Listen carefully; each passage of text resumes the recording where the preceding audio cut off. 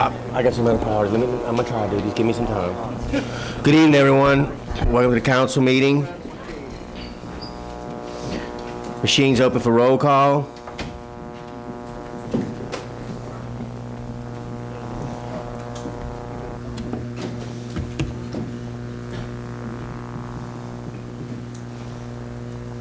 Mr. Turner. Machine shows 8 members, but we know Mr. Griffin's in the building, so we're gonna let the record indicate all 9 members are present. Mr. Turner, will you lead us in prayer?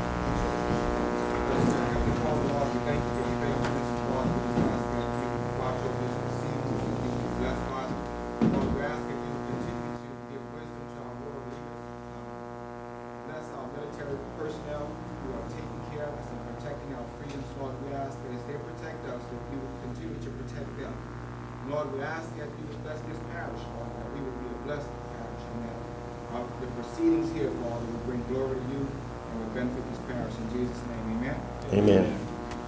Mr. Beers, would you lead us in the pledge? I pledge allegiance to the flag of the United States of America and to the republic for which it stands, one nation, under God, indivisible, with liberty and justice for all.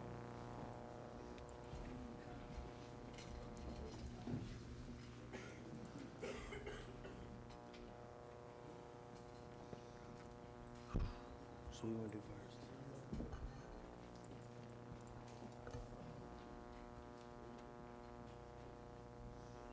Jeff, which one you want to go?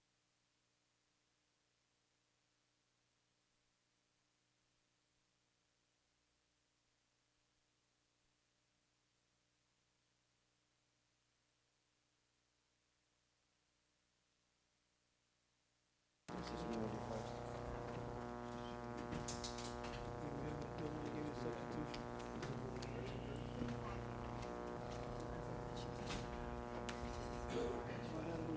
I got stuff.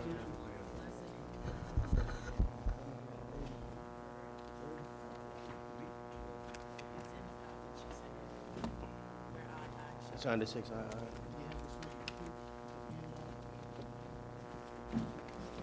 what do you do?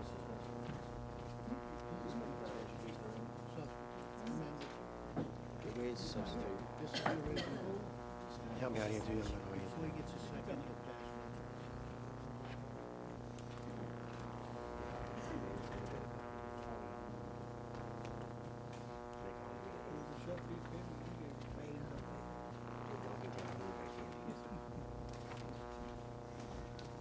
Okay, ladies and gentlemen, we're going to move to 6II first, which Mr. Edgecombe wants to offer with substitute. A resolution, this is the substitute I'm reading now, a resolution opposing any freshwater sediment diversion projects in and affecting Plaquemines Parish until scientific evidence is presented to support the fact that these structures will not cause irreparable harm to our commercial and recreational fishing industries and otherwise provide respect thereto. Let me pass these out, I'm sorry, y'all.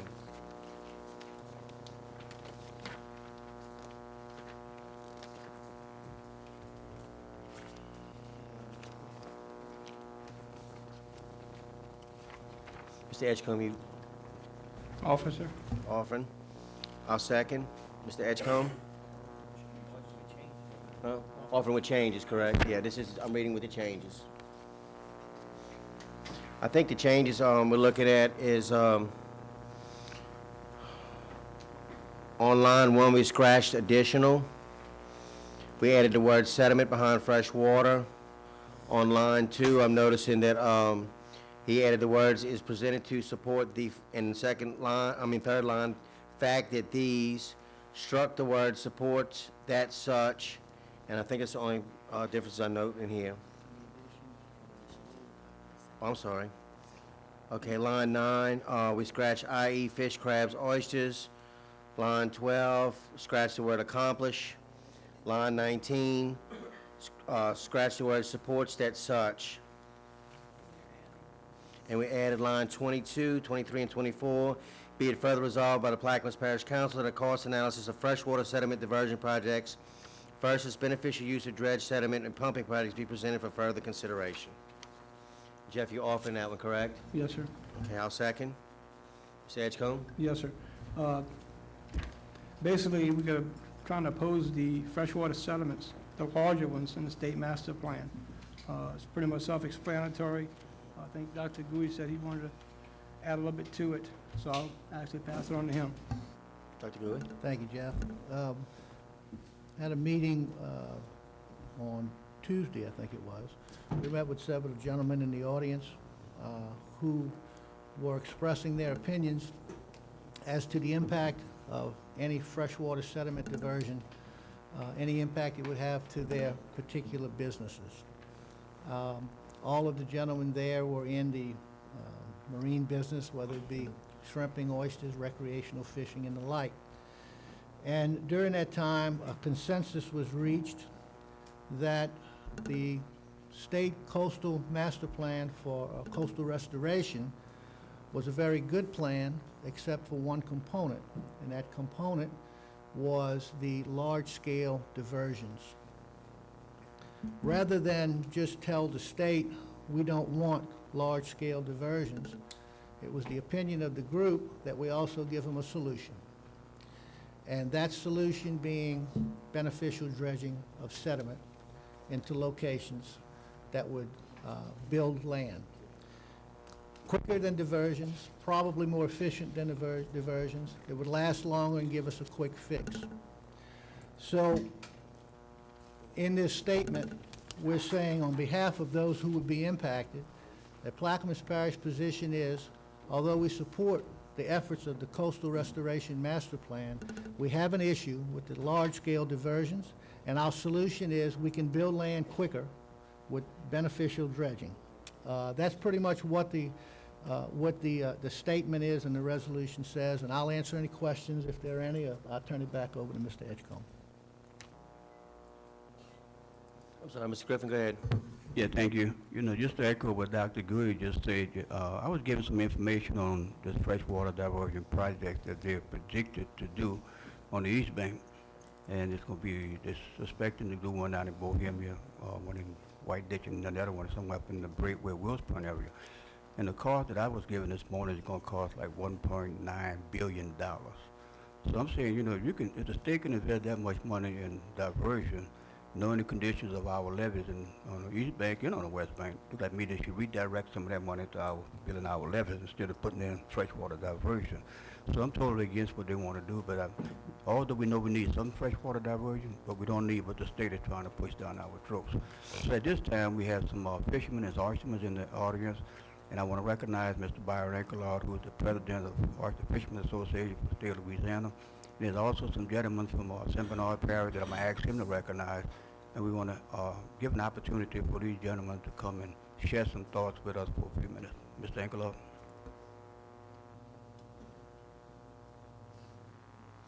Byron, if you would, your name and address for the record. My name is Byron Inklade. I'm the president of Louisiana Oystermen's Association, also the constable for this ward. So in saying that, Mr. Chairman, I appreciate you giving me the opportunity to speak here, and Mr. Griffin and the rest of the council. So I'm going to be brief. I just want to recognize my colleagues. This has been a long struggle for us. Mr. Clint Guidry, president of Louisiana Shrimp Association. We have Mr. George Barrios, United Commercial Fishermen, and Mr. A.C. Cooper, also with Louisiana Shrimp. And we have industry members, sitting over there also. And without delay, I'd like to turn it back over and allow Mr. Clint Guidry to make this presentation, okay? Thank you, Mr. Ankelard. Clint, your name and address for the record, sir. Mr. Chairman, members of the council, thanks for giving me the opportunity to speak. My name's Clint Guidry. I'm the president and CEO of Louisiana Shrimp Association. I'm also the chairman of Goldfish Coalition, which is a group of associations and commercial fisheries and community fishing community groups, statewide and along the Gulf.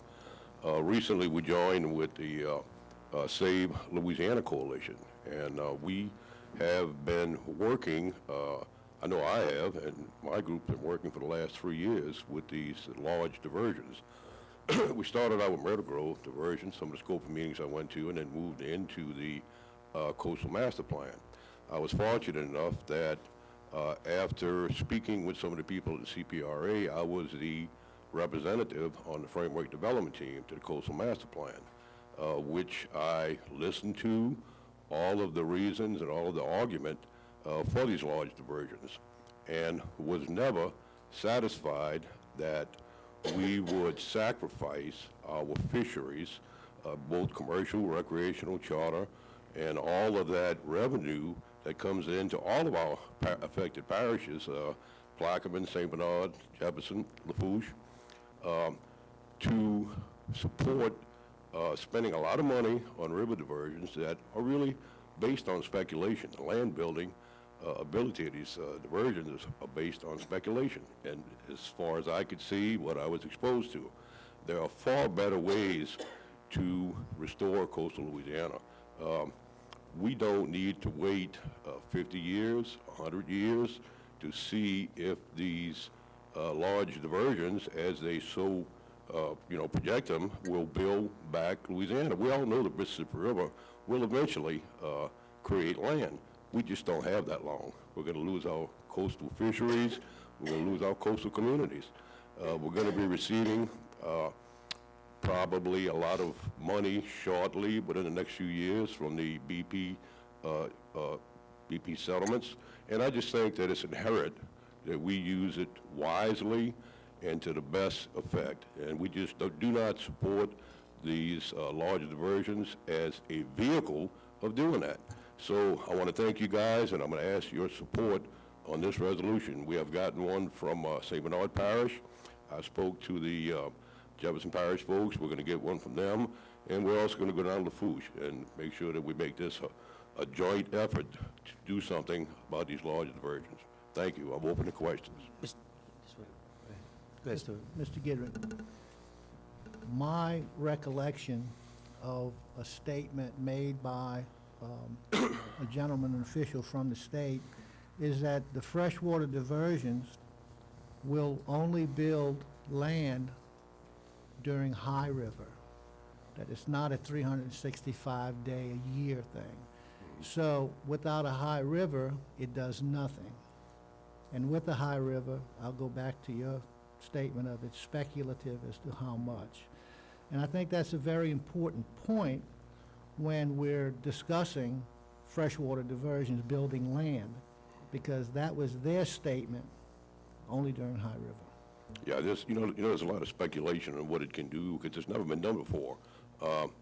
The example I use is I also sit on the Carnarvon Diversion Council, and I sit on the Davis Pond Diversion Council. And recently, the state has taken away our votes. We don't even have votes on it anymore. We walk into one meeting a year, and the plan is put for the operation plan. It's just put on the desk. We can comment on it, but there's no changes to it.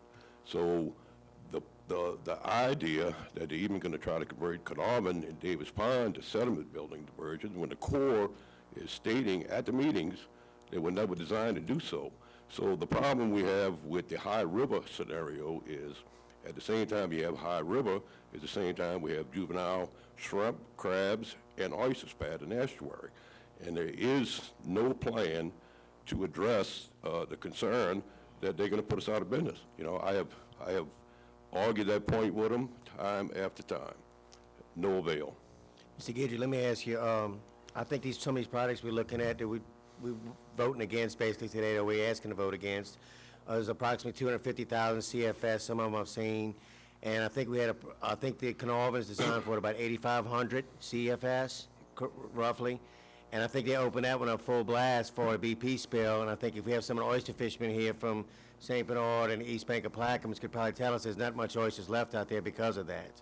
Is that correct? Yes, sir, Mr. Chairman. The operation of the existing diversions, there's an old gentleman friend of mine, Kenny Fox, who was on the original council, who still sits on it, 22 years. And the plan was to enhance the oyster industry because of saltwater intrusion onto their reefs. And when they work with the diversion, the times that they work with the diversion, and they set it to flow according to salinity control, it was somewhat beneficial. And really, it's because of the changes and all of the different things that they tried to do with it is what's caused the problems. Mr. Guidry, when was the Carnarvon built? Carnarvon was built in the early 90s, 22, 23 years ago. Since then, has it established more marsh or worse marsh? Since the inception, has it been a bad deal? So, some of the science and some of the scientific opinion is that they're building marsh. If you look at some of the aerial shots, pre-Katrina and post-Katrina, you will see what it does. It's got so much nutrients in river water that it creates marsh with shallow root systems. So the first hurricane you get, you have no storm surge protection whatsoever. It just blows out. And then if you look at like thousands of acres are just gone, and you got back to open water.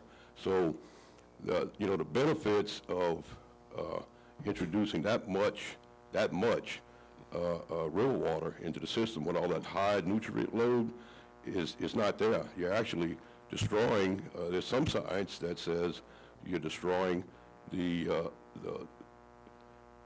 saltwater marshes, which are much more durable. If you look at some of those shots pre-Katrina and post-Katrina, you will see that. The outside marshes have better root systems, and they survive for the most part. The inshore just get pushed away.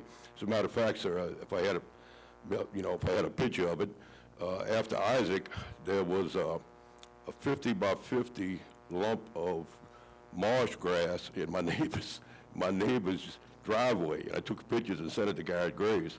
He didn't answer me back. I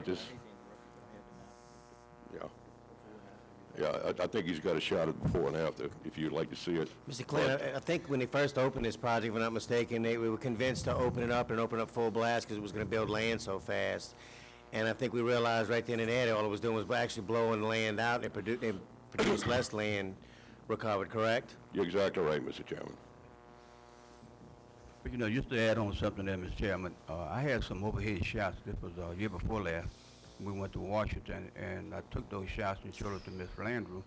And the shots was pictures that was taken like in the late 80s, prior to the Carnarvon coming to shop, and it showed you all the marshland that was available. But then after, several years after the Carnarvon, it showed you how thousands of acres of land had disaffected and had washed away. So that's proof that Carnarvon just don't work. Yeah, exactly. It was a good idea. It was an idea that would have and maybe could have benefited some of the oyster guys and all the seafood industries. But it just it's like I told Jerome Zarang at one of the meetings about building this 250,000 CFS diversion, which is many more times more powerful than just the 7,000-8,000 that you have. If you give a 16-year-old kid a Maserati and you tell him he can only do 40, sooner or later that kid's going to drive 160. So it depends on which political party is in power and which one, how that operational plan goes. So if you build it, somebody's going to use it, somebody's going to run it, 250,000 CFS. Anyone else? Ms. Marla? Just like to say that in January of 2012, this council adopted a resolution expressing the opposition of this government to large-scale freshwater diversion projects within Plaquemines Parish, and we expressed the parish's interest in the direct involvement with the selection of projects within Plaquemines Parish for the inclusion of this in the state master plan. And Clint knows as well as I do, and other council members that attended these state master plan meetings, that they want your comments and they want any kind of your concerns, they want to hear them, but it doesn't really matter what we say, their mind's made up.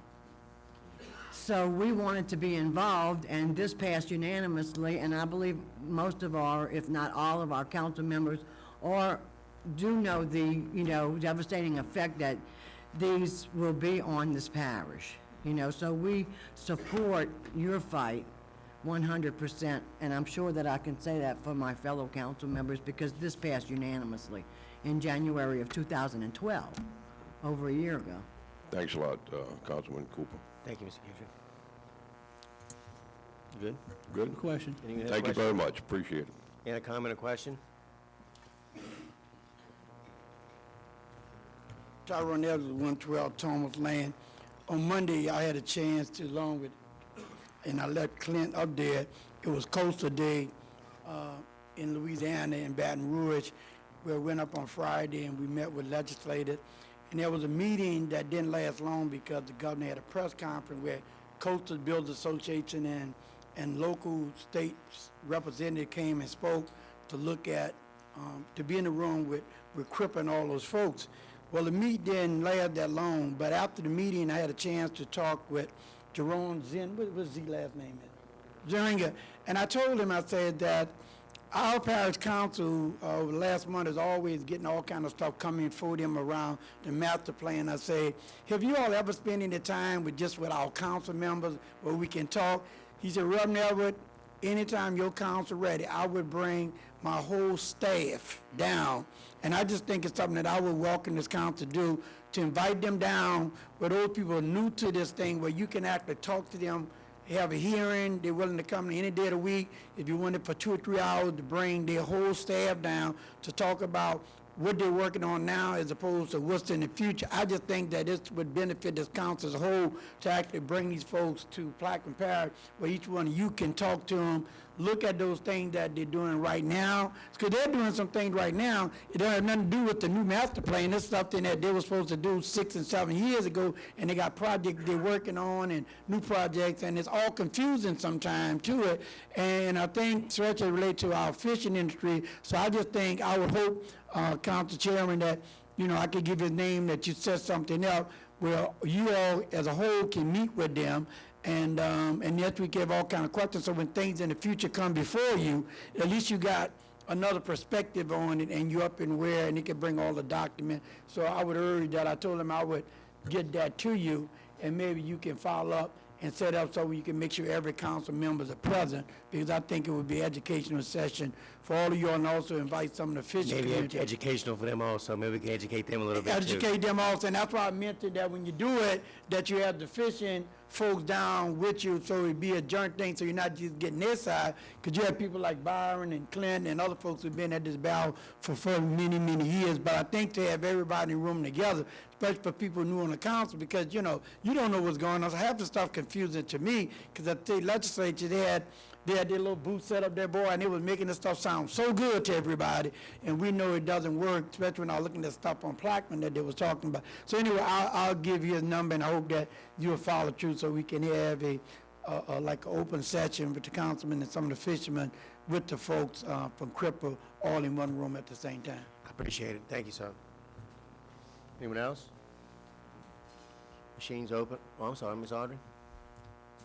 Yes, Mr. Chairman, in addition to everything that has been said already, I applaud the council for the position on objecting and opposing these large diversion, but there was one thing that wasn't mentioned here. Diversion of that size, the negative effect that it has on communities. And I just hope that you all consider that would be a diversion of this size would eliminate certain communities. It would be a displacement, it would be an injustice to the community. So I just wanted to mention that. Thank you, Ms. Audrey. Anyone else? Machine's open.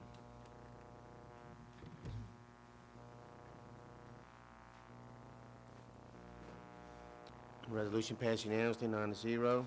Thank you.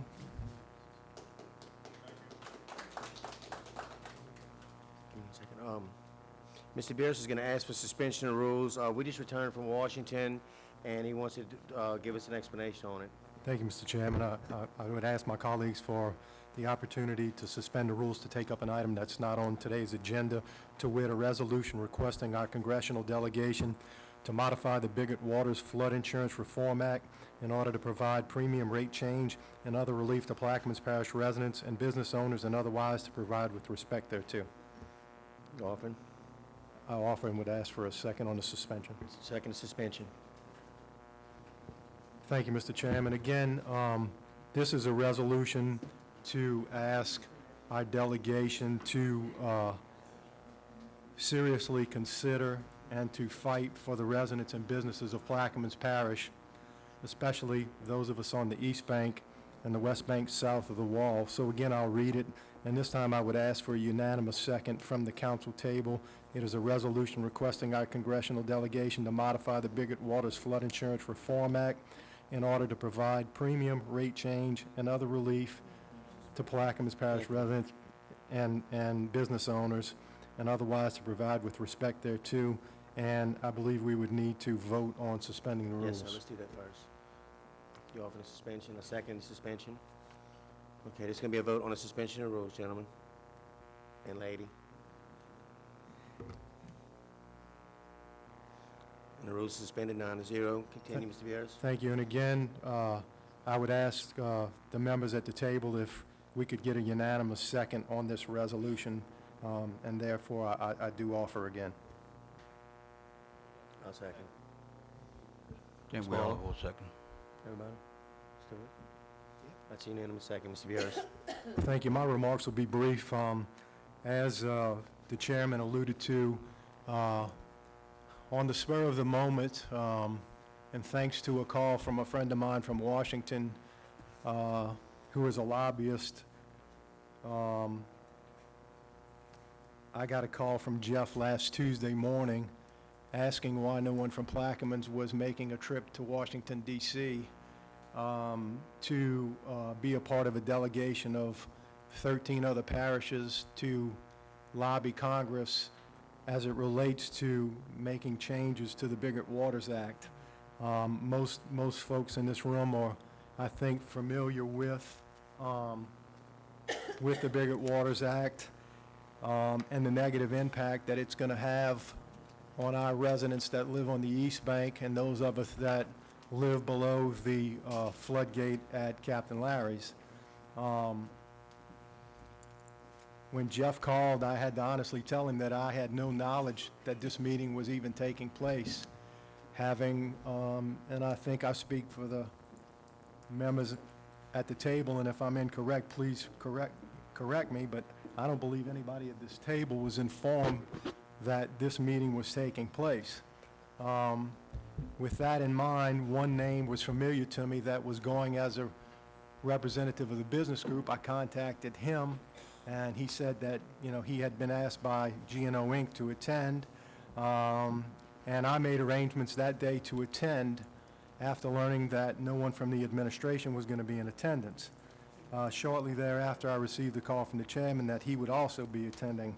Long story short is that in 2 days in Washington, I can only tell you that I once again saw the dog chasing his tail. In talking with congressional staffers who work for the House Financial Services Committee and talking to them about the effects that this act could have on insurance in Plaquemines Parish, they didn't have a clue. It was a deer in the headlights once again. We showed them a graphic whereby a home in Jesuit Bend that currently pays $650 a year for flood insurance would go up to $28,000 a year starting next year. Now, of course, that would be phased in under Biggert Waters, but in the end, it would be $650 up to $28,000. And they said, well, that's not what the intent of the act was, that it should only go up to about $1,500. And everybody in the room said, well, if it was only going to go up to $1,500, we wouldn't be here talking to you today. So we met with every member of the congressional delegation, and depending on which party you talked to, there was a different interpretation of what the act was supposed to do, what Congress needed to do, and what FEMA could or could not do. And again, I liken it to the dog out in the front yard that's got a flea on his rear end, and he's going in circles trying to get the flea. That's what it's like when you deal with the federal agencies in Washington, D.C. and Congress. So with that in mind, we did again speak with every member of Louisiana's delegation, who all did commit that they would try to do something. They just weren't sure what they were going to be able to do. But more importantly, they weren't sure how long it would take them to get anything done. Readily admitting, well, guys, you know, things move slow here in Washington, D.C. I know I'm sounding like the pessimist that I sometimes am, but I really am optimistic in this case that something is going to get done.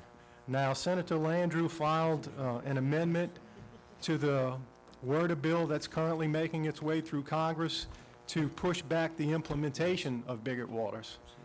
That's a temporary fix. It only prolongs the agony if the bill itself is not changed and/or if FEMA cannot see its way to take into consideration the millions and millions of federal tax dollars that are being spent in Plaquemines Parish on levees, on coastal restoration, and the millions of dollars that this government, and more importantly, the taxpayers of Plaquemines Parish, are spending on levees and on coastal restoration.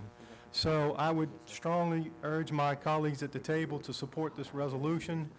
And one other statement that I would like to make is that we need, for the citizens of Plaquemines Parish that are going to be affected by this bill, to contact every Louisiana congressman and both Louisiana senators. They need to hear from the people that are going to be directly affected from this thing. This council and every other council along the coast of Louisiana, Mississippi, the Gulf Coast, the East Coast, the West Coast, local governing authorities can only do so much. We can lobby on your behalf in Washington, D.C. Our representatives need to hear the frustration from the people of Plaquemines Parish and every other parish in Louisiana. Just to echo Mr. Beers's thoughts, it was pretty much of a circus show up there with these people. We actually kept FEMA in the room, talking to one senator. When she walked out, we asked FEMA to stay in the room because they'd give us some answers. They stayed in the room. When the next senator walked in, they gave us a completely about-face, 180-degree different set of answers. And as we explained to them, if y'all can't even get it straight up here in Washington, including the people that had written the bill, you know, how in the hell are y'all expecting to get this to the ground and get this to the ground people and get this out to the citizens? We had paperwork from FEMA, from one of Terrebonne Parish president, I believe, and he's showing us where the paperwork coming from FEMA was disparate, completely 180 degrees from each other. So I really think that we need to look at this really good. I did some learning while I was up there myself. I was under the assumption that my insurance would go from around $4,400 for my place to around $15,000, which I thought was a little astronomical. And I was corrected, that's not quite the case. On the low end, I was looking at $55,000 and probably up over $75,000 to $80,000 a year for insurance. For your normal homeowners, most of them in the lower areas where we are, across the river here in the East Bank, you probably look anywhere from $25,000 to $45,000 for these people's insurance on a mobile home or a small house or something. So I would encourage everybody to not just contact your state senator, your U.S. senators and U.S. representatives, but if y'all don't have anybody around the country that you have contact with, to please get the word out, because we need to build a coalition, which we're starting to do with some of the other states and all right now we're working on. So this is going to be a nationwide effort. Any place that actually has water, which is where most people congregate around water, been doing this for several hundred years in the country and around the world, people gather around water. That's what shipping and all is, what people drink. So any place, 80% of the people live around water. So this is not just going to be a coastal effort or a Louisiana effort. This is going to be a nationwide effort, and we need to be concentrating on this because this is something that can destroy, and we're seeing it right now with real estate sales, capital projects. All this is going to go down the drain if they're going to pull a plug on every bit of it if we don't do something about it now. So I would certainly ask everybody to vote for this today. And some of the other parishes have already, Ascension, and I think there's been several other parishes that have passed similar type resolutions already. And we want to show a united front. I think when I went up in February and talked to some of my delegation, some of them didn't even know what I was talking about when I said Biggert Waters. I think they thought I was speaking Portuguese to them. And now all of a sudden they're a little bit more interested. And when you have 14 parishes walk in the room, hand in hand and confront them with this, they're a little bit more forthcoming and willing to listen to us. So the more of us that get on board and make ourselves aware of what's going on, and these resolutions, we can show a sign of unity, I think it'd be a great thing for us. Mr. Beers? Mr. Chairman, let me just add something on to that, because I was blessed to actually sit down and talk with Ms. Waters about a month ago when I was in D.C., so I know what you were doing when you went up there. And just recently she called me, and she explained, that they got to make wrong right, because they realized what they did was an urgent thing, it was a sudden thing, but the problem is they did not consider the effect that it's going to have on the human nature and the financial, not only financial, but as we said, mental stress that this thing is going to do on the local people. And not just local people, but people in the coastal region, period. So the last conversation we had is that she's trying to clear her calendar to make a visit here to my district to do an overhead site just to see what's going on here. And not just that, but also talk to the constituents throughout this parish to get a better feel for the concerns that the people have. I don't know exactly when that trip going to take place, but when it does, I'll inform everyone and those who want to come out. We have a community-type meeting and actually sit down and talk to Ms. Waters. And not only Ms. Waters, I think to represent the congressman from Missouri, Congressman Emmanuel Cleavers, he's also going to make the trip with her along with Cedric Richmond. So we get some support. And I also, like Anthony said, write to our congressional district. I would also tell you to write to her. Write to her and write to Congressman Cleveland.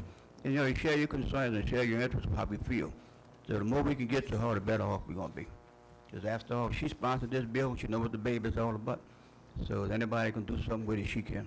She was attending a vote yesterday, and she couldn't meet with us yesterday afternoon, but she sent some staffers in, and we were trying to prepare ourselves. We had some people, everybody was Googling names and all, and we found out her husband actually played for Southern University, so we used that.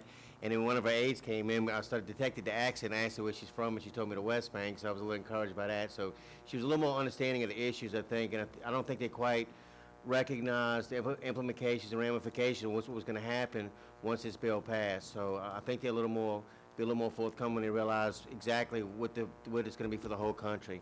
And I'd certainly ask everybody to unanimously support this.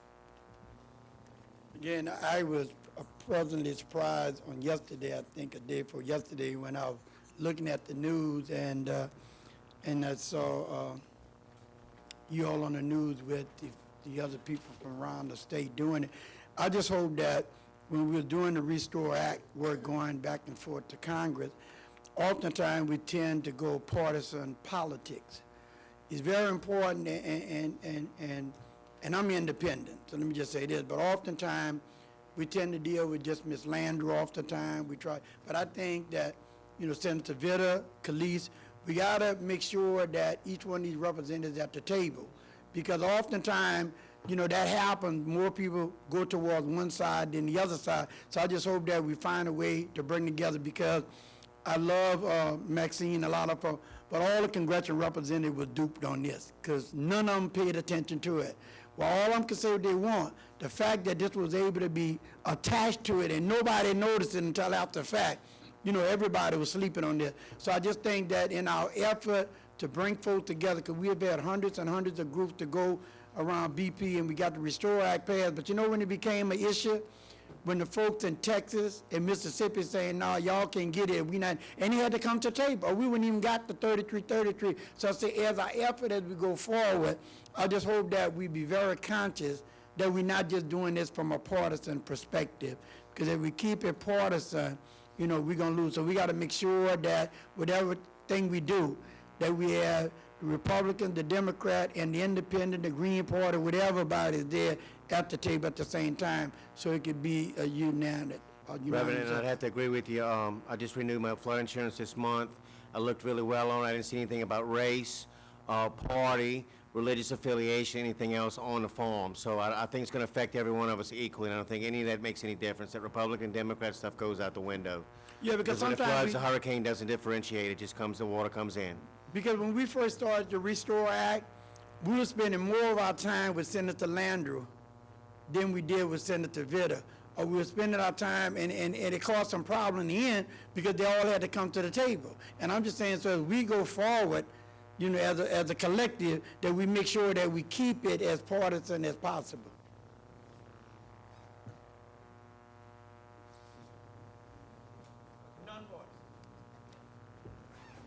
Arthur Henry, I wish the legislation passed today, but hey, listen, I don't care who made the people who sponsored the bill, they should have read the bill. You understand what I'm saying? And it had to pass the Senate just as well as the House. There's some bad stuff here. It's awful. It really hurts people. And I know people don't want to hear this. But I'm going to tell you something.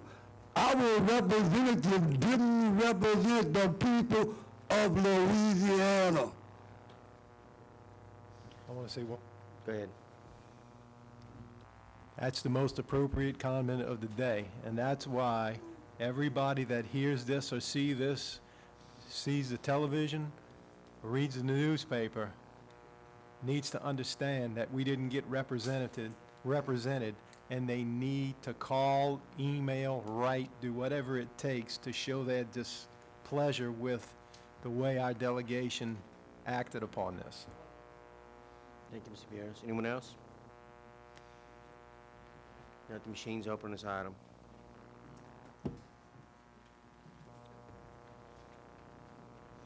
And the item passed unanimously, 9-0.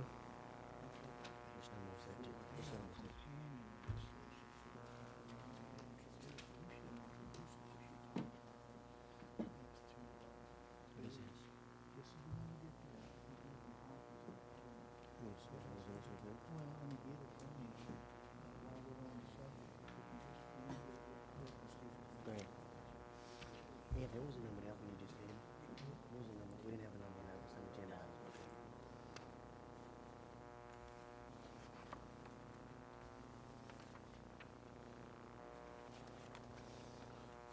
While we're waiting, I think Dr. Goui's trying to put something together for us. Do we have a status report? Oh, you ready? You ready? Okay. Mr. Chairman, in light of the recent discussion we've had, I was presented with a companion resolution for introduction, and after hearing the discussion and the purpose of the discussion, I feel like maybe this should also be considered as a companion to that to even give it more strength. And he's making copies now, but before I ask for the suspension, I would like a brief, just to have Mr. Palazzo give us a brief, very brief explanation of the purpose of this resolution. Do you need a copy? Yeah. And then we can decide if we want to suspend the rules or introduce it and take it up in 2 weeks. Mr. Palazzo? Thank you, Mr. Bowie. What's going on, what's happening right now throughout the region is that we're actually doing what the Reverend just suggested.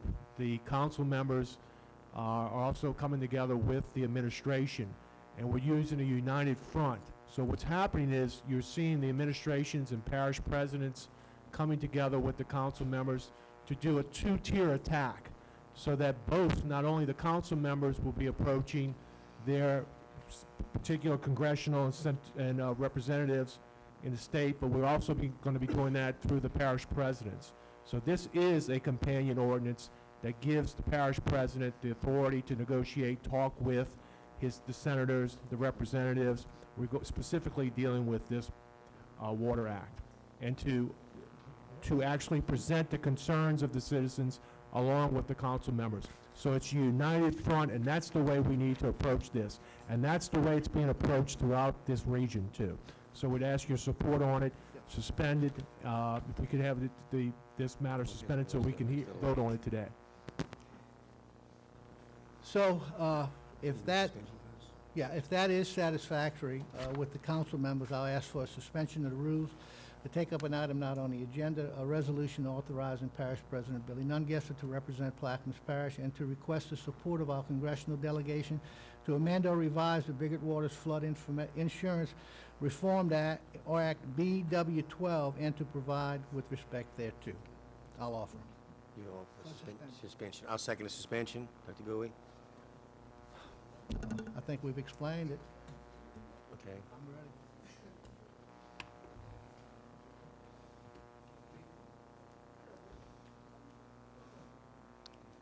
This is for the suspension, correct? Suspension. Suspension is granted. Dr. Goui, if I could make a comment Yeah, real quick. please. I'd also like to mention, we came away from the table in Washington, I think Mr. Vieras and I, with the same thing, and everybody looking at it. We do realize that, the country has some economic woes, and that, the National Flood Insurance Act probably needs maybe some increases. I can understand that. And we were assuming, and the people were told that we're looking at increase from $500 maybe to $1,500, which is 3 times the amount. But when they looked at, we took one residence here in Plaquemines Parish that had $600 roughly in premiums and went to $28,000. It really brought the message home.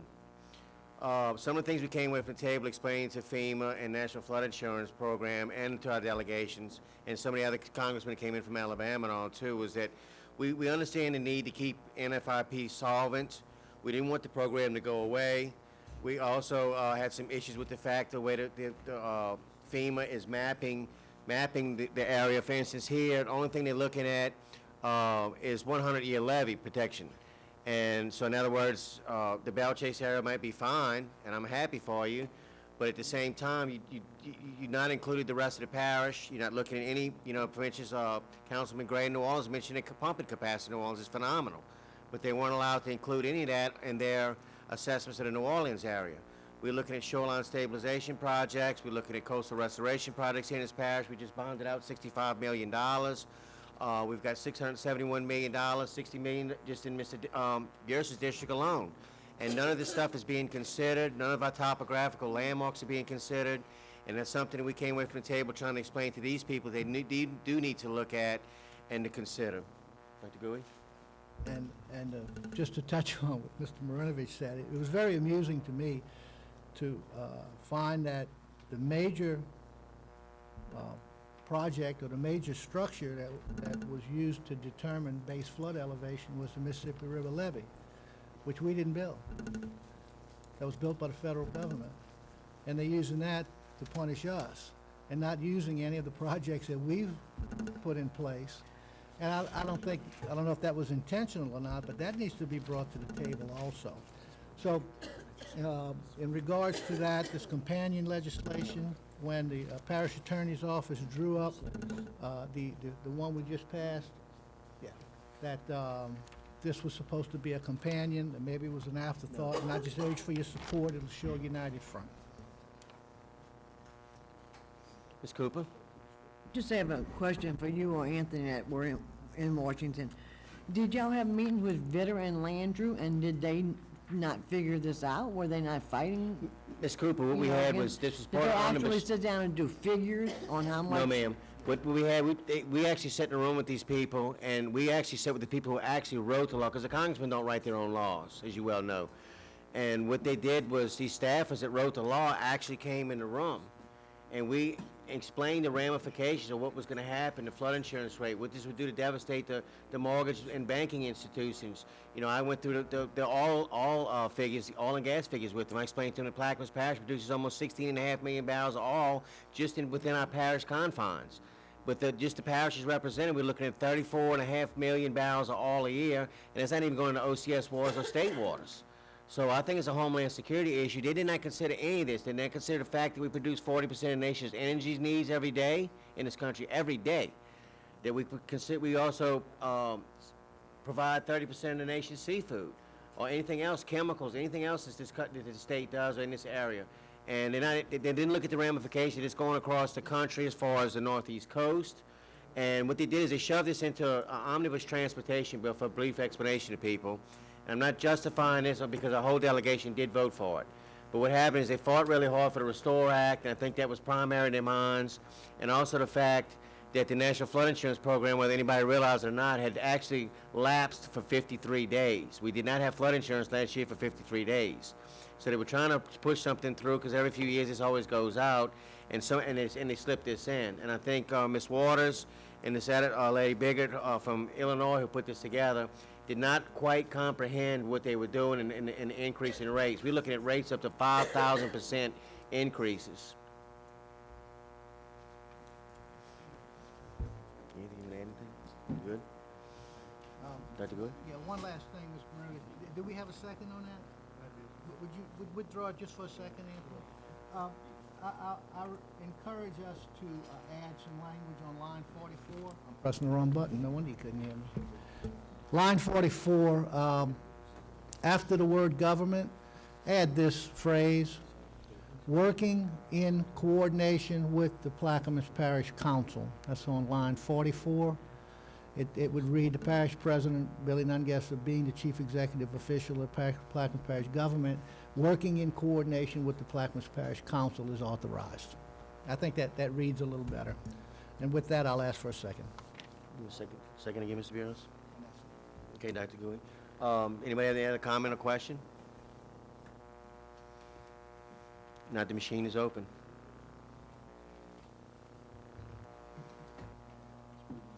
And the resolution passes unanimously 9-0. Okay. Do we do executive session now or no? Huh? Executive session? Okay. Do you have a status report? Okay. No parish president in attendance. Bids and advertisements, we don't have any, do we? Okay. Beer and liquor license, Mr. Griffin? None? You have one, Mr. Turner?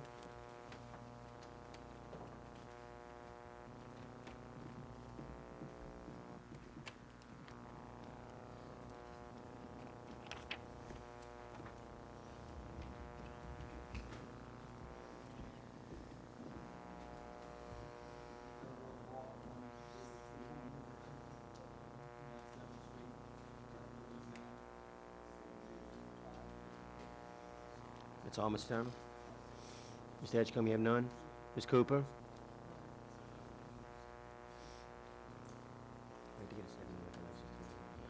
Mr. Turner, you're offering a liquor license? I will second. Do you have any comment or question? Hearing none, the machine's open.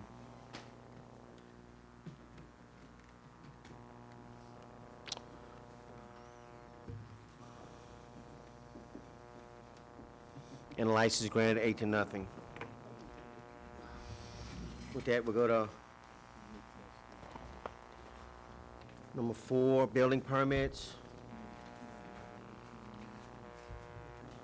Huh?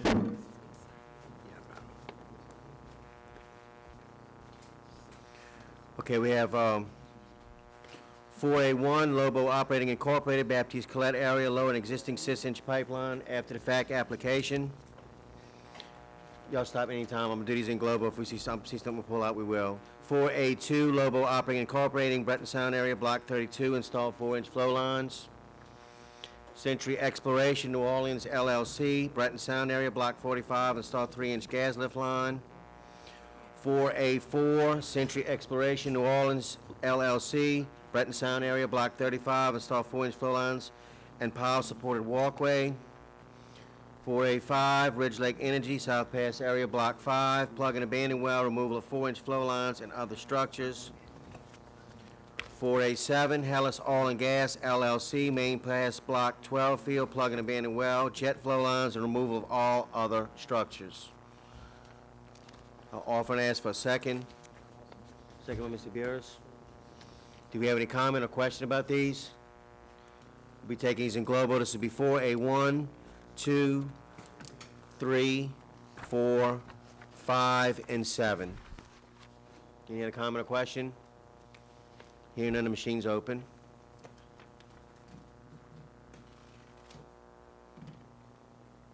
And the permits are granted 9-0. 4A6 will be deferred.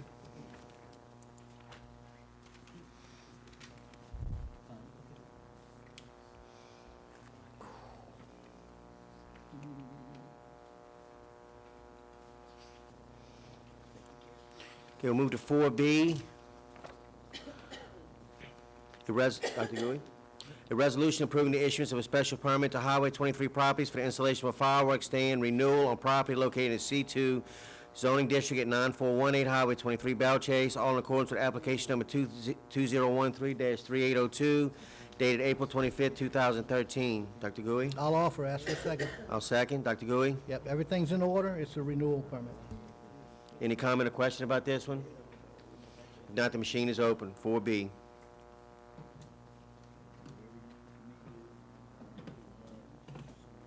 And it's granted 9-0.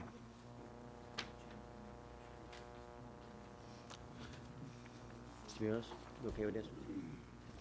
A resolution approving the renewal of a trailer park permit to Peter Tragle for the operation of an existing trailer park, Global Investments, located in MH Mobile Home Park Zoning District on Trey Lane, Bellchase, all in accordance with application number TP-2013-27, dated February 21st, 2013. Mr. Buros, your offering? Offer is read and ask for a second, please. I'll second. Thank you. It's a trailer park renewal. Everything seems to be in order. Thank you, Mr. Burris. Do you have any comment or question about this matter? Machine is open.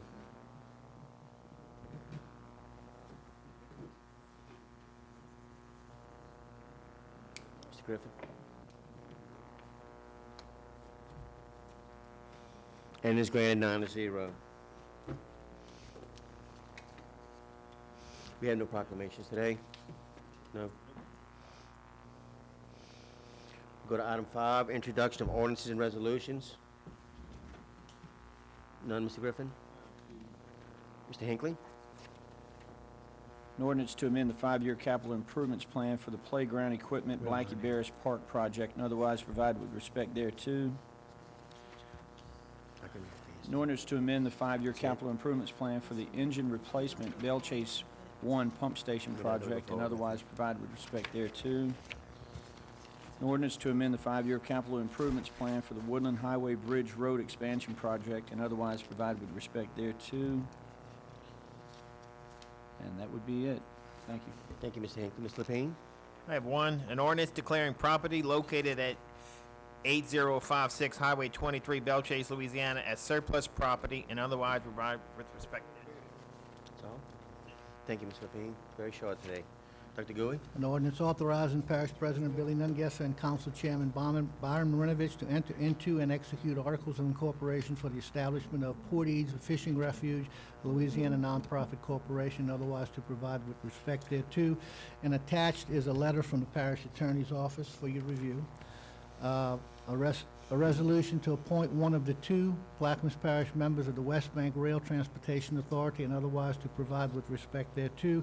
And another, same language, a resolution to appoint one of the 2 Plaquemines Parish members of the West Bank Rail Transportation Authority and otherwise to provide with respect thereto. Is that all, Dr. Gouy? Thank you, sir. I have a couple here. An ordinance authorizing the parish president, William H. Nungesser, to accept a donation from companies for reverse emergency call operations and to amend the general fund 2013 operating revenue and expenditure budgets, Homeland Security, Emergency Preparedness Department, and otherwise to provide respect thereto. An ordinance to amend the general fund 2013 operating expenditure budget, Coastal Zone Management Department line item office, computer hardware, and otherwise to provide respect thereto.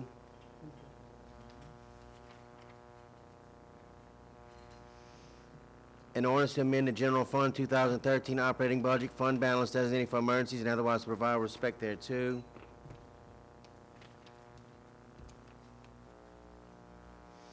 An ordinance to amend the 2013 5-year capital improvements plan for the Hurricane Isaac preparation and recovery efforts and otherwise to provide respect thereto. An ordinance to amend the 5-year capital improvements plan for the building, sheriff's office, Port Suffolk project, otherwise to provide respect thereto. An ordinance to amend the general fund 2013 manpower and operating expenditure budget, flood control department, otherwise to provide respect thereto. An ordinance to amend the road maintenance fund 2013 manpower structure and operating expenditure budget, public right-of-way maintenance department, otherwise to provide respect thereto. An ordinance to amend the general fund 2013 operating expenditure budget, legal judgments department, line item judgments and damages, written demand for payment by Philip A. Gattuso, attorney at law, representing Wade A. Boudreaux, and otherwise to provide respect thereto. Those are mine. Mr. Burris? I have one, an ordinance approving a plan of re-subdivision of the property of Glen L. Becknell, Plaquemines Parish, Louisiana. As shown on map of re-subdivision, property of Glen Becknell, Star Plantation by Hugh McCurdy III, PLS, dated October 25th, 2012. The owners having fulfilled all the requirements of the subdivision and re-subdivision ordinance of the parish of Plaquemines without cost to the Plaquemines Parish government or the parish of Plaquemines. Thank you, Mr. Burris. Mr. Turner? An ordinance to amend the 5-year capital improvements plan for the dredging, Suzie Bayou, and Deer Range Canal project and otherwise to provide with respect thereto. A resolution approving the request for conditional use by Point Celeste River Properties, LLC, to construct a monopole communication tower in FP, floodplain zoning district located at 21824 Highway 23, Port South, Louisiana, all in accordance with application number ZCU 201-102. An ordinance to amend the 5-year capital improvements plan by appropriating $500,000 to Highway 23 4-lane expansion in Port Salt project and otherwise to provide with respect thereto. That's all I have, Mr. Chairman.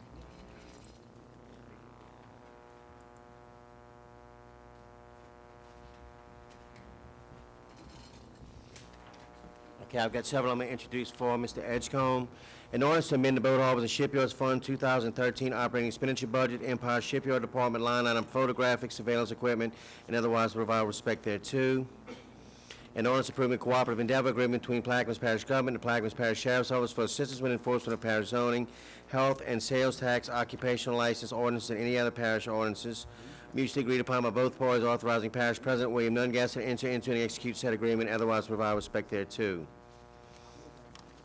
An ordinance authorizing the parish president to amend a 5-year capital improvements plan to perform feasibility analysis and/or ecological baseline studies as part of the Department of Environmental Quality permit process to assimilate wetlands using treated sewer effluent at various wastewater treatment facilities on the west bank and east bank of Plaquemines Parish as part of Plaquemines Parish Coastal Restoration Plan, and otherwise provide respect thereto. A resolution authorizes the parish president for and on behalf of the Plaquemines Parish Government to provide compensatory mitigation by means of a permittee responsible mitigation project to offset wetlands losses per 33 CFR 332 for impacts associated with construction of Plaquemines Parish Government's Coastal Restoration Plan, Reach B2, Vegetated Ridge Project, New Orleans District, Corps of Engineer Permit Number MVN 2009-0435-EFF, while providing additional hurricane protection for the residents of Plaquemines Parish. That's all you have, Mr. Edgecombe, for introductions. Ms. Cooper, you have any for us today, ma'am?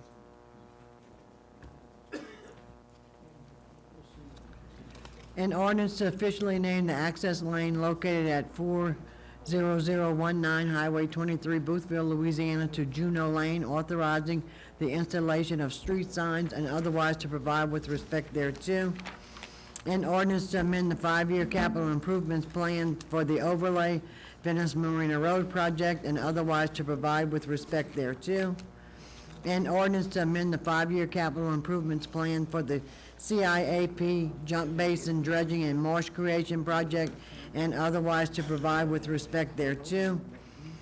A resolution to authorize the parish president for and on behalf of the Plaquemines Parish Government to provide compensatory mitigation by means of a permittee responsible mitigation project to offset wetland losses per 33 CFR 332 for impacts associated with construction of Plaquemines Parish Government's Coastal Restoration Plan, Reach B12, Vegetated Ridge Project, New Orleans District Corps of Engineers Permit Number MVN 2009-0435-EFF, while providing additional hurricane protection for the residents of Plaquemines Parish. An ordinance warranting future and current Plaquemines Parish government administrations will construct, maintain, and monitor plus minus 205 acres of mitigation. A resolution authorizing and directing the Plaquemines Parish Council Chairman to enter into an employment contract for services as Parish Council Secretary between the Plaquemines Parish Council and Kim M. Toops by signing the employment contract to enter said contract for a term of 2 years, authorizing and directing the chairman to sign the documents to enter into the contract by the close of business May 31st, 2013, and otherwise to provide with respect thereto.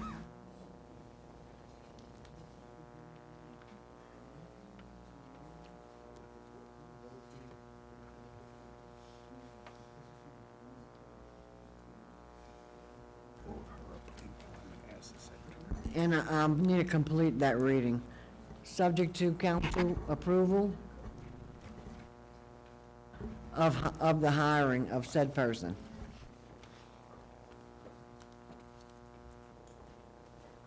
Is that all, Ms. Cooper?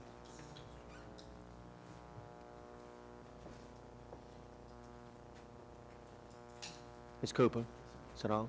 Okay, thank you.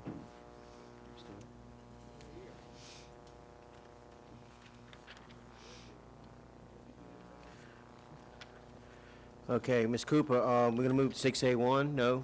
Defer? That's deferred. Okay. 6A1 will be deferred. What you want, Amy?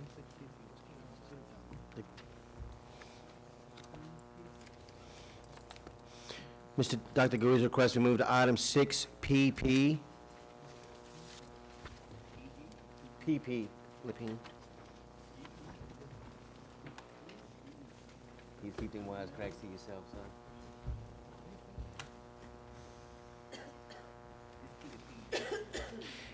PG.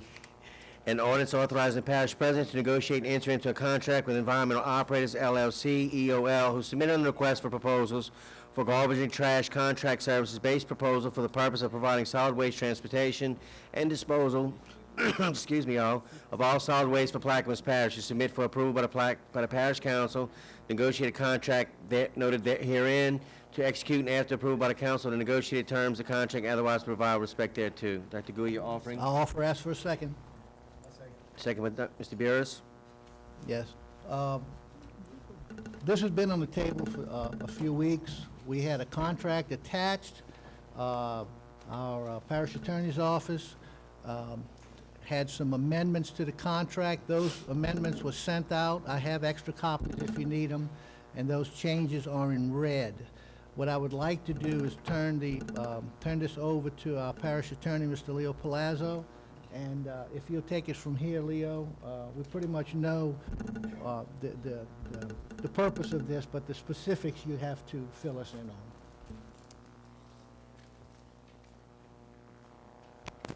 Does anyone need copies of the amended thing? Okay. Dr. Gouy, in connection with this matter, we actually brought in Mr. Guidry, and he's in back in there. I thought it'd be more appropriate for him to speak on behalf of it. So Kevin, you want to come on up? But as far as the contract, these are the same terms, conditions that we've dealt with in the past. Kevin, Mr. Palazzo, we've been doing these on a temporary basis, month by month, pretty much. Right and now, this will finalize everything. Right now, we're out with of the same contract. figures. Right now, we're out of contract. But we with the same numbers and the same figures, correct? That's correct. Okay, thank you. Mr. Gidry, your name and address for the record, sir. Kevin Guidry, Environmental Operators, live at 129 Sarah Drive, Belchase. I'm the general manager, and of course, the contract expired in 2011. There were 2 subsequent extensions for 6 months, and we've been on a month-to-month since then. According to the RFPs that were sent out in our proposal, the contract term is for 5 years. If there are any other specific questions that you may have that I can answer, I'd be happy to try that. And I believe he was the only bidder.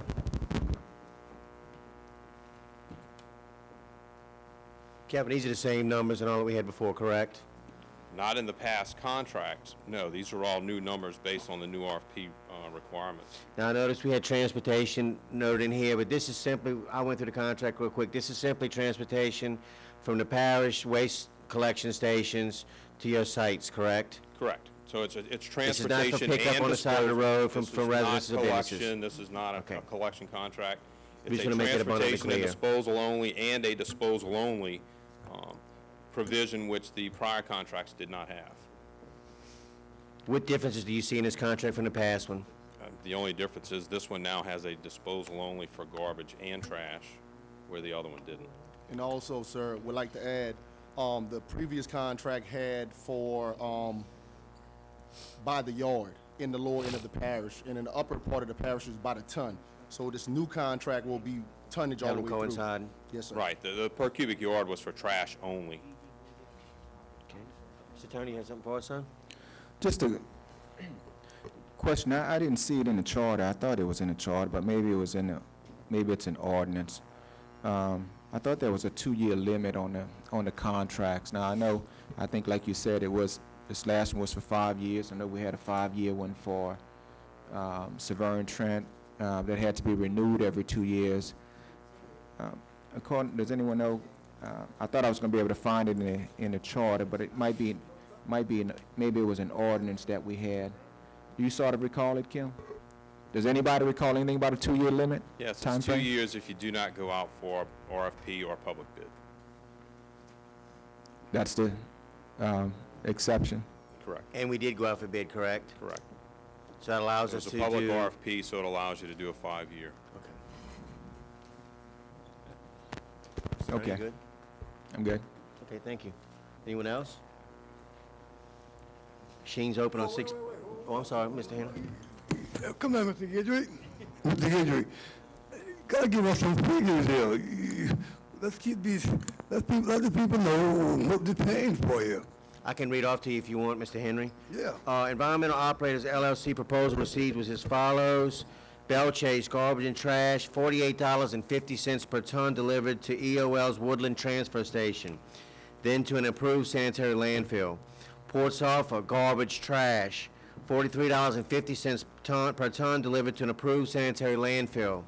Boothville Garbage and Trash, $38.50 per ton delivered to an approved sanitary landfill, or garbage, $33 per ton if delivered to EOL's Coast Guard Road sanitary landfill and trash, $30 per ton if delivered to EOL's Coast Guard Road sanitary landfill. Is also shown a proposal provided by EOL, which includes transportation, disposal, and rental of PPGs. 10 compactor receivers at a rate of $100 each per month be accepted. And the contract is for 5 years, beginning June the 1st, 2013, and ending May 31st, 2018, Mr. Henry. Thank you. I just want to say to Mr. Guidry, I appreciate you, sir. You have did something here in this parish where this is how you do a contract, and I appreciate that, sir. Anyone else? 6PP is open for vote. Mr. Hinckley? He's in the back. And the ordinance passes 8-0. Which one is it? My stuff, sir.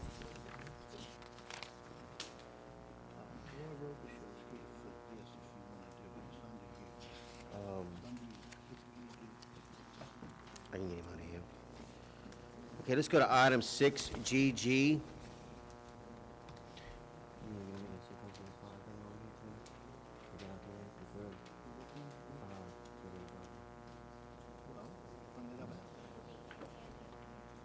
Wait.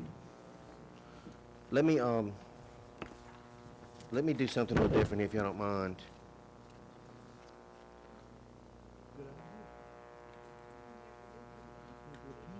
Mr. Lepine, where'd he go? Do you mind, Kurt, do you mind if we go to item 7D right now? Mr. Robichaux's here, maybe give us some answers? We're gonna move to item 7D real quick. Explanation and discussion on destroying the buildings on the East Bank Parish property, owned property, formerly known as the Giordano property. Mr. Robichaud, if you would.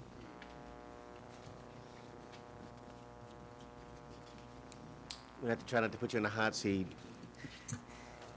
Name and address for the record, sir. Roy Robichaud.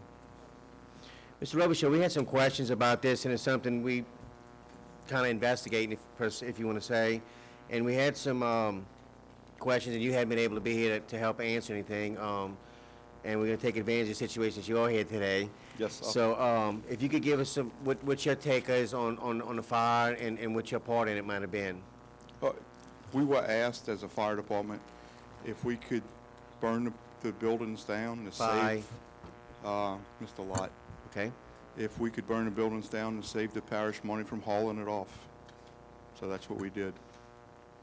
Did y'all do any documenting of the fire for training purposes or take any pictures of the buildings beforehand? The Woodlawn Fire Department, I know that they took some pictures. What we did prior to burning it is we went in and inspected each of the houses, looking to make sure that nobody was in them, and we stood by, make sure it was safe for the adjoining properties. And there is a video that someone in the Woodlawn Fire Department took, but I personally do not have it.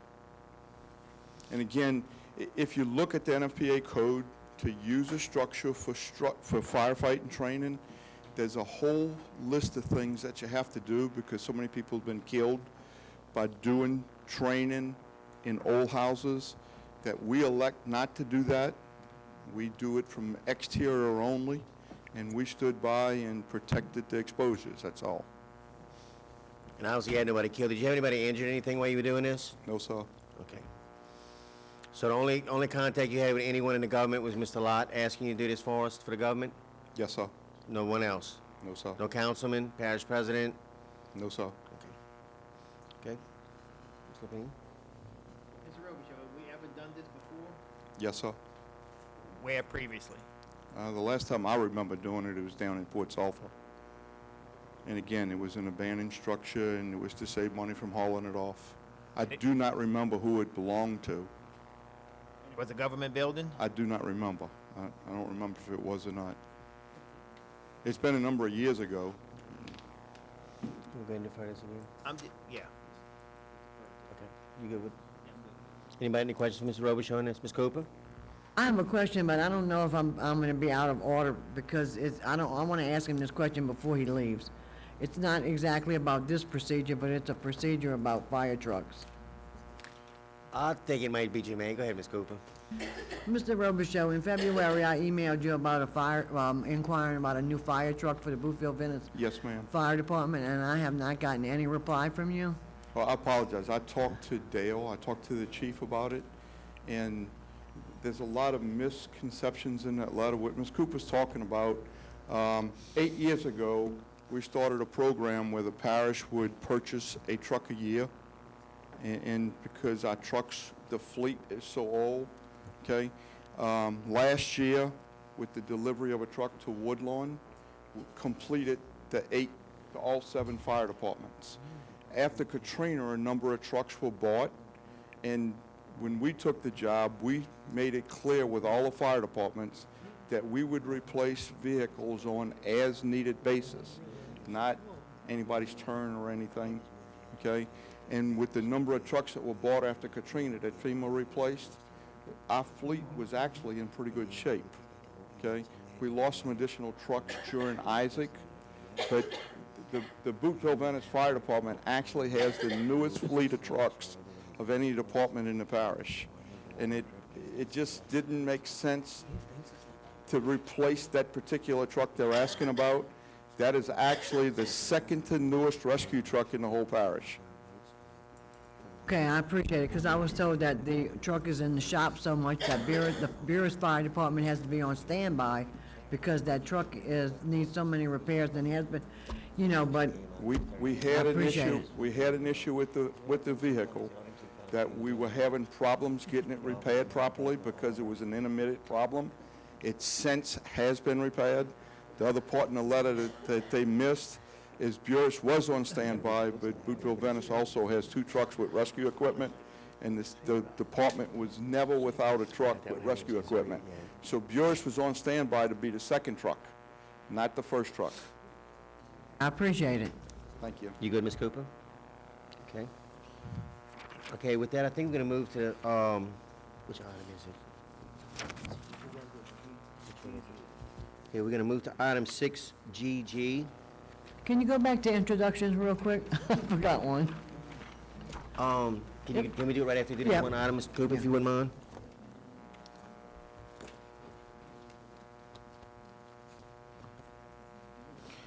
Okay. This is an ordinance. Now, let me ask a question real quick here.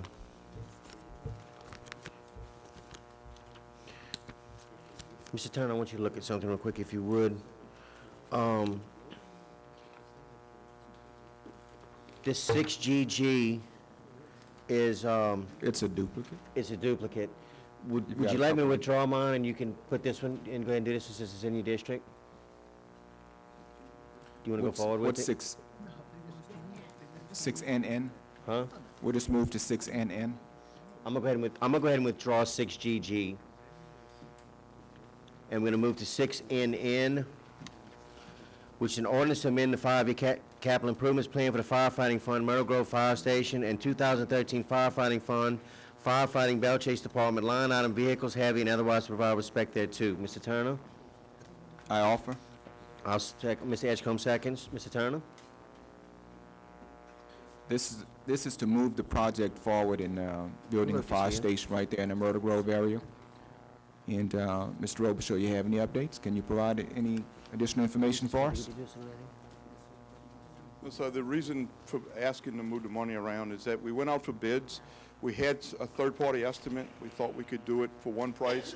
We went out for bids back in December. The bids came in, we thought they were excessively high, being over $4 million, and we took a second look at the plans. We rejected all the bids. We took a second look at the plans, substantially changed the plans, both the layout and the site location. I'm saying the site location, the stuff around it.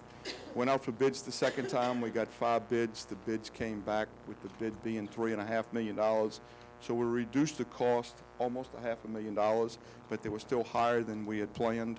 And to move it forward, we're moving some money around in our budget to have the funds to award the contract. Thank you for the explanation. Also, thank you for not just accepting the initial bid when you felt that it was too high, at least having the courage to put it out to bid again. So I definitely appreciate that. Thank you. Would like to see the project moved forward, and I don't have any additional comments. Thank you, Mr. Turner. Anyone else have comment or question? Hearing none, the machine is open on 6NN.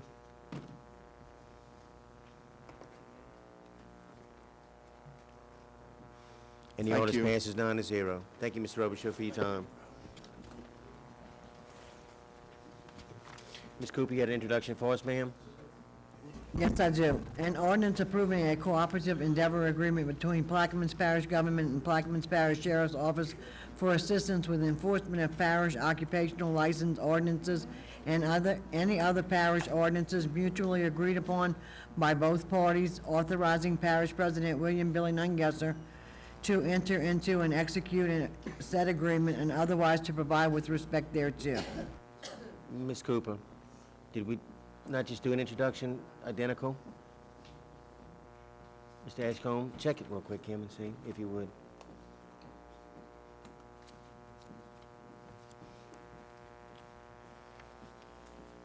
Okay, well, Ms. Kim is looking at, we'll move to item 6A2. This one has changes in it? Okay, so I'm going to have to ask Mr. Griffin to remove his second. Okay, Mr. Griffin, would you move your second on this item, sir? 6A2, would you remove your second? Yes, sir, remove your second, just so I can add the changes. Okay, I'm going to go ahead and read the ordinance. These are changes. I have a copy of this already, correct? 2, 3, 4. You can have these back.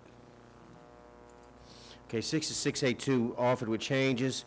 An ordinance by the Plaquemines Parish Council as on behalf of the West Bank Levy District to appropriate fee interest, perpetual drainage easements, perpetual flood wall levy easements, temporary work area easements, and certain portions of lands in Plaquemines Parish, Louisiana, to construct New Orleans and Venice, NOV, NFF, NFW, 05B, West Bank non-federal levy, Wilkinson Pump Station, Plaquemines Parish, Louisiana, project for levy, drainage, flood, and hurricane protection purposes, and otherwise provide respect thereto. Noting the changes on line 27, 3.95 acres and 3.67 acres. Same thing on page 3, we showing revised May the 1st, 2013. On line 1, line 13, 3.95 acres, 3.67. Line 23, 3.95, 3.67. Page 4, line 6, 3.95, 3.67. And I believe that is all. Mr. Griffin, you want to, I'm offering to ask for a second. You second again, Mr. Griffin? Thank you, sir. Mr. Whitney, still in the audience somewhere? You left? Okay. If you give us a real brief explanation, that'd be helpful. Larry Rittner, Land Department, Plaquemines Parish Government. Yeah, this section right here is a NOV project. It's a brand-new pump station at Myrtle Grove, on the upper side of Myrtle Grove. The Corps is building this, it's 100% federally funded, and the changes that you had, the Corps had crossed the acreages up, so LV had cleared it up. But basically, what we're doing is voting on appropriating the properties so we can move forward with this construction of this project. This is, I think it was introduced a month ago. It was deferred last meeting, and it's here for the vote.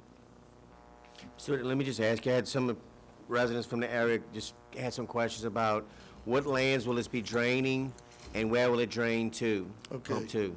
Presently, the water from La Recite, the siphon above ConocoPhillips, everything drains from the river to a drainage canal that goes all the way back to the Wilkerson, the old Wilkerson pump, the existing pump.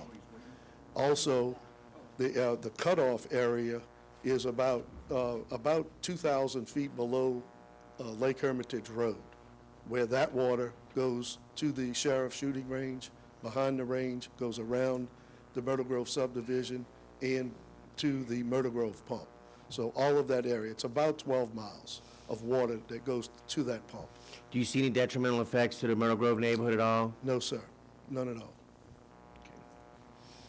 Any other comments or questions? Mr. Tony, you have something for us, son? Where will it discharge?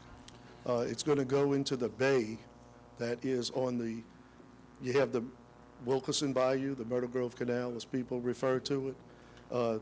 Between where the pump station is now, the existing pump pumps into the canal. There's a bay on the west side of the levee.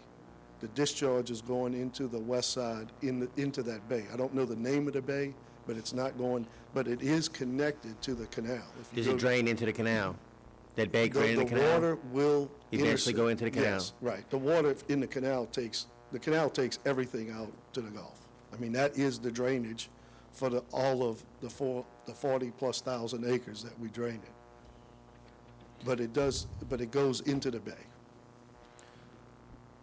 How does this affect the concern that the residents have concerning the foul smell of the discharge? Mr. Turner, I've heard those concerns. Fish kills? I mean, I can't speak on that behalf. That's an environmental issue.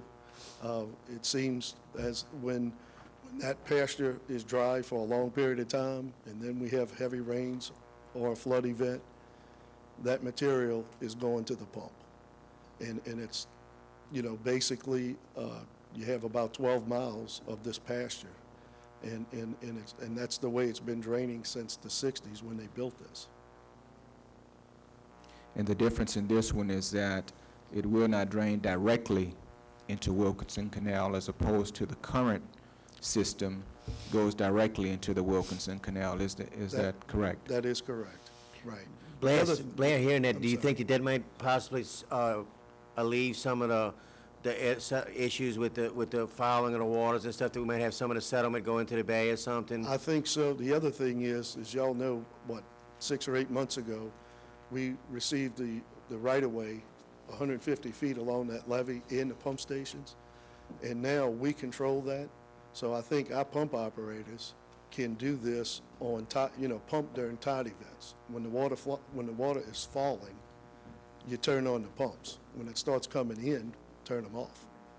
So that would alleviate a lot of these problems that the neighborhood is experiencing. It won't alleviate smell in an adjacent, in a field right next door to it, but I don't know how much that generates. I don't live there.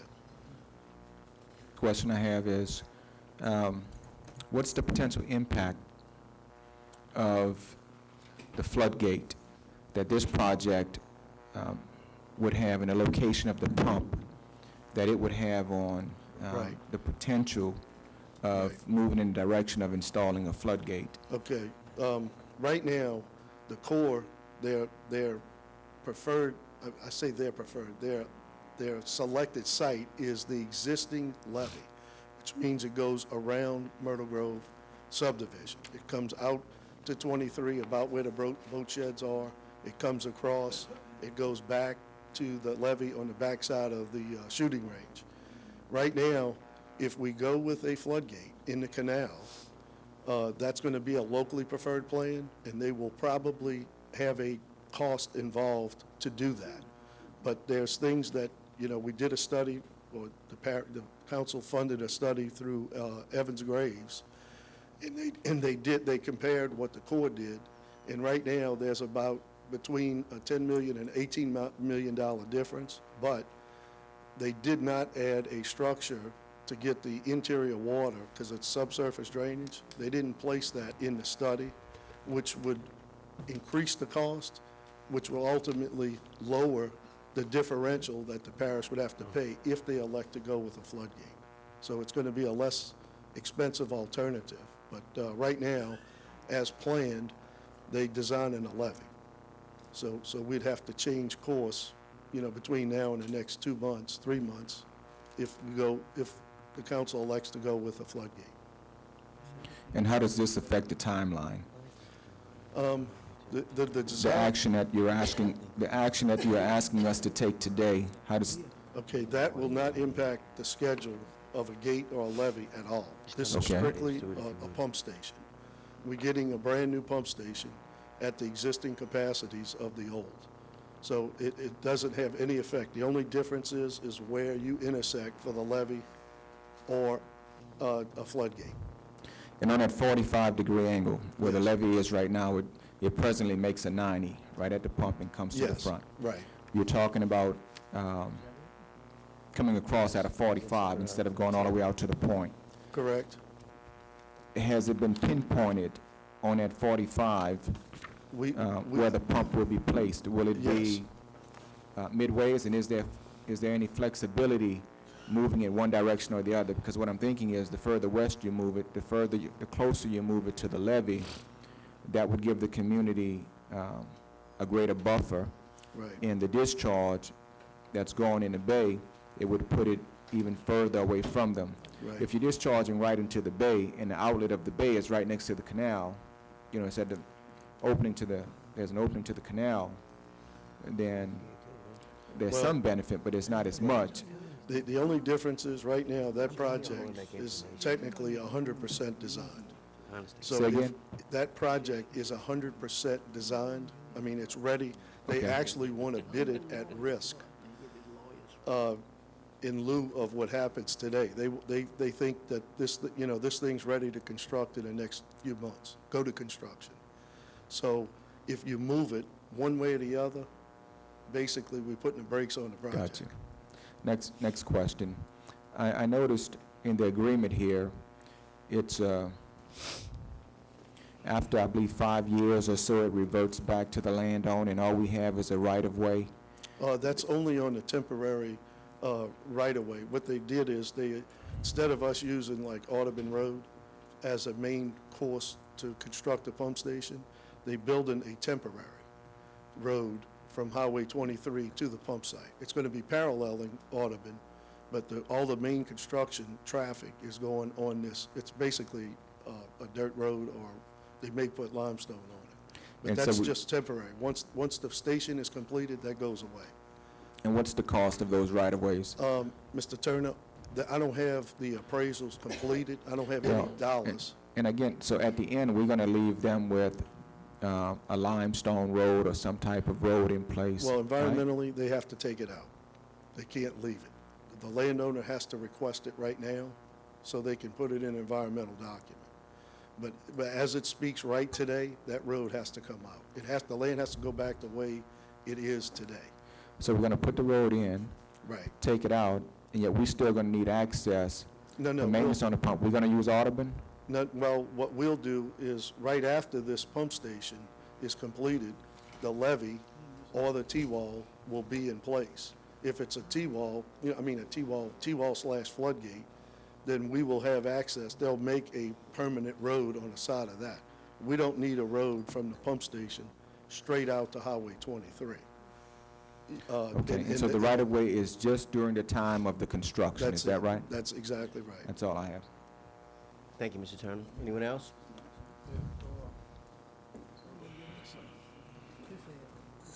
The workers on pump station, you said the Corps gonna build that? Can you tell us the cost of that station? I don't know it off the top of my head, but it is 100% federally funded project. It's not, there's no funds coming. The parish is not putting any, like a cost share, a 65-35. This was funded back in Katrina. Give them a ballpark, Blair. I want to say around 30 million, but please don't hold me to it. I'll look at numbers. Okay. And how many acres is gonna drain? I don't know, I don't have the acreage, but whatever's presently being drained through the old pump, this pump is gonna do the exact Ray, you said same about thing. 12 linear miles? Yes, sir. Yeah. I don't have it broken down in acres. Mr. Turner, you good? I'm good. I think it goes all the way just above Conoco. It drains Yes, everything my above, receipt. across from Phillips 66. All of that drains back That's to correct. that same pump. Everything comes off the levee, it goes back to that canal. It drains Highway 23, the whole. And again, on the floodgate, this project doesn't, the location of the pump doesn't impact That's correct. future development if we want to go in that direction of a floodgate, right? That is correct. I have that verified. That has been confirmed. Yes. Did I miss anything, Ms. March?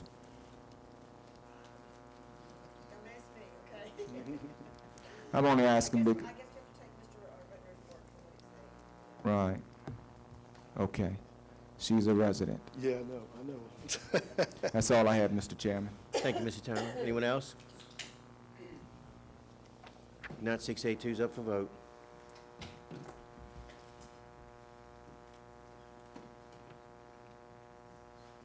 And the item passes 9-0.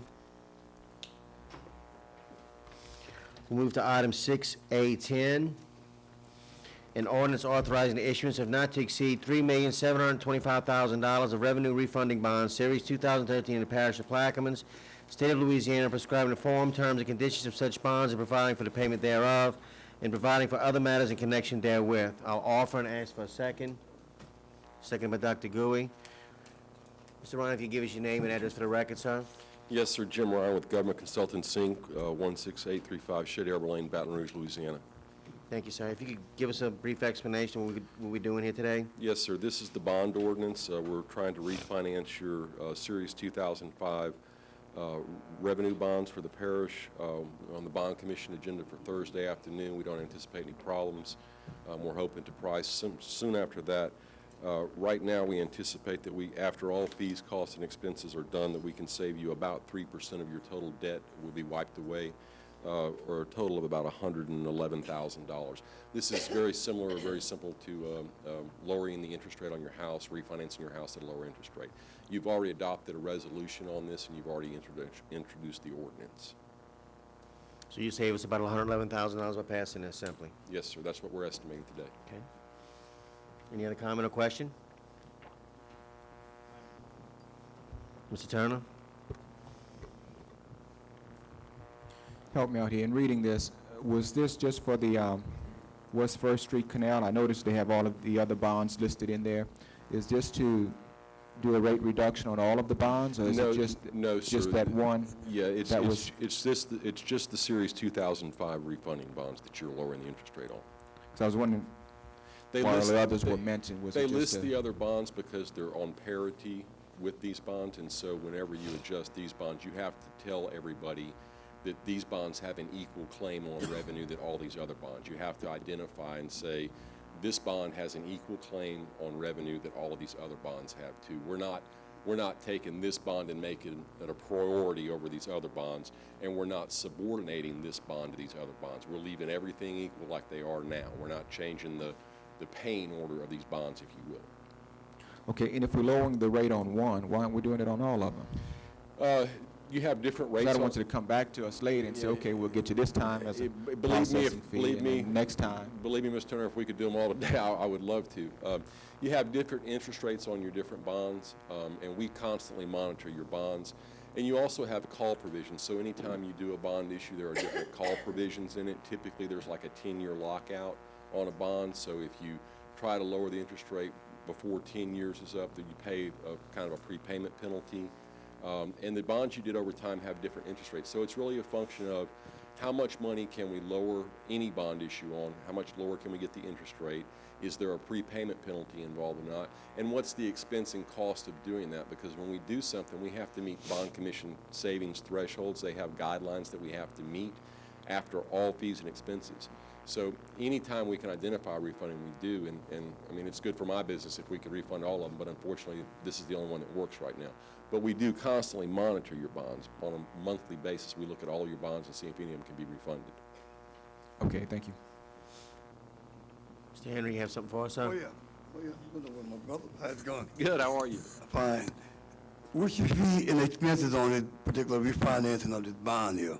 The total cost of issuance for all professionals is estimated to be $80,000.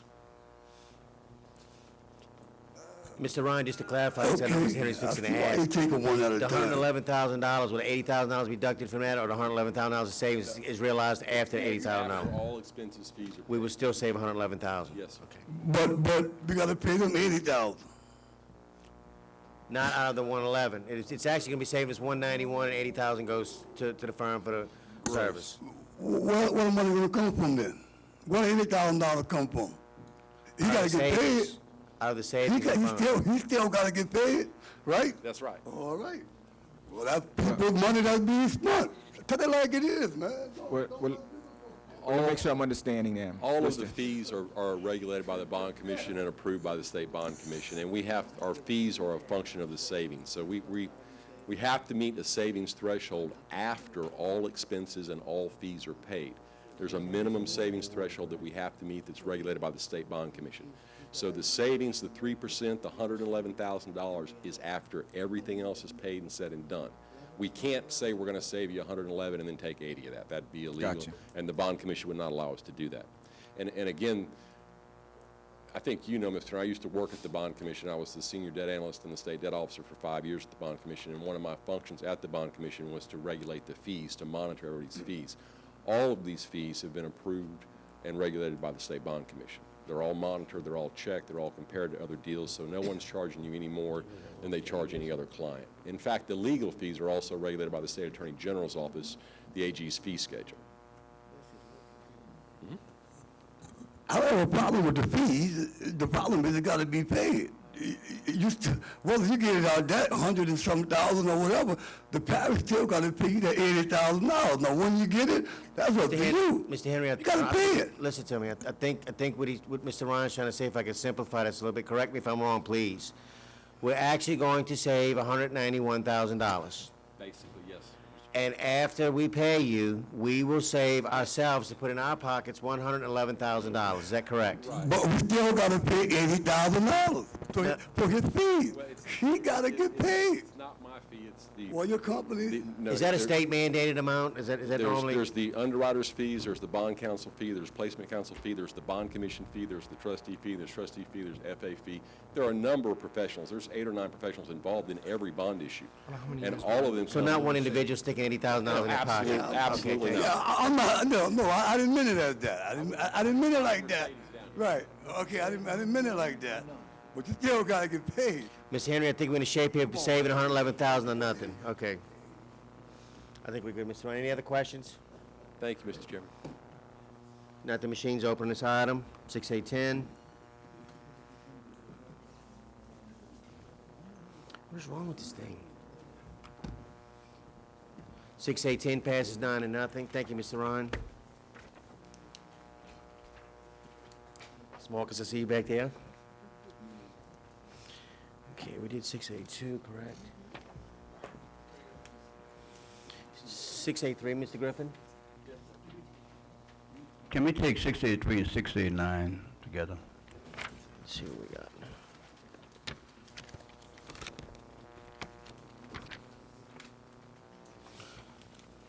Yeah, we're gonna, let's do it like this, Dan. 683, an ordinance to waive the $100 fee for flood elevation certificates for any Plaquemines Parish resident affected by Hurricane Isaac who is rebuilding or relocating in Plaquemines Parish for a period of 18 months and otherwise provide respect thereto. 6A9, an ordinance authorizing directing the parish president to have the Plaquemines Parish Department of Permits, Planning, and Zoning resume issuing flood elevation certificates and otherwise provide respect thereto. Mr. Griffin, you offer these in Globo? Yes, sir. I'll second. Second by Mr. Turner. Council Chairman, Excuse me, one second. Council Chairman, it's legal here. What? Is it possible we could pass this? And we're trying to verify with permits. We believe that they might not even do this anymore. Do what? With Issue regards, permits? no, with regards to No. charging the fees or not. Mr. Leo, Yes, Let's just do it. I mean, if they're not charging, there's no harm done here. but the permits, I talked to Mr. Metcalf, and we are making the Wait, changes. 1 second, You got a second? Okay, go ahead, Mr. Griffin, I'm sorry. Yeah, we're making the changes in 6A and 9, and it tells you exactly who Okay, well, does let's, what. I'm gonna remove my second on the matters. Mr. Chairman, I was the one who seconded. Oh, I'm sorry, Mr. Turner. I'm very sorry. Mr. Turner, you remove your second? You got to change these off? Yeah, we passed them down. Yes, sir, got to Okay. change y'all And on I'm gonna read 6A it and to you 9. real quick. And now it reads on, just on 6A9, an ordinance authorizing the redirect and directing the parish president to have the Plaquemines Parish Engineering Department resume issuing flood elevation certificates and otherwise provide respect thereto. We'll note the changes that they have stricken of permits, planning, and zoning on line 2. And we struck the words of permits, planning, and zoning on line 8. With that, you're gonna offer, Mr. Griffin? Yes, sir. Mr. Turner, you want a second again? Second. Thank you, sir.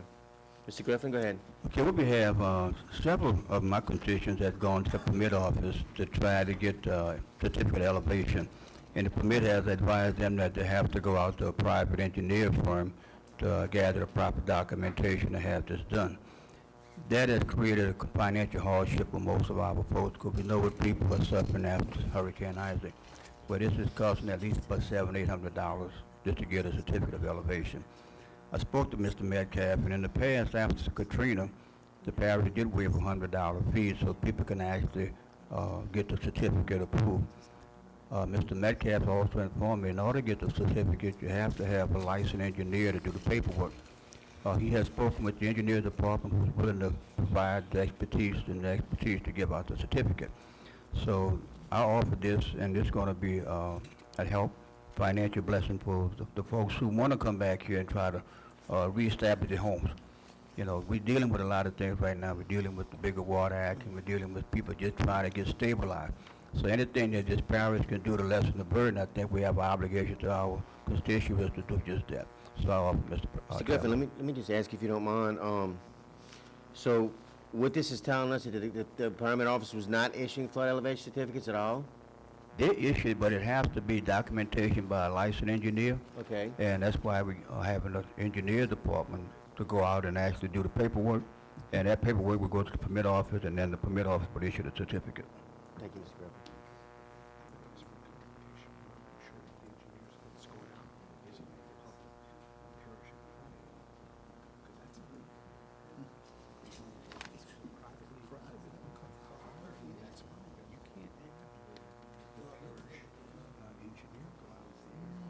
How do we do with that now? Yeah, but look where we put it. And that's why I'm saying it's illegal. I don't agree with that. I'm just telling you, you can't do it. Do you want to speak up on that? If you ask me to, right? Mr. Rathburn wants to weigh, Mr. Turner, if you give me 1 second. Mr. Rathburn wants to weigh in on the 6A9 ordinance. Mr. Chairman, I'd like to go ahead and Mr. Rathburn. Just a little history on it. At one time, well, after Katrina, the rate was $50. And then the engineering department said that they needed more money. That was the justification for raising it to $100. And again, it was a function that the parish was providing, and I think at one time it was being provided to a segment of the parish at no charge. And so it gradually, it evolved, but again, at one time it was 50. Then it went to 100, and part of the selling point of it going to $100 was that they needed to purchase equipment. And so it passed, because many of us in the devastated areas at that time was saying that this, just as Mr. Griffin is saying today, and Mr. Griffin is right, that it's an added burden on those who are trying to recover. And so where in the process that the administration cut the services, I don't believe that came before the council. The service was just cut, because the last time we voted on it, it was an increase in the rate, and that was so they could purchase additional equipment. That was part of the justification. So today, for us to, if we're saying that we can't afford it or it's a liability issue, I think it's a necessity to help our people recover. And that's all I have, Mr. Chairman. Thank you, Mr. Turner. Mr. Rathburn, would you weigh in for us, please, sir? I would just like to point out for the council that, and I would ask the parish attorney to weigh in on this issue because we haven't discussed it. But it's illegal for the parish government to provide private services for individuals, no matter how admirable the goal is to help them out. I don't know what we did traditionally. I can't speak to that. I don't doubt that perhaps fees were waived or people weren't charged, but you can't provide that. It would be, I would liken it to providing people with gravel because you've got some extra gravel, and you just can't do it. It's illegal. Mr. Redcast, let me ask you a question. So what you're saying is that instead of waiving $100, we should have some fee in this proposal? That would be an approach to take to it, as long as the service is being adequately paid for. So that's to reflect on what the service actually is, in other words. We couldn't charge them 50 cents. I don't know. I can't speak for the engineering department whether or not the $100 fee is a reasonable fee. If it's really costing them $400 to do it, we really aren't allowed to provide that to private individuals, that kind of service. Mr. Turner? Well, Mr. Chairman, I don't know exactly how much engineer person is paid per hour. So I'm more than sure, even if I said $50 a fee, it would be appropriate because I don't think our engineers making no $50 an hour. And how long would it take them to go out and do a survey? A few minutes. So if I have to make a change order on this, Takes 2 trips minimum, sometimes 3 trips. 250 to 350? Sir? How many hours you say? Depends if they're from Belchase and they have to go to Venice, it could be 3 or 4 hours per trip. Okay, so you're looking at a minimum of maybe 3 hours? Or maximum 3 hours? Again, Okay, let me do this then. I'm gonna defer this. No, Mr. Griffin, let me recommend something. Yeah, wait, Mr. Turner. If the issue, now, what Mr. Rathburn brought up concerning the fee, saying that we can't do it free, we can't just give the service away. But as a reminder, I know we've waived boat harbor fees. I know we've done that, just as a reminder. Okay, wait, but we're talking about the fees, right? And that we have to charge. So if we have to charge, fine. We can defer, or we can do away with the $100, but my issue, and I think it's in alignment with Mr. Griffin's, is that we have cut out a service that we have been providing. People can argue the amount, the cost, but we've cut out a service, and Mr. Griffin is saying, and I'm saying, we'd like the service back. We'd like engineering department to provide that service. If the engineering department can't provide the service for some reason, due to budgetary reasons, they're to come before the council, and then we take appropriate action. What am I missing? If we address the cost, if we don't, because we already have legislation saying the cost is $100. You already have that legislation there unless somebody rescinded it. So that legislation already exists, and therefore now the only issue is providing the service. Somebody cut the service out. Now we're passing legislation saying we want that service reinstituted. Mr. Turner, Mr. Rathbone, I'm gonna cut you off at this point. Mr. Griffin's asked me we're gonna do some due diligence, and he's asked me to, if possible, we can defer both these issues until the next council meeting, and maybe we can get some answers to do some research and find out exactly what we can legally do and not do, and we'll be able to take it from there. Yeah, what I think, listening to what our attorney is saying, and looking at what we've gone through with all the litigation mess, I think we need to do it right. So let me get the research and Yes, sir. see when we come over the hour rate or whatever for these guys and come back with something reasonable that's gonna be suitable to the constituents that we serve. 'Cause I feel that we got an obligation to help our people, so let's find something that's gonna be reasonable to make sure we can help our people to get their things situated. And I just hope you come back to show, what's illegal about it.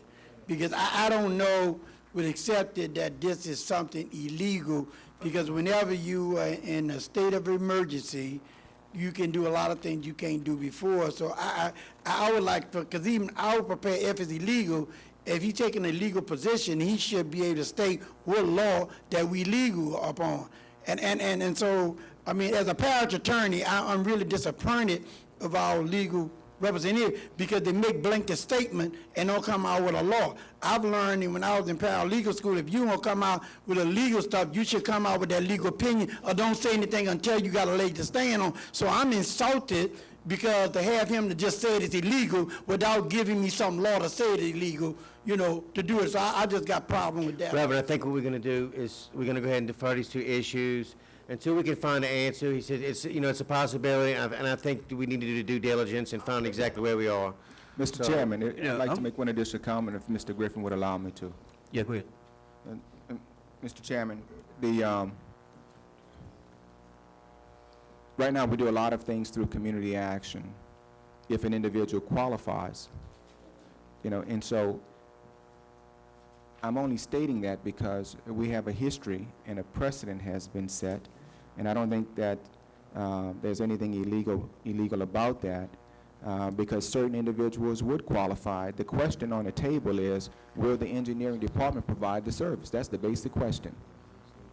Do we, and in this case, do we want to pass legislation authorizing the engineering department to perform this task? That's real simple. And even if people can't afford it, even if we don't come up with a fee for it, we know we can do it through community action because we build porches and everything else through community action for qualified individuals. And I guess the qualifying term would be qualified individuals, whatever would qualify them. And in this case, it might be community action. That's all I have, Mr. Chairman. We're gonna come back at it because it's not a permanent thing. It's only for an 18-month service that a lot of people get back. But I don't have a problem deferring it because we come back with it next 2 weeks. And that next 2 weeks, I'm gonna present it and we're gonna vote. And whatever the vote goes, you remember, you serve your constituents. Thank you, Mr. Griffin. And with that, we're going to defer 6A3 and 6A9.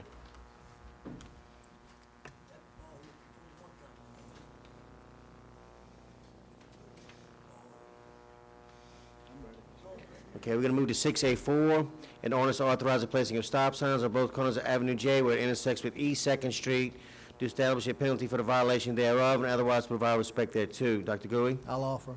I'll second. Dr. Gouy? We have in the neighborhood, we need a stop sign, got a lot of kids. We're just thinking ahead for safety. I ask for your approval. Do you have any comment or question? Hearing none, 6A4, machine is open.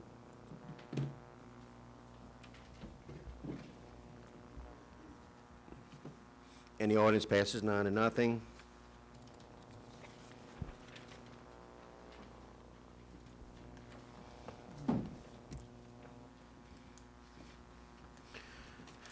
Six A5, an ordinance to accept the bid of Hillcore Energy ILP for mineral lease purposes covering Parish Tract 13-1 on property situated in the west, one half of Section 9T, Township 22 South, R31 East, West Bay Field, Beers Levy District, Plaquemines Parish, estimated to contain approximately 320 acres more or less, and otherwise to provide respect thereto. On offer and ask for a second. Second by Dr. Gouy. I don't think LV's here today, or maybe y'all can give us an explanation. This is something very simple. Hill Corp Engineering LLP has previously had the lease on this particular property. They are actually coming back to sign another lease on the property. We've reviewed it. We've approved it based on the council's approval. This is an actually increase in from the old lease. So it's a profitable situation that helps us pay our bills. Mr. Plaza, I noticed we got $283 per acre times 320 acres, so we're getting a cash payment of $90,560. There's an annual rental of $45,280. This 25% royalty is in addition to, correct? That's correct. Okay, so we'll get this money plus the 25% royalties. That is correct. Thank you, sir. Do we have any other comment or question? Mr. Turner? Mr. Chairman, I'd like to ask the legal department to review the leases that we have approved for this marsh acreage and just to do a price comparison because we need to establish a standard because we don't seem to have a standard at this time as far as what the going rate is of marsh. I've seen it where it was less than $3 an acre. So some companies we charge less than $3 an acre, and if we have a company that's generous, they'll give us $283 an acre. So our legal department needs to have some type of standard as far as as far as these rates. To go from less than $3 an acre to $200 and some dollars an acre, you know, that's a problem. We need to do a better job there. And that's also, does anyone know the length of the term? And Mr. Palazzo, is it just a continuation? So the term hasn't changed? And I'm asking because I don't see the actual agreement. 3 years. 3 years? Okay. That's all I have, Mr. Chairman. And to address Mr. Turner, you're absolutely correct, and that's one of the objectives that we're trying to do.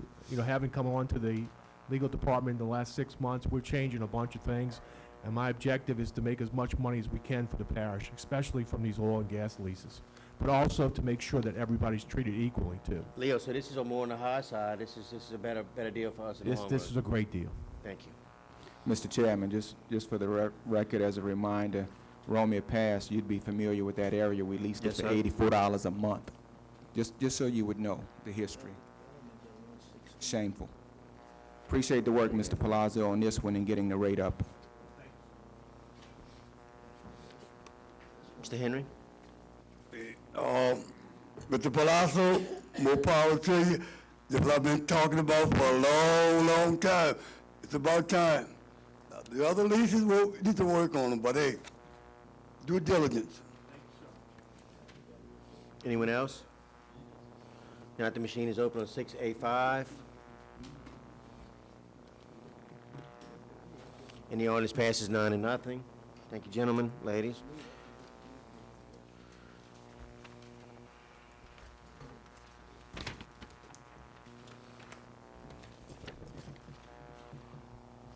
Okay. We did this already. Yes, yes, yes. 6A6 will be deferred.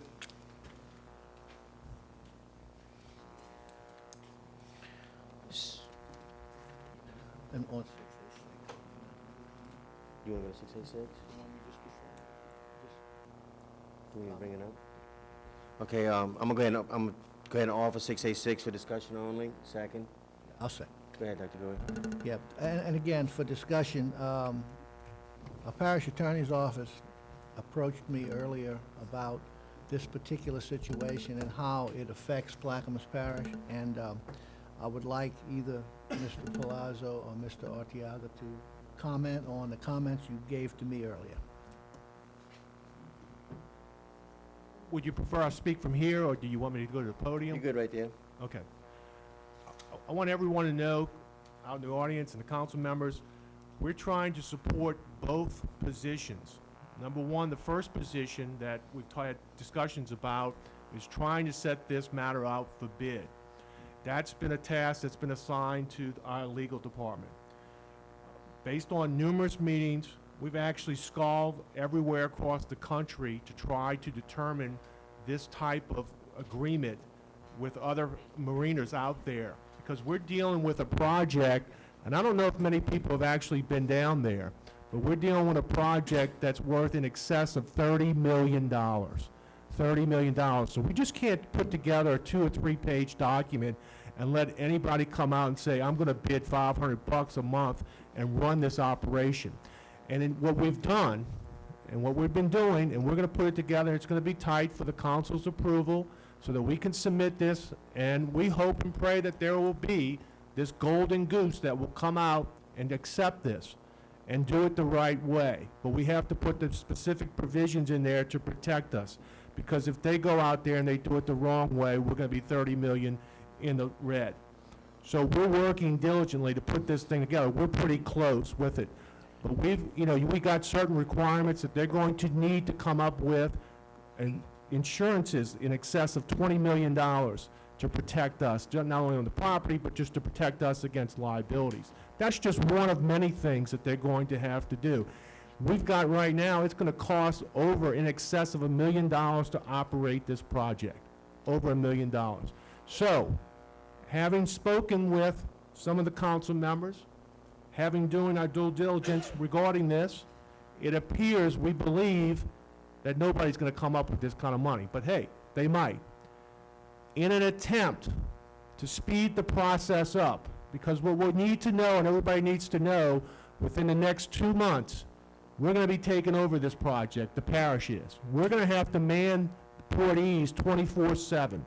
if we don't get somebody over here to do it, or we don't put up a nonprofit. So in an attempt just to have a backup, that is the purpose of the nonprofit operation, in a backup in case we do not get a bid that this council approves. Then the next step was to go to the nonprofit. We would like to have that shovel-ready, as we've used that word before. That's the whole purpose. The priority is to get somebody to come in. But if we don't have that, we need to move to the nonprofit, or we're gonna be upside down. Mr. Palazzo, I'd remind you, I'm seeing you speaking with some urgency. I would remind you, this has been passed several months back, that we have asked you repeatedly, and asked your office repeatedly, and administration repeatedly, to put these bids out. And it seems to be when y'all want RFPs and RFQs to go out for something else, it's done pretty quickly. This has constantly been stalled. I'm gonna ask you one more time to have this done, as we asked you to do in legislation before, to have it forwarded. We won't be waiting. If nobody comes up, if Mr. Russo's the only one that comes up and offers $50 a month for it, we obviously know that's ridiculous. You know, if the man comes in and offers $1 million a month, well, maybe hell, we want to take it. So I would remind you that, you know, we put in there a provision that the council and our administration can reject any and all bids. So I don't know how tight you need to draw this up. Well, Byron, if we put it together and it's half-ass, then somebody can come in based on that and sit there. I know you got a right to say no, but That's I correct. don't want you to say no, that when you're looking at the bid, we're wasting our time with the RFP. The RFP needs, and it will be hopefully reviewed by everyone on that council with the approval of legal, and then you guys can give the green light for advertisement. Because I don't want to send something out without your approval, number one, and then we just wasted a lot of time. So that's why we're spending a lot of time detailing this stuff. I got programs from 3 to 4 pages to 50 to 60 pages. And I just want to make sure that everything is covered, because we're dealing with a 30 million plus project. Mr. Hinckley, you got something for us, sir? The only thing I want to say, Mr. Palazzo, is the process is this, is the nonprofit won't happen until that RFP goes out and we see what type of response we get. That's basically it. Right, and there. then echo Mr. Hinckley said. And we agree with you with that. That would We agree. bolster Mr. Nungas's effort to have a nonprofit, because if we get nothing but ridiculous bids in, then that would obviously be our only course of action. And we agree 100%, the only The purpose, sooner we can get the RFPs done, we can. we agree 100%, the whole purpose behind this ordinance is so that we don't get the golden goose, we're ready to go with the nonprofit. That's all it is, to speed up the process, because we acknowledge it's taken a long time to get this done. Mr. Burris, you have something for us, sir?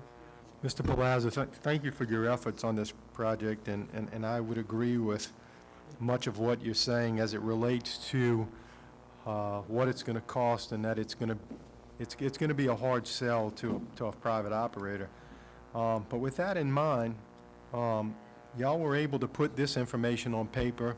I'm wondering if y'all have put any thoughts or ideas on paper as it relates to the nonprofit, because if a private operator is going to have to spend this much money for insurance and so on and so forth, somehow the nonprofit is going to have to come up with the same stuff. Now whether it's the nonprofit itself or if there's some kind of private-public partnership with the parish, I'm not sure what y'all are actually getting at with this thing. Somebody's still got to insure it. Somebody's still got to, pay for the other things associated with it, the dredging, so on and so forth. So I'm just wondering if, in fact, y'all have any ideas on paper yet as to how the nonprofit would work. You're absolutely right, Mr. Burris, and I think a lot of the stuff that we're doing now is going to follow with, if we deal with the nonprofit, it's going to deal with it throughout what we're doing now. Because there's going to be a lot of duplicity. Thank you. Any comment or question, defer? Now, earlier, I was asked to introduce an ordinance, and I did, that was a little more lengthy than the one that we're discussing on the table now.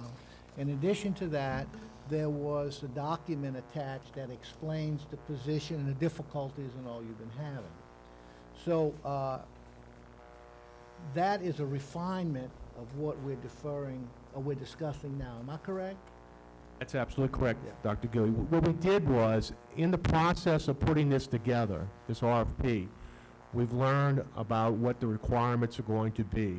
You know, Mr. Burris talked about dredging. I think we're talking about every year, they have to dredge 20,000 cubic yards of silt. That's what they're going to be responsible for, at a very conservative figure of $12 a yard. That's over $240,000 right there that somebody's going to have to come up with. You know, we're talking about they have to have a minimum of $20 million of insurance. Who is they, Mr. Palazzo? I don't know, whoever is successful for the bid, I don't know.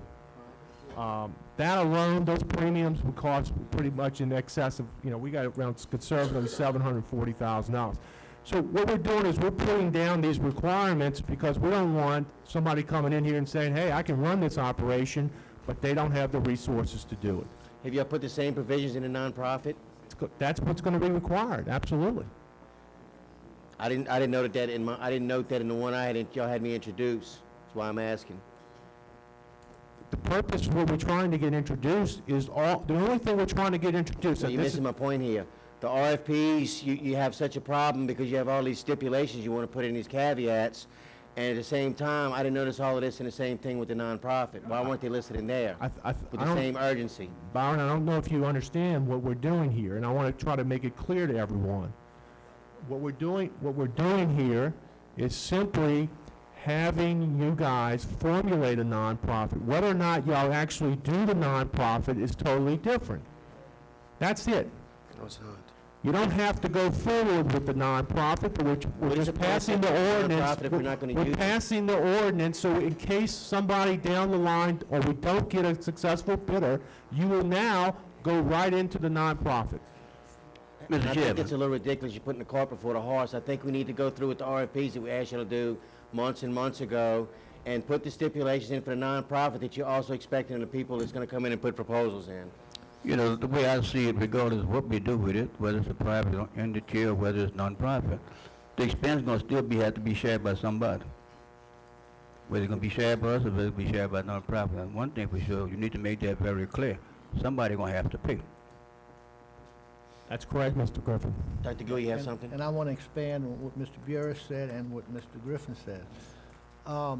It would really be a bad result for us to enter in any type of arrangement that would not at least break even.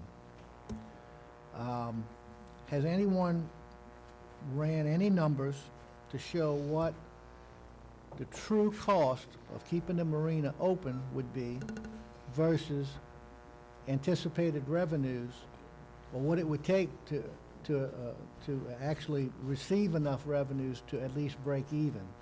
Is that something that was discussed in looking at the RFP versus nonprofit? We're looking right now at $1 million right now, but that doesn't even include some of and the problem that you're going to have too, which I'm assuming a lot of you guys know, one of the requirements is that they're going to have gas and diesel down there, gas and diesel. The problem is they're going to be charging about $1 more than they do, you know, down in Venice. So, you know, they're going to have an additional cost involved with that. We're talking about we're going to need a deep pocket for this scenario. We're working on fine-tuning those numbers because we don't want to hire somebody and we end up, you know, a few months later, they're bankrupt or they're not doing what needs to be done. And that was something that has been discussed, issues that come up like, how do we get rid of solid waste? That's going to be a cost. Water is going to be a cost. Power is going to be a cost. The retail services are going to be a cost. And the more we discuss this, that concern of mine continues to become more focused, no matter who, whether it's a nonprofit or a private sector operator, is to make it work financially. And I don't think anyone has that answer for us at this time. We don't have the full details, that's correct. Mr. Palazzo, Mr. Ashcombe just mentioned to me, and him and Ms. Cooper had come up with an idea of possibly setting up some type of little committee maybe to assist y'all in the RFP process, maybe to speed that up, and also And in eventuality we don't get a decent bid on it, that, you know, we can set up the same stipulations or something similar for a nonprofit. Would y'all be willing to do that? Mr. Plaza? We don't have a problem with that at all. In fact, we were actually trying to actually get something in you guys' hands this week. That's how close we are. I sent Rennie out to Port Ease yesterday. He spent the day at Port Ease just verifying, documenting, taking photographs of everything that we have to do. So we're close with it to maybe give Sound you like a guys chore. something in your hands, hopefully by next week even. You know, the concerns that we have, we got to do something, and all we're asking is that we have a backup in case this fails. That's all we're doing. You know, we have 2 months, we're going to be operating it. We have a huge rodeo that's coming up in a few months. Please don't express the urgency to me again. If y'all had the RFPs out already, we'd have been through this process. Dr. Gui? Yeah, that was what I was gonna ask. If you gave us the criteria for the RFP today, how long would that be advertised? And when would we be allowed or have the opportunity to make a decision? Because this is virtually the middle of May. I know you, in 1 week, you don't just do a RFP and open, whatever you do, open bids and make a decision. So can you give us a time frame of sorts that a decision has to be made, otherwise we miss the fishing season? Anybody look at the calendar?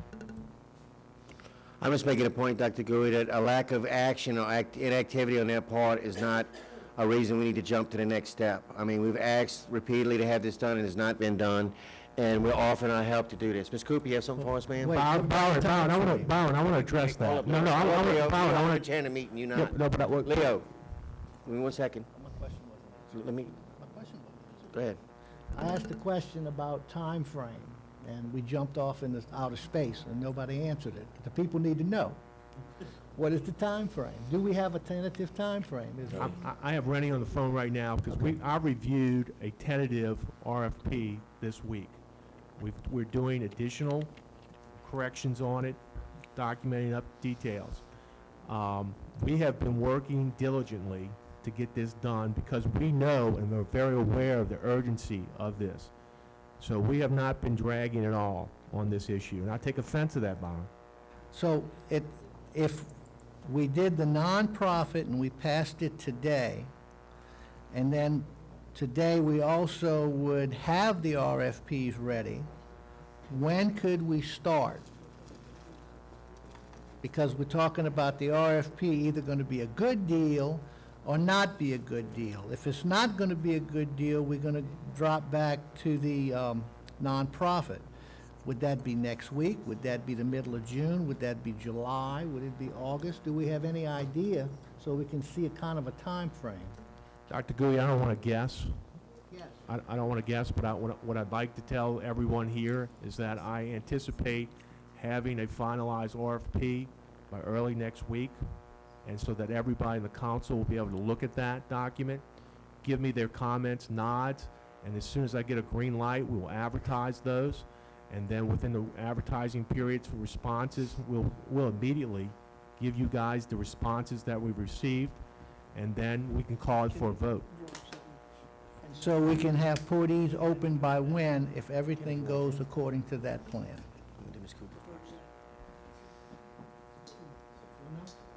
I don't know that answer. Ms. Cooper, you had something for us, ma'am? Well, I was just gonna suggest, because at the rate we're going right now, and it's nothing against your legal department, but I don't see this happening or anything happening by July, so I think we should be looking into security firms to get down there That and might be a good protect idea, our Ms. Morrow. property.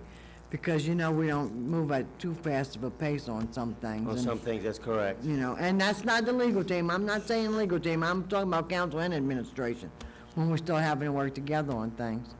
But, you know, maybe we should look into some kind of security. I would agree. Mr. Williams, would that be your department, sir? Which department is that, sir?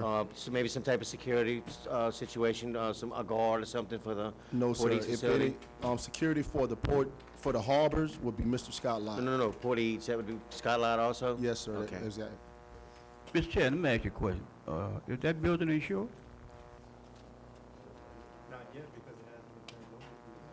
It hasn't been turned over to us, so... Yes, we can, we changed the D-firm map. The contractor is carrying insurance on it? Yes, we can. The contractor is carrying insurance on it, Mr. Chairman? No, I think the contractor is I think they should be carrying builder's risk. I'm not Builder's sure if they are, but I believe that they are. And to answer your question, Ms. Cooper, you asked about the flood insurance.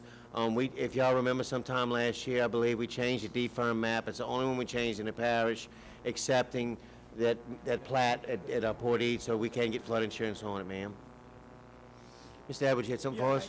I'm just trying to, before Councilman Beers brought it up, I was hearing this nonprofit and hearing about these millions of dollars, and I'm trying to find out how would a nonprofit come together to deal with millions of dollars in terms of the money that's being raised, how that benefiting this nonprofit, and what are we basing this nonprofit on? There's something out there already we basing up on, you know, because if you're bringing a group of fishermen together, I would think, you know, where do the money go that goes to the nonprofit? You know, how's it accountable? And that's the part that's throwing me off about this, because while nonprofits sound, it really don't sound like it should be nowhere involved in this, with stopping making this amount of money unless it was the government itself was doing it. It seems like to me, either the parish should be operating this, where that money is going back into the parish, because how can you bring together a nonprofit organization to deal with something that's talking about millions of dollars, you know, some water light.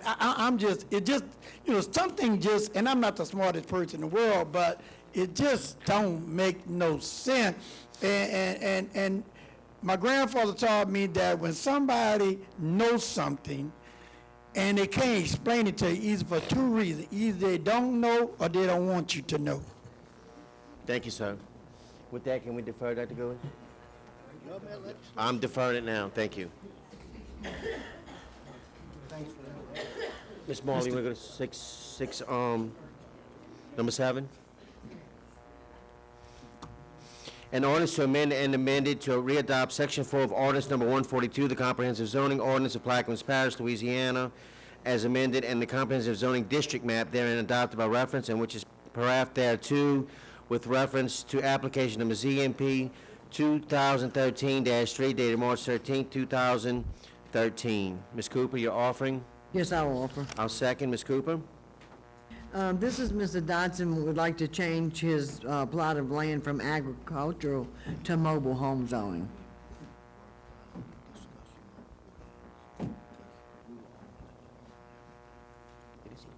And I haven't seen no objections or anything to it. Or I haven't heard any objections from Ms. anybody. Cooper, I'll be, and to be upfront with you, I actually did a little checking myself and talked to several people in your district, and I heard the same thing. There were no objections to the people I had spoken to. Do we have a comment or question about this, Mr. Turner? Ms. Cooper, Dotson, the landowner, is the individual local, or did he purchase the property? I'm looking at the addresses. The address is Greenwell Springs in Louisiana. Is this somebody who's local, who moved out, family land? He purchased the property. And I think he's gonna make a mobile home park, or I don't know if it'll be for RVs or mobile homes. Okay. And, well, then I have a request to the permit office concerning these. Ms. Cooper's in favor of this. It's her district. I'm supporting it. But what I'm asking the permit office, I'd like for you to give me an overlay of all of the mobile home sites from 6 through 9. I want to see how we blossom and we turn in certain areas into just, trailer parks. And I'm just thinking future development as we grow. So just curious as to how we have grown as far as the increase in the number of mobile home sites. Would you provide that to my office? Appreciate it. Mr. Beers, you have something for us, sir? I tell you, in all sincerity, I did not get a chance to look at this until today, but I do have one concern. Typically, when we approve things such as this, there is a stipulation that when when the development is done, that it contained fire hydrants. And specifically going back to what I believe is the minutes of the zoning board meeting, there's a question, will you create a lane, have fire hydrants and lighting? And the applicant says, I don't know. So I guess that, maybe raises a red flag to me, because according to our parish ordinances, in something that is done like this, I believe every 500 feet, there has to be a fire hydrant. And I don't see any stipulation in here by him or by the parish for that matter, stating that he's gonna comply with that. And Mr. Beers, it states in here that the owner desires to place one mobile home on the property with the possibility to place additional mobile homes. And if I'm not mistaken, it is facing Highway 23, and there are fire hydrants in the vicinity, and I think it's 250 feet, if I'm not mistaken. Maybe Mr. Lott knows exact. Oh, he's 700 feet from the fire hydrant, or no, parish requirements, I mean. 5 now? I'm not, believe me, I'm not objecting to it. I'm just concerned that if he does the development as he shows on the drawing, and he's more than 500 feet from a fire hydrant, how are we gonna require that he put a fire hydrant in? That's my only concern. We don't, this is his zoning change, but when he comes back with the permit, for the permit to put the mobile home on it, he'll have to know that he has to, correct? No, if we change the This is zoning, then he zoning. won't come back before us. Well, he'll have to come back to us if he wants to open up a mobile home park, won't he? Yes, he will. Not if you change it to mobile home, if you zone it for that. And that's what this is doing, right? Zoning it for MH. Right, so then he wouldn't have to come back before us when they start moving trailers in, because it's gonna be zoned for it. If it's zoned properly, they don't come before us. It's only when, they need to do the zoning change.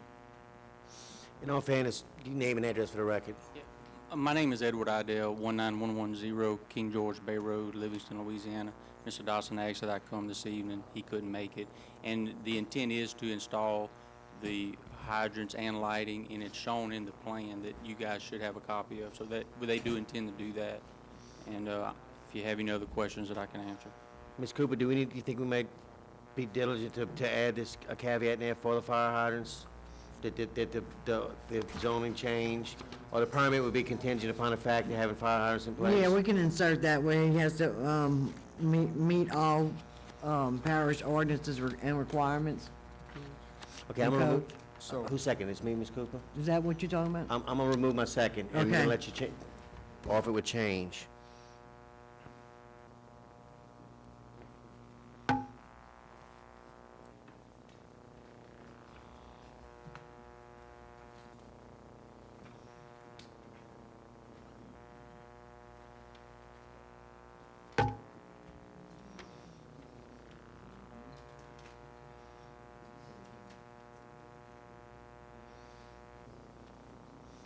Leo, that just wouldn't be assumed that he'd have to follow the law?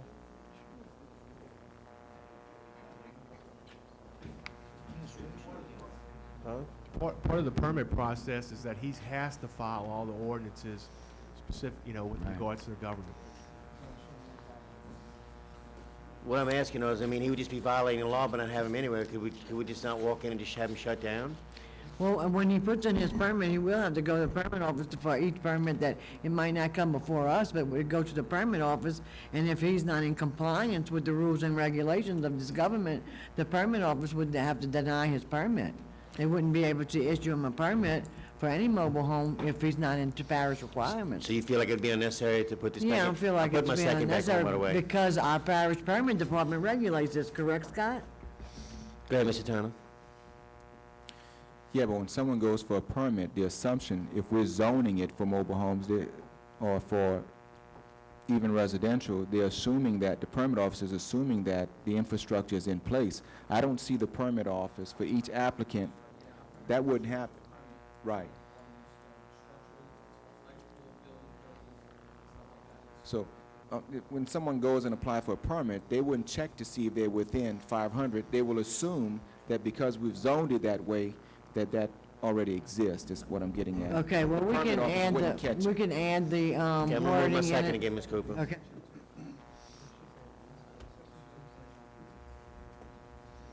You gonna do section 3, Anthony?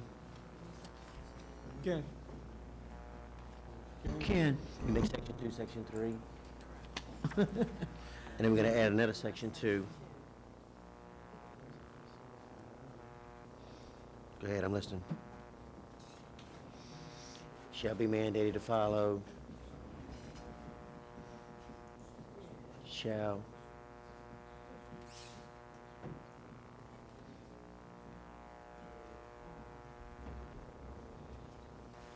For what? Complying with?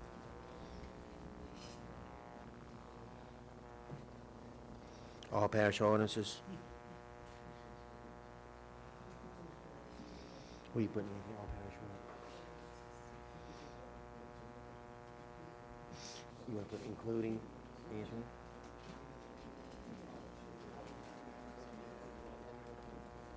Or do we put specifically to wit or something like that?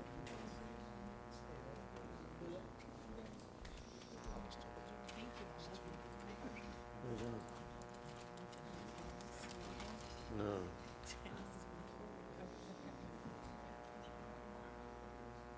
Kurt with his candy bucket. Fall asleep, dude. That's when he does their food.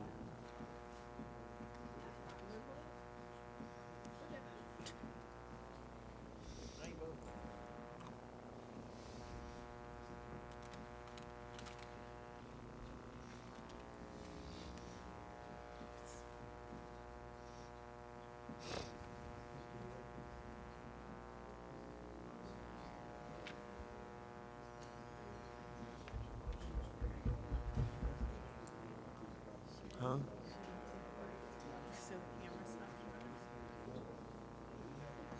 Yeah, let's take a 5-minute recess, y'all.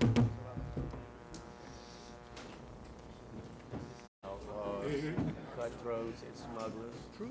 And criminal corruption. And his book is just still to this day. I'm like, thanks a lot, y'all. And he was a part of it. Oh, yeah. He used to be looking in the mirror Oh, when he yeah. said Oh, that. yeah. Yes, please.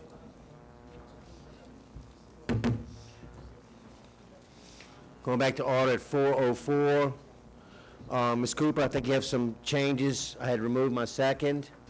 yes, I'd like to offer with changes. You have a new section 2 for us, I think, Ms. Cooper? The changes are, we're gonna add a section 2. Ms. Cooper, just to clarify, we're gonna move section 2 to make it a section 3, correct? Yeah, And right. then we're gonna add a section 2. Go ahead. Right. And the section 2 will read, "The owner shall be responsible for complying with all parish ordinances and resolutions, including but not limited to the installation of all related infrastructure. No issuance of permits or release of electrical meters shall occur until all requirements are approved by Plaquemines Parish Permit Department." And we're gonna, that's in the section 2 we're gonna add, and then we're gonna change section 2, that's on the ordinance, to read section 3. And That's all, with Ms. those Cooper? changes, I'll offer. And I'm a second again, Ms. Cooper. Go ahead. That's it? Okay. Any other comment or question about this matter? Hearing none, the machine is open on 6A7.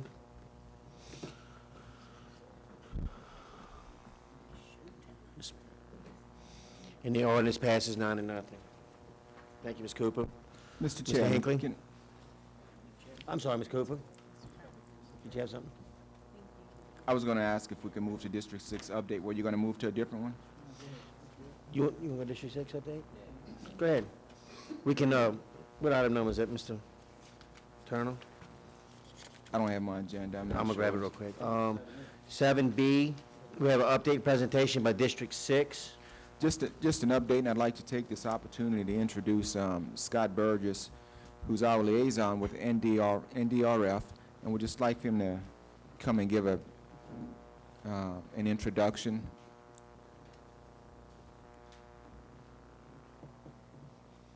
Good afternoon, Council. My name is Scott Burgess. I work at the New Orleans office on 1 St. Court in New Orleans. with FEMA, and I just want to thank you very much for welcoming our team into the community and all the support we've received so far from parish government and the council. Essentially, we're here to identify recovery opportunities for your community, create some good partnerships with yourselves, the state and federal government agencies that are coming in addition to FEMA, and optimize resources. We hope to find funds and revenues to fund some projects that will go forward with recovery, things that we worked through the committee process that we now have ongoing. And we're really happy to be here. We're happy to have you.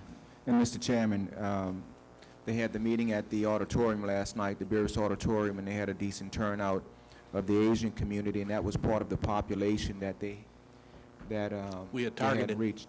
And so that went very well. But as far as even some of the projects that we've been approving, sewer lines and things like that, they might be able to help us find some funding for some of those projects. So if you have any infrastructural needs, any natural and cultural resource questions, they're willing to investigate some of those things for us. Any health and social services, Mr. Burgess, make sure you meet Reverend Edwards, the gentleman in the blue coat. He's on the hospital board, and I just wanted the council to know who they are and that they're working with us. And Mr. Blair Rittner in the corner, you met him last night. He's going to be bringing some projects before you support.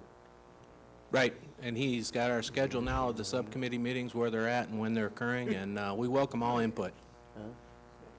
And that's all I have, Mr. Chairman, if You think anybody... you'd be has any interested in operating a Portage Marina? Well, what I did do, let me tell you what I did. That is actually something we could look into for you on your behalf. Back, Well, we'd definitely like to do that. not so much operating, Operate, but but helping us identify. with resources and That's identifying fine. resources. Hey, I'll take anything at this point. That's all I have, Mr. Thank you, Mr. Turner. Thank you. Appreciate it. Mr. Burns, nice having you. Okay, 6A8, Mr. Hinckley. An ordinance to revoke the occupation license issued to Chemical Mine Production located 102 Cambridge Street, Belchase, Louisiana, license number 021182, dated January the 4th, 2013, and otherwise provide respect thereto. Mr. Hinckley, I offer. I'll second. Mr. Hinckley. In lieu of the events that happened at the last council meeting,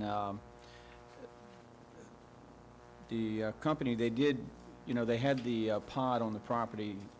They did remove that the following day. They seemed like they were doing the right thing, but I got a phone call from Mr. Gilbert with the sheriff's office on Monday or Tuesday. All of a sudden, they had another piece of equipment back on the property. So with that, I'm going to ask that we revoke the license, because basically, I don't think, my opinion is that they're going to try to circumvent and just do what they want right there. If you have any questions, I'll be glad to answer them, but really, we just need to revoke the license. Now, what I will say is if they want to come back and file for another license, a proper license, and truly say what they are going to do and what they're going to be performing, I have no problems with that, and I won't stand in their way. The issue is this is a residence right there. Zoning does not allow anything like this to happen. So, with that. Okay, Mr. Hinckley, thank you. Anyone else? Machine's open.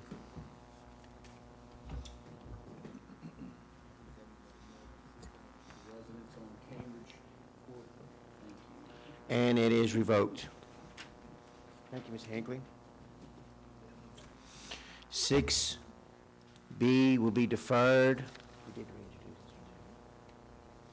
Mr. Chairman, I would like to defer the next two. 6C and 6D, Mr. Turner? Yes, sir. Thank you, sir. 6E, 6F, and 6G will be deferred. 6H will be deferred. 6I will be deferred. 6J will be deferred. 6K, Mr. Griffin? Defer?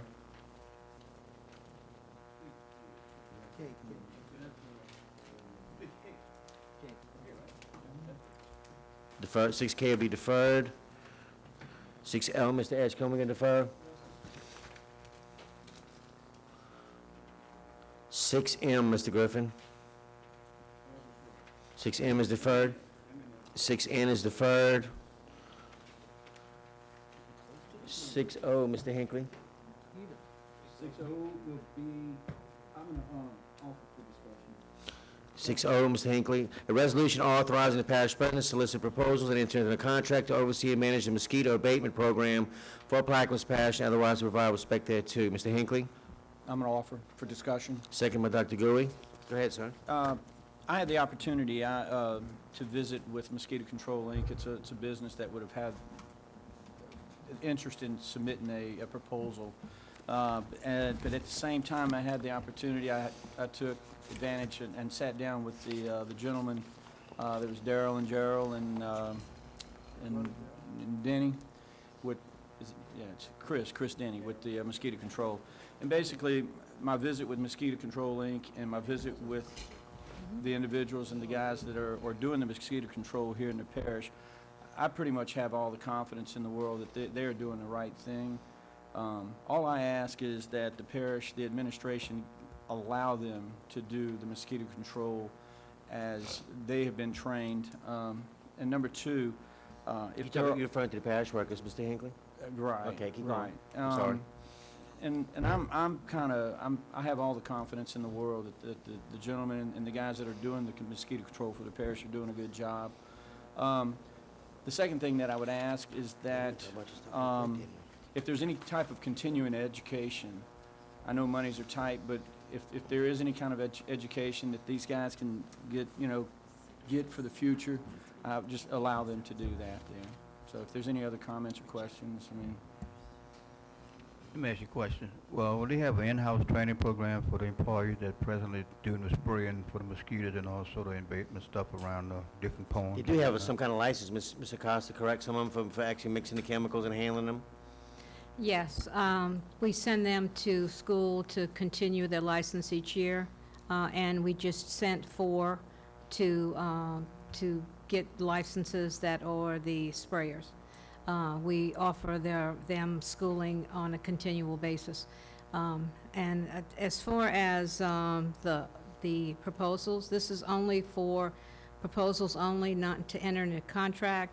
And what we would like to do, President Nudgesser and myself, is to just solicit proposals to see if it would be a fiscal savings for the parish as far as on a yearly basis to see if we could have cost savings. And we also have quite amount of debris still left from Isaac, and we would like to see if we could have a professional service to still look at picking up or spraying into the areas where we still have Hurricane Isaac debris. And this is what President Nungesser is asking, that we have a professional service person having that oversight into that while we still under that hurricane emergency status. And this is only for proposals. That's all we're asking to do in that status. But our mosquito control agents are licensed, most of them are, and we do send them to school, yes, to answer your question. I would have to say this, Mr. Costa. I would task our own mosquito control department to do the duties that you're asking for a private company to come do. I have the confidence in these gentlemen that they can do that for us. I do like also, I said, I'll check right them. now I've got the paper here. I'm going to withdraw it. If any one of my colleagues wants to move forward with it, they're more than welcome to, but I'm not going to. Anthony, you had a comment for us? Yeah, I did. Being as we're on mosquito control, can you tell me if the airplane's being used to spray at all? Yes, we just started the spraying. In fact, last night it went up and it did the East Bank and the portions of the outside area, the marsh area on the East Bank. And we take it in sections. So we did that last night. Yeah, we just did put it back up. We did the servicing of it, and now that the season is getting active, we put the plane, since it did the East Bank, we'll do the West Bank lower, middle, and then upper. Thank you. Anyone else? Mr. Hinckley? I was going to mention, Mr. Hinckley, you do want to withdraw it? Thank you. I'm sorry, Ms. Marlowe, go ahead. And if, just say that we would go into a contract with some private firm, what would happen to our employees in the mosquito control? They would keep all our employees. And they did assure me that there was opportunities for employment. And even the guys that I had the meeting with, they felt confident that if a company did come in, they feel like they would get a pay raise. But they're comfortable with what they're doing and where they're working and how they're working right now. So they weren't opposed to the idea of a private company coming in, but I just don't think it's the right time right now. I think we need to allow them to do what they are hired to do, and I think we need to follow their lead. They work with it on a daily basis, and we just need to listen to them, listen to the employees sometimes. Right? Thank you, Ms. Hinckley. Ms. Cooper, you have something else for us? And you know, maybe I should not say this, but I'm going to maybe say not. it as a resident of the District 9. And I called Janice, I talked to Janice, I called the health unit and I request, and they're being told that they're spraying. Times they're not spraying. So, and all due respect to you, Keith, sitting down, and all due respect to those employees. I've seen mosquito trucks on side the road passing slow with nothing coming out the back. So I don't know if they're putting the miles on for their GPS and I should not be, and I'm not gonna say any names or anything, and I guess the mosquito control never spray by my house again. But down in our area, we have a lot of problems with them coming to spray. Ms. On a James, regular to kind of basis. just address that before we take Mr. Turner's comments, do you have any way of monitoring if the chemicals are being actually sprayed as opposed to just mileage on the vehicles? Yes, we do monitor, it's all recorded, what's sprayed and what's not and we do have I mean, it GPS on all the can't be vehicles. disposed of and dumped in a ditch somewhere, but I mean, it's No, actually sprayed no, out of it the unit, can't- okay? that can't be done. Okay. Mr. Turner, you had something for us, sir? Mr. Lott, didn't at one time, you know, there were complaints, and maybe this was even before my time, I just heard this story, that at one time, mosquito control were getting complaints that they weren't spraying, and it was because they didn't see, you know, the cloud coming out, but it was the type of chemical they were using that it didn't give off that fog. And then so because of that, they went to a different kind of chemical that you would be able to see it because of the accusations that they weren't spraying. Did that ever happen? Because I kind of recall hearing that, and that was the reason for changing the chemical. That was under Director Ragus, and we did change from the chemical where you saw it to the chemical where you don't see it now. But, and I'm not privy to that information, that was under a different director. But we did change the chemical where when you did spray previously, it was a complete fog, and now it's not that way. Okay. Where when you sprayed, you couldn't be outside, and breathe that particular, but it's I'm a good. safer chemical now. I'm good, thank you. You know, And with that, it'll be withdrawn. Thank you, Keith. say something about the mosquito control people. It's in my district, but it wasn't properly spraying and all this kind of carrying on.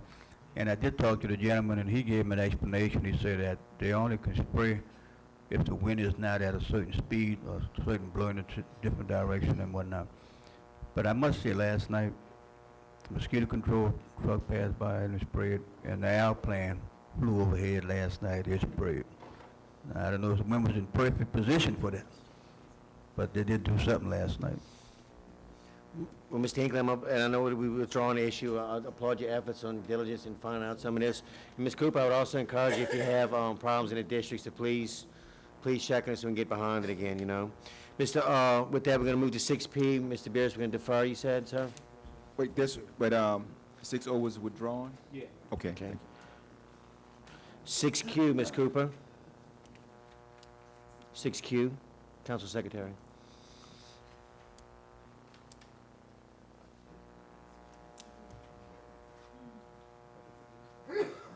Need to fill in the blank. Okay, let me go ahead and read it, Ms. Cooper. Okay, An on ordinance line- establishing and Okay. starts, huh? Okay, an ordinance establishing a starting salary for the council secretary position and otherwise to provide respect thereto. Ms. Cooper, go ahead. I'll offer with filling in the blank on 14, put the amount of $59,654.40.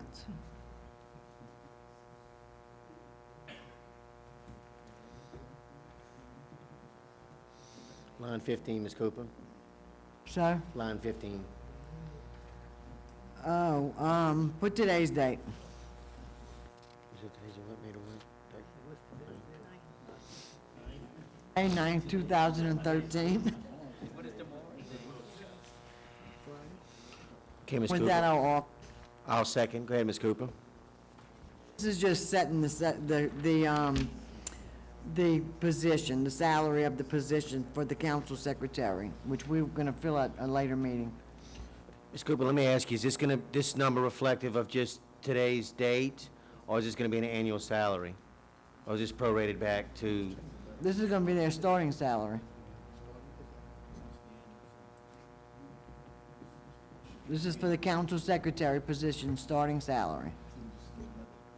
This would be a starting salary plus benefits.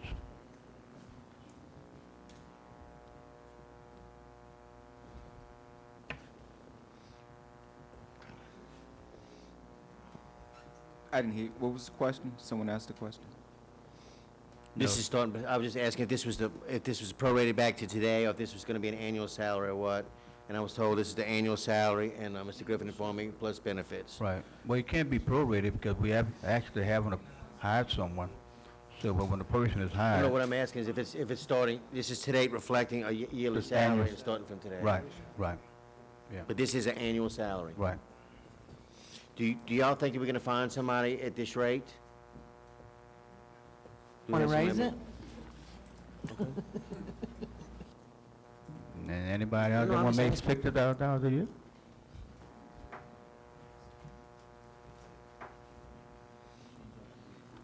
Okay, anybody have any comments or questions? Machine's open. Hold up 1 second, clear the board. Go ahead and clear, it doesn't matter. Could you tell me the benefit that would include, along with the salary? Normal normal benefits, parish everything. retirement and, Medical and dental. and health insurance. The mileage agreement into that also? Mileage? Yes. No mileage. No. The I don't think mileage? so, with a council secretary's car, don't we? We actually have a See, you vehicle. have a vehicle, so that one of the fringe benefits, so that have to be included in cost, right? Because that's what you are paying, No, that wouldn't be included in the salary. not the That's salary, included. but cost. No, it's the Cost. secretary's office cost. We're only Mr. talking Henry. about the salary today. You gonna get the car for free. Now, the vehicle's gonna stay at the council budget. office. If they at the council's office, At the council right? office. It's not a vehicle that's gonna be driven back and forth. I didn't know that Patty could get cars for free, because it showed cost. Everything have a cost.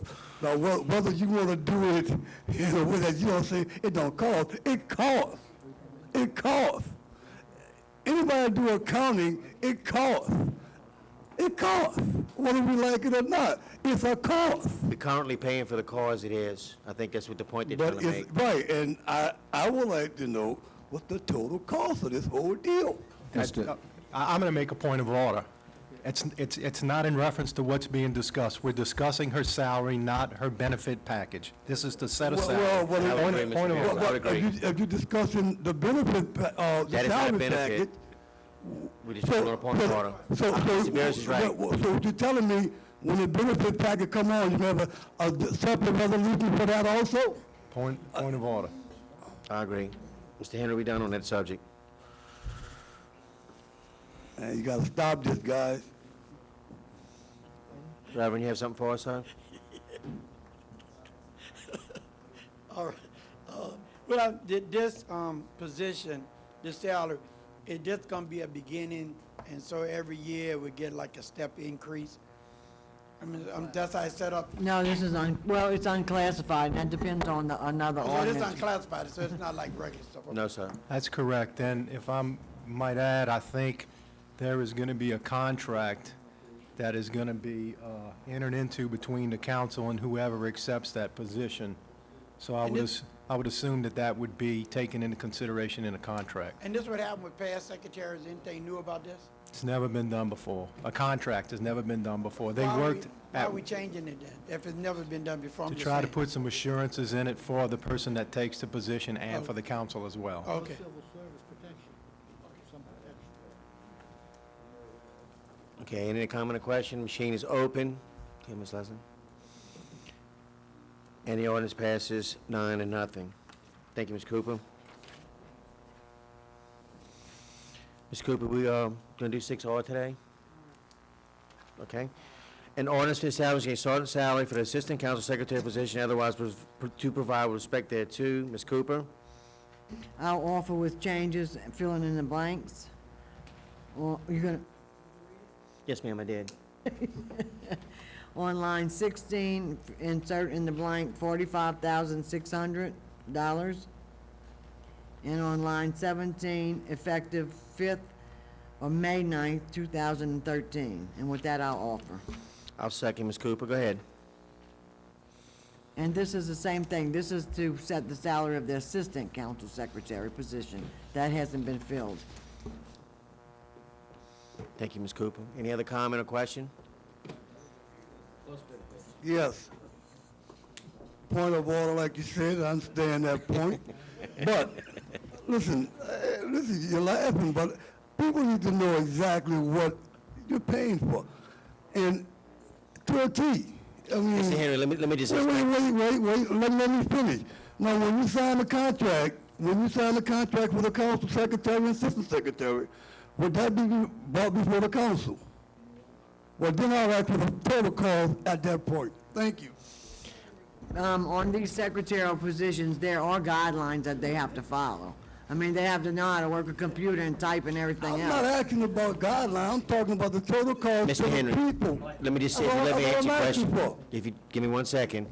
I think the split and the reason Mr. Beers called for a point of order is what we're doing is looking at a salary for the person. Let me finish, please.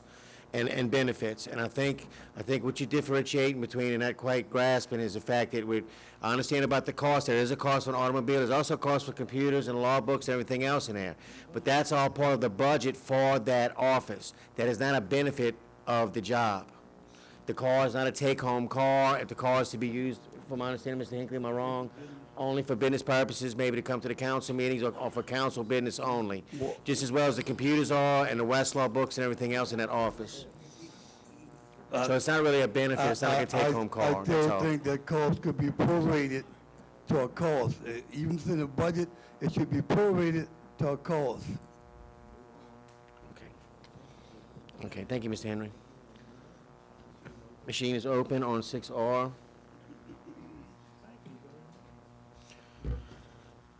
And the item passes 9-0.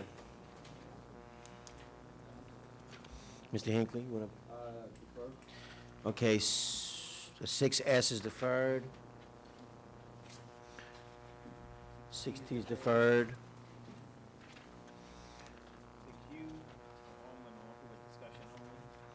Okay, an ordinance terminating the state of emergency declared by Parish President William Nungas on August 26, 2012, relative to Hurricane Isaac, authorizing and directing the council secretary to file this ordinance with the Plaquemines Parish Clerk of Court and State Emergency Preparedness Office and otherwise provide respect thereto. Mr. Lapine, your offering? Offer with discussion only. I'll second. Go ahead, Mr. Lapine.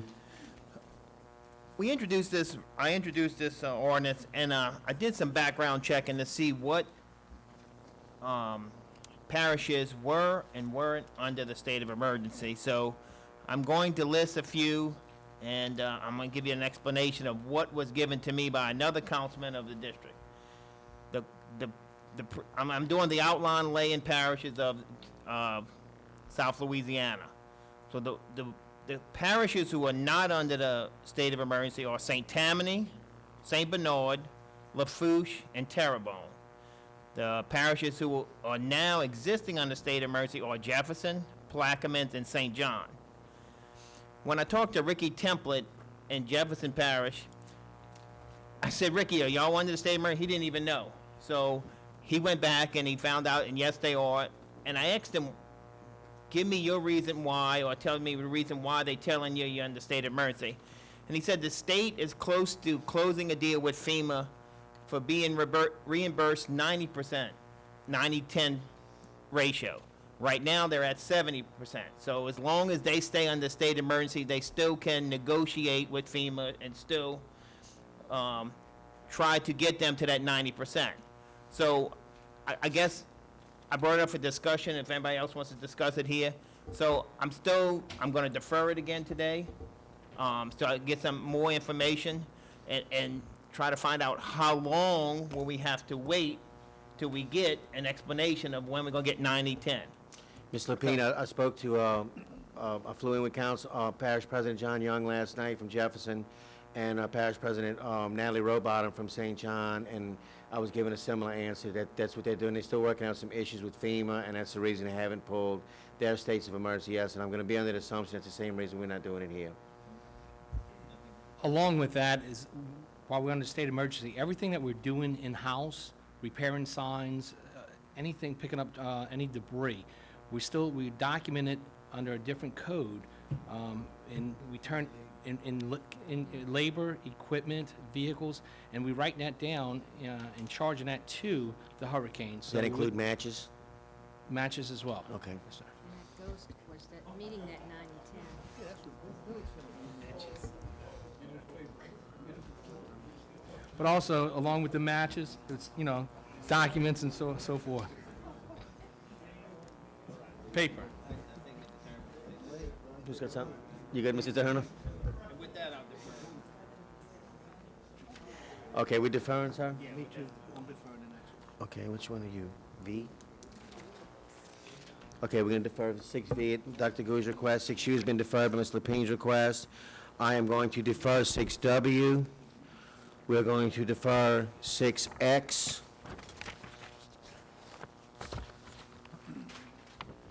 6Y, Mr. Turner?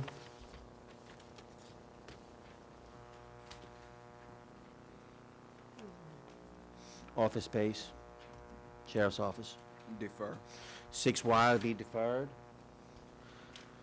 6Z will be deferred. Mr. Edgecombe, correct? 6AA will be deferred. Let's move to 6BB. An ordinance authorizing directing the parish president to prepare and issue a request for proposals to be advertised within 30 days of the adoption of this ordinance for professional engineering, architectural services to design, build, and renovate as needed the old courthouse in Point LaHash, Louisiana, the parish seat, including the reconstruction of a portion of the old courthouse as a museum in consideration and reference to the plans and specs provided and prepared by Providence Engineering and Environmental Group, LLC, including but not limited to the plans utilization of all salvageable structures and materials previously incorporated into the old courthouse. I'll offer and ask for a second. I second. Mr. Griffin, thank you. Basically, what we're doing here is we're going to finally move forward with the courthouse project after 11 or 12 years. We've got the bond money sitting, accruing interest, as we've been well duly noted in the newspaper, and by Mr. Nungesser. So I'm going to ask that we do move on this pretty quickly also, just as quickly we've been asked to move. So what this would do is allow us to go out for A&E plans on the courthouse and get started on the project finally after all this time. Ms. Lapine? Okay. Mr. Chair, let me ask you a question. Mr. Griffin, go ahead. I know we're going to approve them. I hope we do approve this today. But what happened after 30 days if Mr. Nungesser failed to act or move? Do we have any recourse? Okay. I'm sure we'd have some recourse, and I think we'd probably rather discuss that when that avenue's time to cross. Okay. But I think we ought to be diligent, both of us, and stay on top of it. And this would basically fulfill, I know this is kind of torn the parish, I ain't gonna say torn us in half, but it's been a big argument. We've gone through 4 elections, we've had attorney general opinions. A lot of us here were on different sides of the issue. I think this would heal some wounds in the parish. We definitely need to get the courthouse built, but it's definitely would heal some wounds. We can put this behind us, get this bond money moving, and decide where we're going to be and move forward with the project. So I would certainly ask everybody to support us on this, to fulfill a promise that, Dr. Gouy, you'd even made to the voters that, you wasn't supportive of this before, and that's fine. We're allowed to disagree, but you even said what is done, and then we need to move forward with it. So Appreciate that. I would ask anybody to support us on this. I'm trying to understand it. So that mean that old jail is gone? Because I remember one time I saw something there. Well, what we're looking at, Reverend, is we've taken the 1960 jail, and that's definitely going to come down. It's full of asbestos, and everybody agreed on that one. And what we decided to do with the old jail, it was kind of heart-wrenching, like, especially like me and Keith, we're kind of into historic stuff and all, and it is an old building, but we haven't inspected it. We've got cracks in the wall that are almost 2.5 foot wide in some spots, and honestly, they gave us a low estimate of $2.5 million to even attempt to salvage it, and I think we're probably looking at $5.5 to $7 million. And then another problem with the building is it actually stands in the footprint of what we're trying to do and build. So what we've asked them to do is to possibly, as carefully as they can, take that building down in sections or whatever we can do with it, and maybe use that portions of it for a museum or a garden or whatever we can do at a later time. So I'm saying it's coming down, that's all? Yes, sir. Okay. Keith, what we'll do, we'll keep one of those cells and we'll put a little memory card for you. Well, you know, I've been looking at some stuff, and I've been talking to a few people, and what we propose is gonna be nice. Mr. Griffin, let me ask you something while we're on this. Do you know if the documents and stuff have been removed from that building? I'd asked the sheriff about this probably almost a year ago, because I went there sometime a while back, and there was filing cabinets full of confidential files and stuff. I just wondered if y'all had noted if any of it had been removed. No, I don't have that knowledge, but I know they'd asked about some signs It's a that little was dangerous, down maybe there we for a billboard for the veterans, and a lot of this stuff has been moved, but it appears that nobody knows exactly where it is. Okay. You know, so there could be some other things in that Maybe we building can that's check. been Maybe we can moved. check on that too to make sure, because you know it's like I said, some of it's Yeah. historical. Right. Some of it might be privileged information. We definitely, you know, if you get a chance, maybe we can take a Right, ride by and right. look. Just don't hurt yourself in the building. Good deal. Mr. Henry. Oh, hey, all right. I seen this resolution last year, and Providence Engineering been doing this for the last two years that I can remember. You know, we got a $25 million bond. We paying interest on that bond right now. It's going to waste, man. Let's get some work done on this deal, man. Throwing the people money away. Let's get some work done. Paying over $100,000 in interest. Let's start making. Mr. Henry, I get think some work done. that's what we're attempting to do here. Anyone else? That machine is open.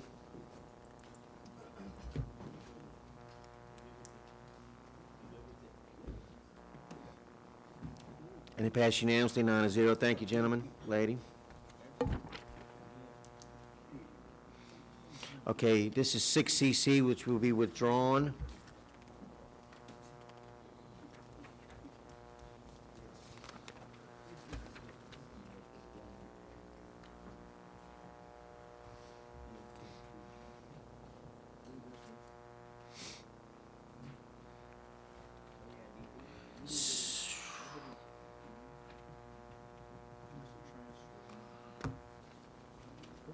What do you want to do? 6DD, an ordinance to amend the general fund 2013 operating expenditure budget, flood control department, personal services line items, and otherwise to provide respect thereto. I'll offer. Seconded by Dr. Gui.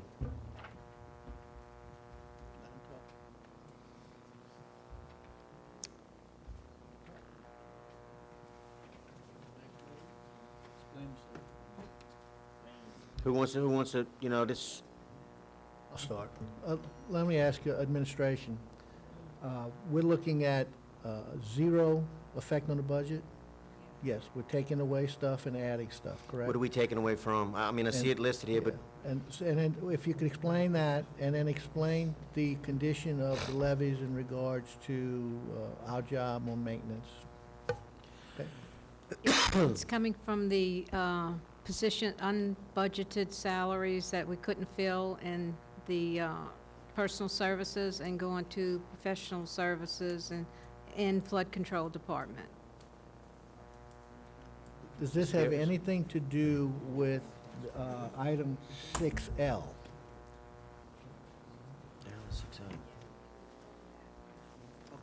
Because they seem to be similar. So we're going to withdraw 6L and take it off. that's Empire Boat Harbor. Well, no, there was one that had to do with an appropriation. for professional services for levies? Yes.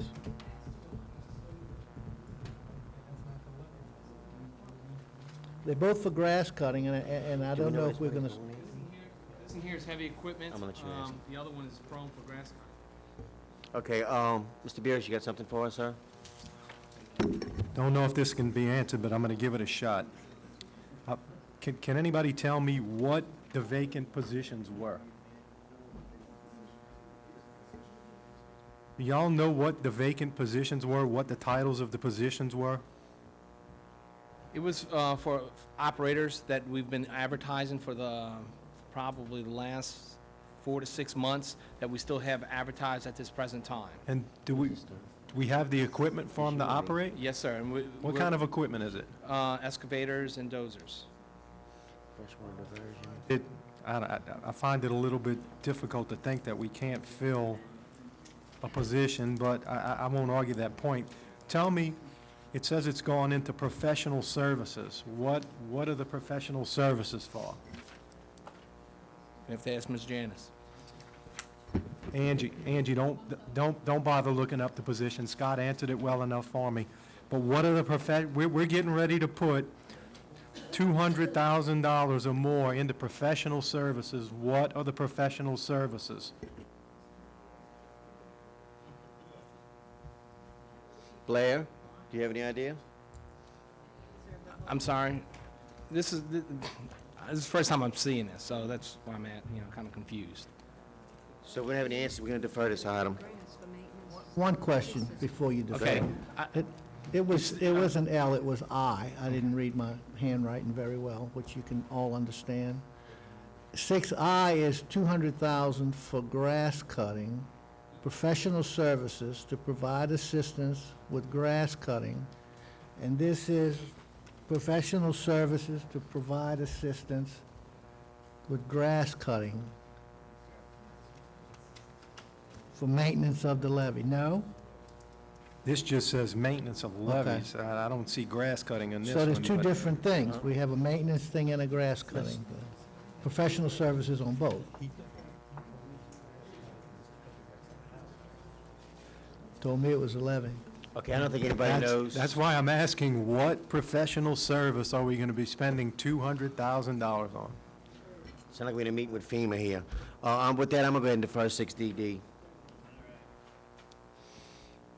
6EE.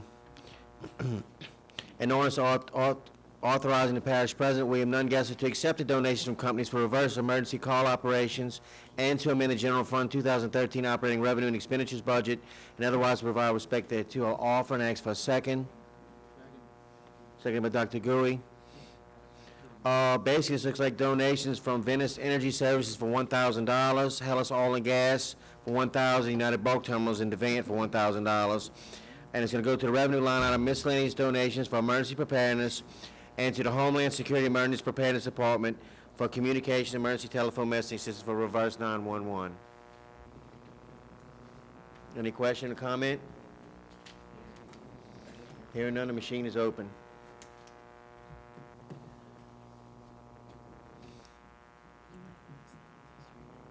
Eight to 0.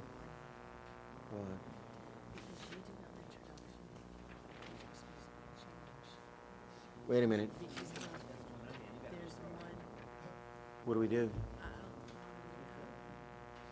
Did we vote on it yet? No, I didn't. Okay. Did we call a vote on it yet? No, huh? But I didn't say the vote, did I? No. What do we do now? Yeah, but we've got an additional donor.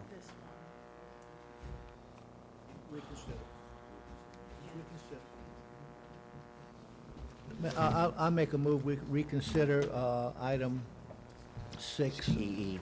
EE. We need a vote on it. Ask for a second.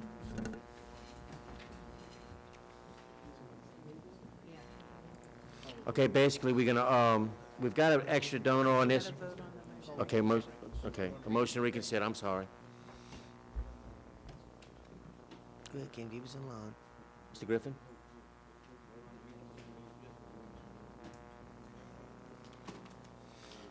Okay, 9-0. Basically, we're gonna withdraw this item, because we've got an additional donor of Kirby Inland Marine, so we're gonna have another follow-up ordinance. So we're gonna offer this one with changes. So we need to revoke this one? Just offer with a change.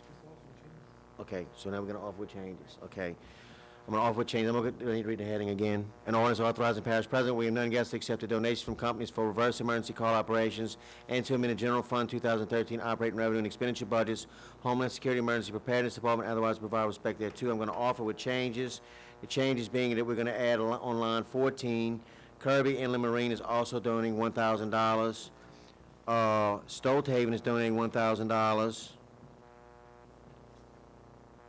Wait a minute. What about these companies? What happened here? This is totally different.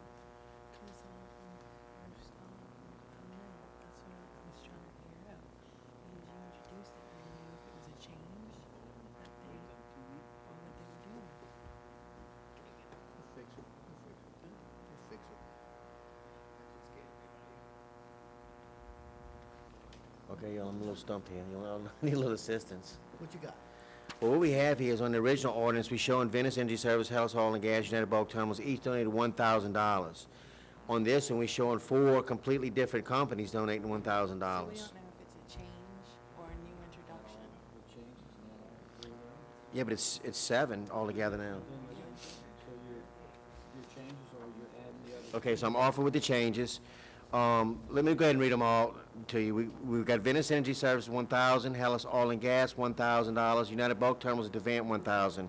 We'll be adding Stolthaven, New Orleans, $1,000, Hillcore Energy Company, $1,000, Swift Energy Operating LLC, $1,000, Kirby Inland Marine, $1,000. And with that, I'll offer and ask for a second. Second, Mr. Hinckley. And I think we've discussed it already. Machine is open. What? Okay.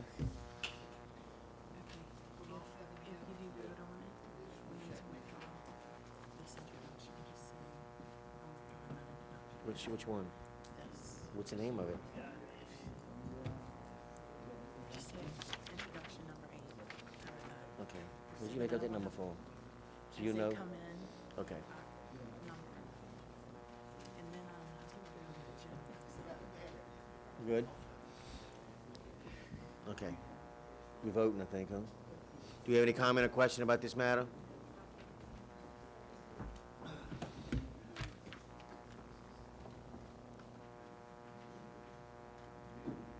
And it passes 9-0, and we'll be withdrawing item number 8.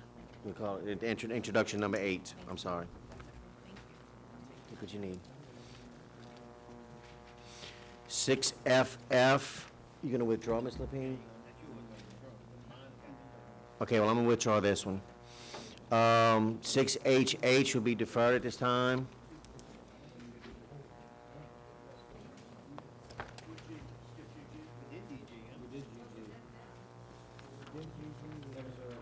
Did we do JJ? No. No. Huh? We didn't do JJ yet, though, huh? That was on the 10th.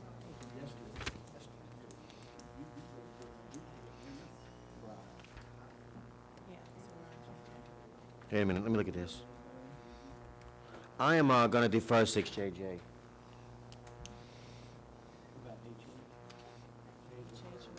Defer HH, Mr. Bureau? Thank you. You not? Oh, JJ, yes, I deferred that one. HH, I'm sorry. We on 6KK.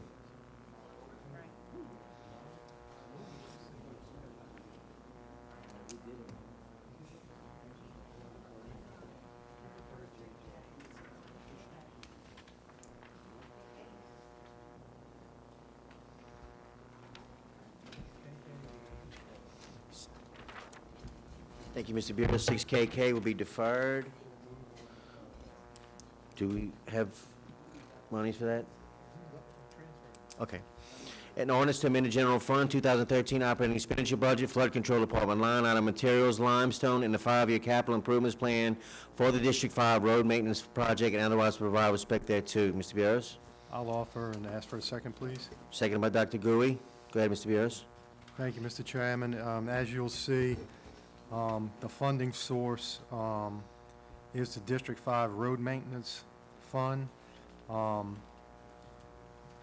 Most of the work of the pump station on East Bayou and Walker Road has been completed. East Bayou Road in front of the residences on East Bayou Road are in deplorable condition. They're beyond grading. So Mr. Lott has requested the money to purchase the materials to repair that road so that it is in drivable condition for the residents back there. Thank you, Mr. Bierce. Any further comment or question? Hearing none, the machine is open.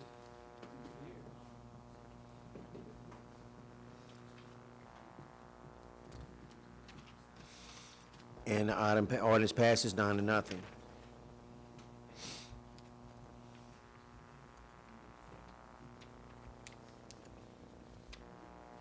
Mr. Turner, 6MM. This is the Susie Bayou one. Would like to move forward. And the legislation that I introduced, that was for the funding. This is to approve it. Okay, I understand. An ordinance authorizing and directing the parish president, William Nungesser, to advertise for requests for proposals to dredge Deer Range Canal, Susie Bayou, and Jimmy's Ditch in Lake Hermitage, to present to the parish council all responses received and ratings of the responses, and otherwise to provide respect thereto. Mr. Turner? And Mr. Chairman, we're dealing with... You want to offer? I offer. And I'll second. Go ahead, Mr. Turner. We're dealing with some of the effects of Hurricane Isaac in that Susie Bayou still has debris in it and isn't allowing the shrimp boats to be able to get out. And so this is to address those problems. And I believe that the administration will be looking to get reimbursed with Isaac funding, but no assurance of that. And anyway, this is just to go out for proposals.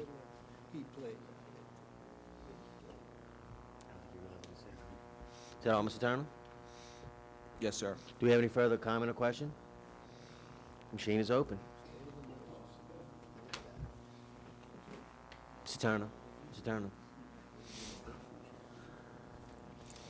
And the ordinance passes 9-0. Thank you, Mr.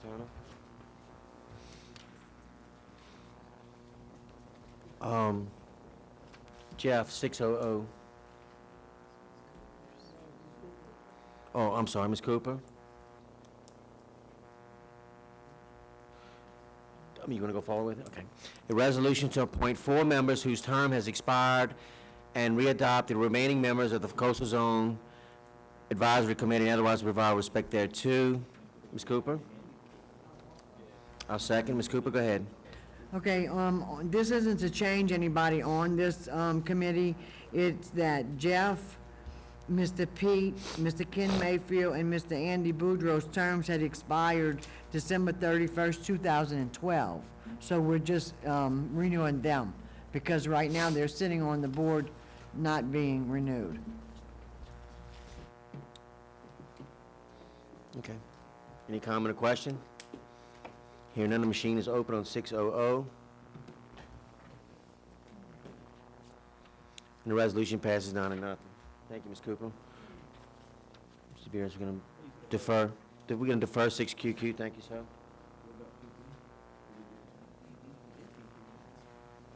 Yes, we took a break for a while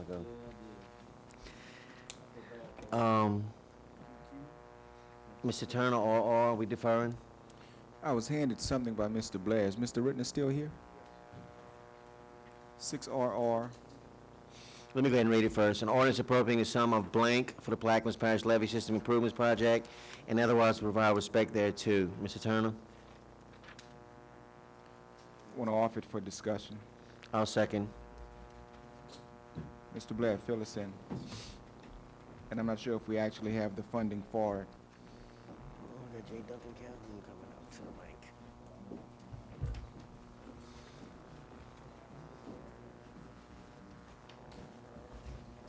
Go ahead. Okay, Blair Rittner, Plaquemines Parish Land Department. Leo Palazzo, parish attorney. This week, I sent all the council members a list of a bunch of the different projects that Blair's actually in charge of. And a lot of these projects, what we did was we wanted to submit to the council members approximate estimates for those repairs. We're doing that so, based on the request of everybody, we want to know what we're working on, where the projects are going to cost, and then what the priorities of those projects are. We wanted to show you, and we knew that we don't have the money, but we wanted to show you that what the costs are going to be involved, and we're talking about $15 million. We were asking you, in addition to that, what we did, we spent some time with the different departments, engineering, Scott, Byron. We got together, we went through the budget, trying to look at possible budget lines that have not been used in the past, and we put them down just to figure out what kind of money we might have. Again, as a suggestion to the council to take a look at, to see and say, well, maybe we can borrow these monies from here to get these projects done. Because I think if there's one thing that we all should be able to agree on, whether it's on the East Bank, the South, or up north, is that we need levees done. We need these types of projects done. So y'all have the right to choose where the money's going to go, what projects are going to go first. But we need these things done. With that said, I know we don't have $15 million. We think we have about $6 million out there to play with, all right, and to allocate to these funds. What we're asking you to do, and Blair's going to tell you what those priorities are, the ones that need to get done. Because guess what? And I think y'all know it too, right around the corner is storm season again. If we don't get these projects done, some of which are going to be reimbursed by FEMA, we're going to be upside down again. The Corps, excuse me, some will be refunded by the Corps, reimbursed by the Corps. So we're going to ask you to take a look at these. Let's talk about them in the future. But Blair's going to talk about a few specific ones that we are going to ask you to help us get done now. Mr. Palazzo, I would just like to add, I would humbly suggest to you, next time we include some departments, we might include finance, would be one, and also maybe to consult with some of the council members, because this was dropped on us in the past couple of days, and we haven't had a really chance to look at it. It affects a lot of capital projects in a lot of the other districts, so it's something we might want to look at. And we will. When that's what we intend. We're starting the process right now. Byron, one of the things that we wanted to do, and we are going to do, is we're going to come together, and we're going to be talking about all these things, and so hopefully we can all get them done together. That's the way it needs to be done. Their list and their list is that over $4.6 million was going to be taken away from District 1. And nowhere in the world I could support that. Listen to what I'm saying. I think it was only 2 projects on that list that was designed for District 1. But then you want to strip District 1 of $4.9 million. That's not going to happen. We need to take a look at it. I'll take a look at it and see what can I do, to kind of help out other places. But that kind of money is not coming out of District 1. I'll tell you that now. And we understand that. Again, this is for consideration purposes only. We were hoping and praying, actually. I mean, this is my first rodeo. This is my first rodeo here. And I was under the impression that we were going to get a significant amount more money for the rollover. But apparently, it's not there. It's not what we thought it's going to happen. So I'm concerned about where this money's coming from.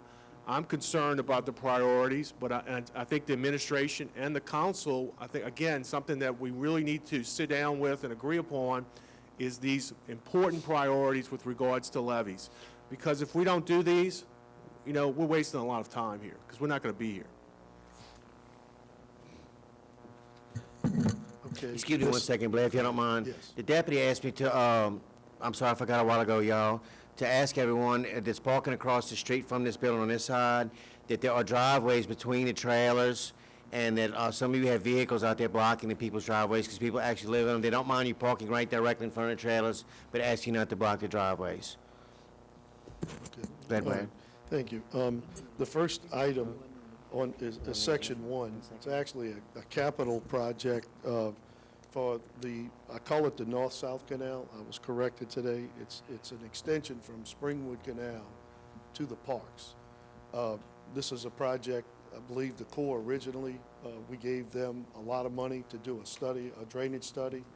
And one of the problems in this area is we can't get the water from Springwood and through the woods to Belle Chase Pump Station number 2. And what's happening, from what I understand, they are surging this pump. They run the pump for like an hour or two. They have to turn it off and wait for water to come to it. And then they start it back up, and they do this through a rain event.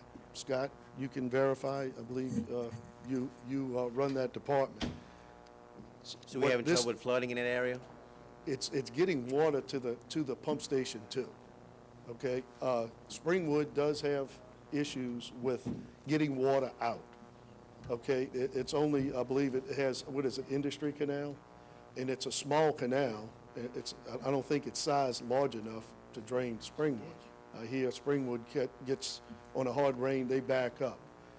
This was in the long term, this is in the master plan. It's a capital project. Billy asked to move this project forward, and the asking amount is $1 million. That is not enough to fund the whole project.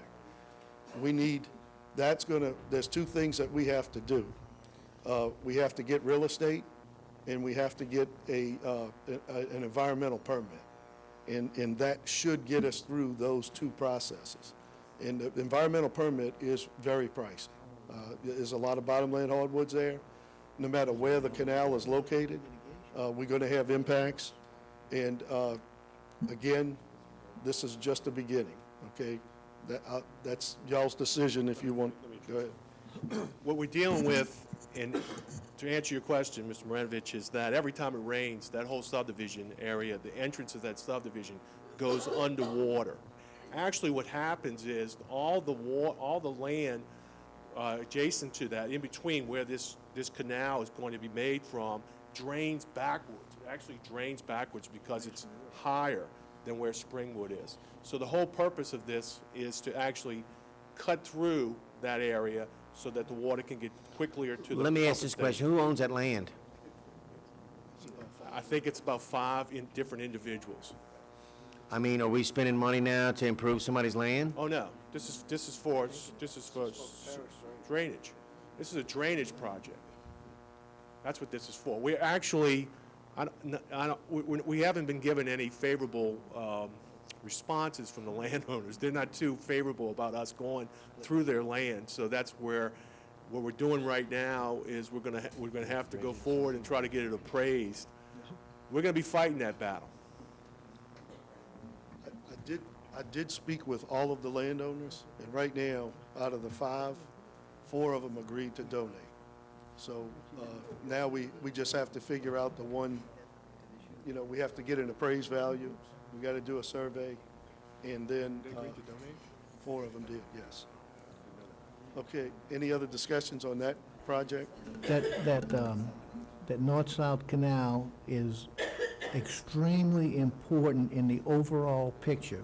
You keep talking about Springwood, but only because they're directly impacted, like immediately. But it's in the long-range drainage plan. That's part of it, to tie into Planter Canal to get the water to Belle Chase number 2. I mean, it's for that whole woodland area. Right. The whole, both sides. And we have had conversations with several landowners as to the location, what would be the most favorable location. So they have worked with us. I mean, as far as that goes, they have worked with us, and they understand it's to everyone's benefit to do it.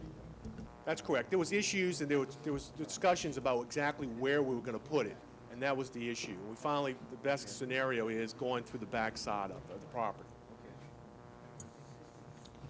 Any other questions on that one? Vlad, do we want to go through these line item by line item, or is this something we might want to do? Get 4 of them? Okay, go ahead. Yeah. Okay. I didn't see the list. I'm sorry. On the sheet, section 2, on this particular project, we have a budget established already for what they call LERDs. It's a reimbursable account that the Corps, as we acquire real estate and expenses, they are reimbursing the parish. What I'm asking for is $570,000 we need in order to start the Jesuit Bend project. We buying marshland and we buying I say we buying, it's temporary right-of-ways that we have to pay the owners. There's like 6 entrances to this levee project. The project's about 8 miles long and it goes from Oakville to La Recite. So the 570 we will get back from the Corps because it's a 100% federally funded project. I'm running into expenses now that's not refundable. On every one of these projects, NOV projects, one of the things that's not reimbursable is our mitigation. We have to go out, they'll pay us to go buy the land, but what I'm running into is we attend these meetings. I have a consultant that is very knowledgeable on mitigation, and some of his expenses, I have other expenses such as like doing site-specific surveys. If it's not, like sometimes the Corps will say, look, you have a water line out there, go survey it, give us the data. They're not reimbursing us because we have to give the land, any parish-owned land, to this project at no cost to them, or, I mean, we actually have to donate the right-of-way. But in this particular project, we have 120 different parcels or tracts. But in those tracts, we have probably 500 to 1,000 owners, because you have several owners on certain tracts.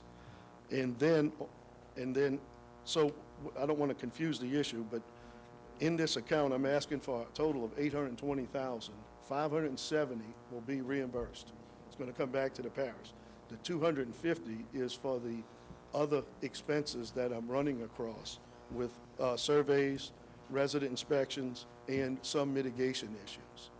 So that will probably be a reoccurring expense like for next year, because we only, into this project, we only have about 5 projects rolling right now.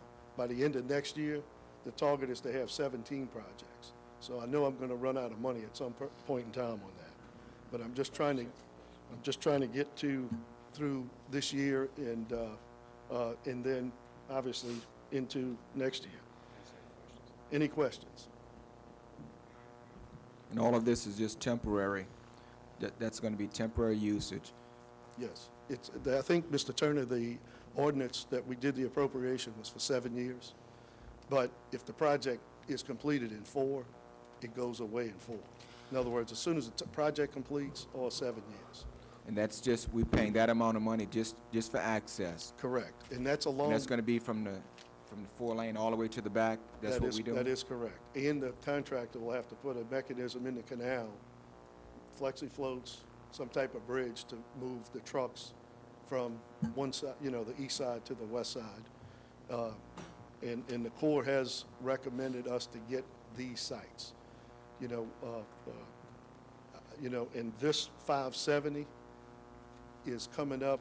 They awarded the contract last Thursday to a company called Target. The cost was around $41.5 million.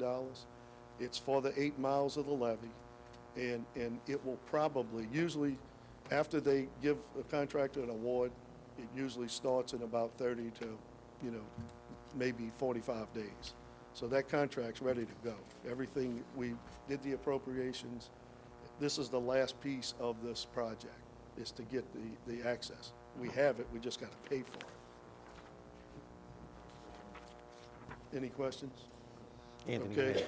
I'm sorry, did you? I'm not sure I know where to begin. I've made so many notes. First of all, I want to address Mr. Palazzo's comment regarding looking at the budget and trying to come up with money via capital outlay that hasn't been used. I will be polite and say that much of that money has been there for quite some time, but all of that money was appropriated with a purpose in mind for the benefit of the citizens in this parish. And why much of this has not been moved on, I can't answer that. That's for the administration to answer. Secondly, as it relates to rollover, this government at least over my tenure on the council, has come to depend on rollover to do a lot of things. Mr. Palazzo, you made a statement that the rollover wasn't what we expected this year. It's been going down every year during my tenure on the council, and I would venture to say that, given the fact that this year we budgeted $90 a barrel for oil, and oil prices have been hovering somewhere in the neighborhood of $90 a barrel, I would venture to say that unless a whole lot of money doesn't get spent out of the budget next year, that the rollover is going to be significantly less than the money we're talking about right now. Now, let's talk about it, spending this money.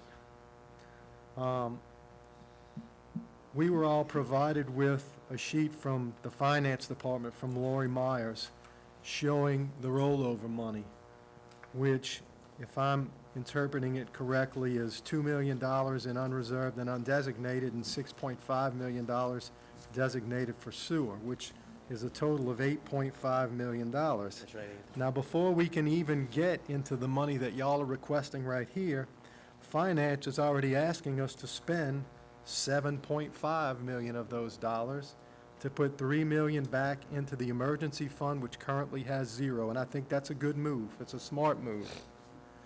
But to also take $4.5 million of the rollover to go into something for Hurricane Isaac required money, based on a 90-10 split, which we don't even know if we're going to get.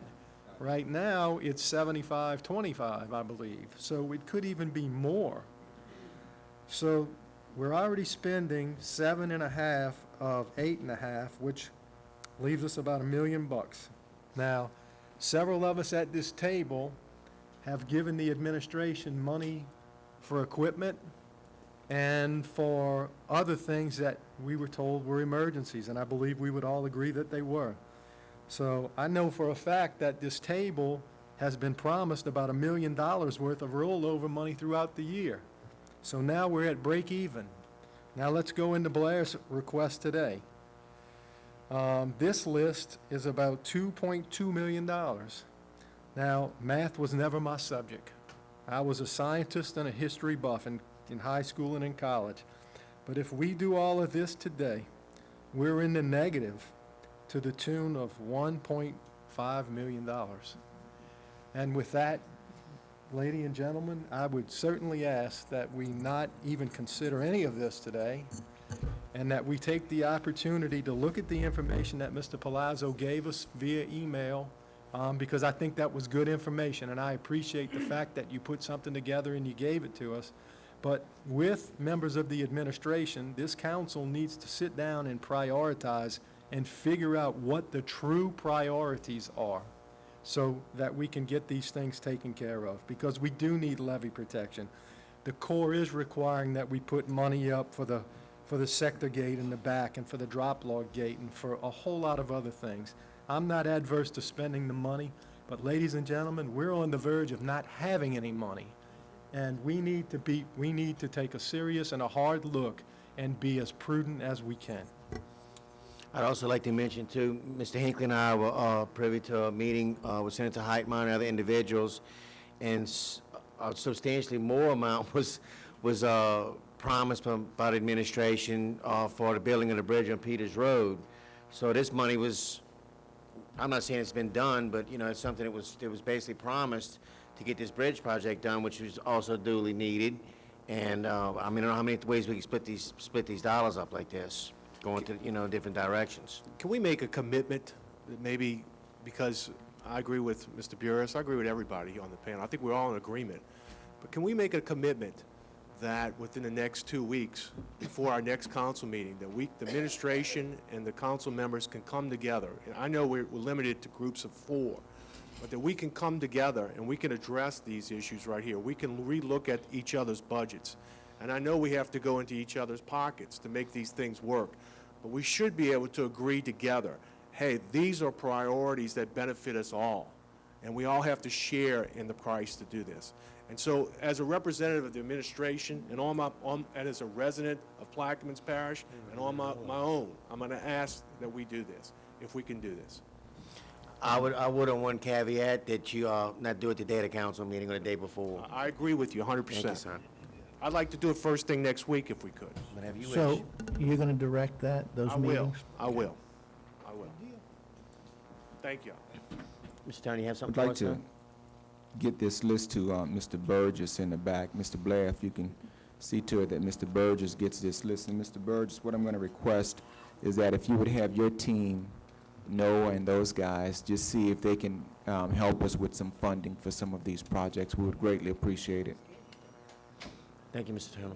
Anyone else? With Thank that, you. I'll defer. Thank you. With that, Mr. Turner's going to defer 6RR. Mr. Edgecombe, 6SS, we can defer. 6SS will be deferred. Mr. Hinckley, we're going to defer 6TT. 6TT and 6UU will be deferred. Okay, let's see where we at here. Mr. Turner, do we have any public comments regarding Hurricane Isaac, sir? Item 7A. Does anyone have any comments? Hurricane Isaac? No, sir. You good, Mr. Turner? We're going to defer or withdraw? As long as we're in the state of emergency. I understand. evidently still We have have deferred, that's fine. questions. Deferred. 6B, we already did, Mr. Turner. 6C, Dr. DeGoey said we're going to withdraw. 7D, are we deferring? We had some discussion about that earlier.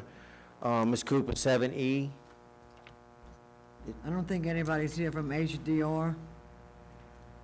7E be deferred? Withdrawn. Withdrawn? Okay, Ms. Cooper, thank you. Withdrawn. We have nobody here from UNO, correct? 7F will be deferred. 6G. Yeah, let's go with that. Okay, we have a discussion and appropriate action of following map change ZMP-2013-2. A requested map change by United Bulk Terminals from A2 Rural Agricultural Zoning District to MH Mobile Home Zoning District for property located at 15,001 Highway 15, Devant. Mr. Griffin? Yeah, what it is, United Bulk Terminal, they own some property up here in Devon. And after Hurricane Isaac, they had quite a few employees whose home was destroyed during Hurricane Isaac, and they had to relocate. And it has seemed to be causing a hardship, a financial hardship for these guys coming to and from work and the extra expense. So what United Bulk Terminal want to do is put about 40 mobile homes on this property so to accommodate the employees so they can kind of like ease the burden and that they would be on work, at work, and they won't have to be going through this extra mental stress as they function on their job. So it's been presented to the zoning board. The zoning board has approved it, they have no objections on it, and everyone was in favor on the zoning board, so I presented to the council for approval.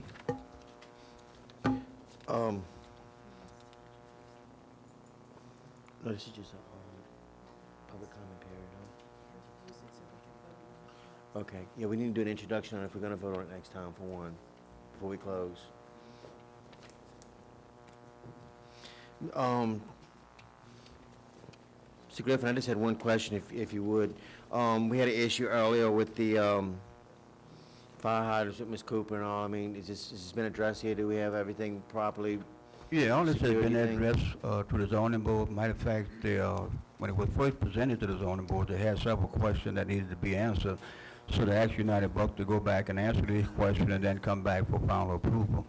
So as they went back and did their research and did what have did the requirements that the zoning board required, then the zoning board approved the zoning change. So they don't having fire hydrants in the whole thing? Yeah, fire hydrants in place.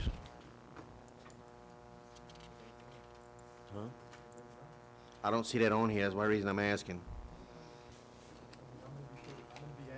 I think it's on the back of the sheet somewhere. There's some questions that was asked to the United Bulk by the zoning board people.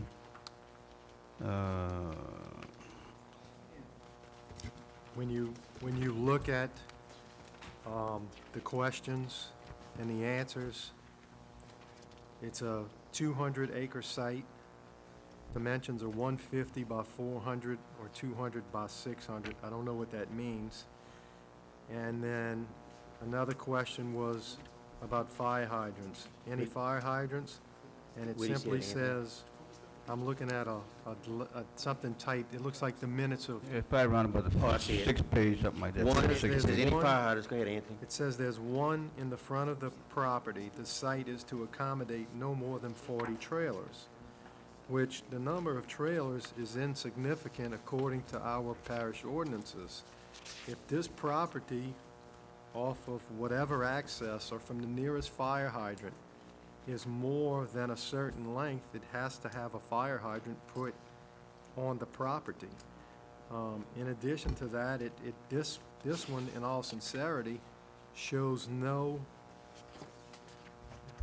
it's not as well drawn as the last one. It doesn't show as nice of a driveway, or anything. So, I mean, again, the simple solution is to do what I did to the last one, and when it comes up for a vote, I'll just ask to insert that paragraph into it. I'll get it typed up with changes so that it's ready to go. That'll Thank you, work. Mr. Buros. Mr. Griffin, do we have anything else? I'm sorry, Ms. Turner, go ahead. Mr. Griffin, a question that I have, you're saying that this is to help the people come back, and I'm thinking, if I understood you correctly, the locals who are displaced to be able to get to the work site. I guess my question would be, how many of those are truly locals?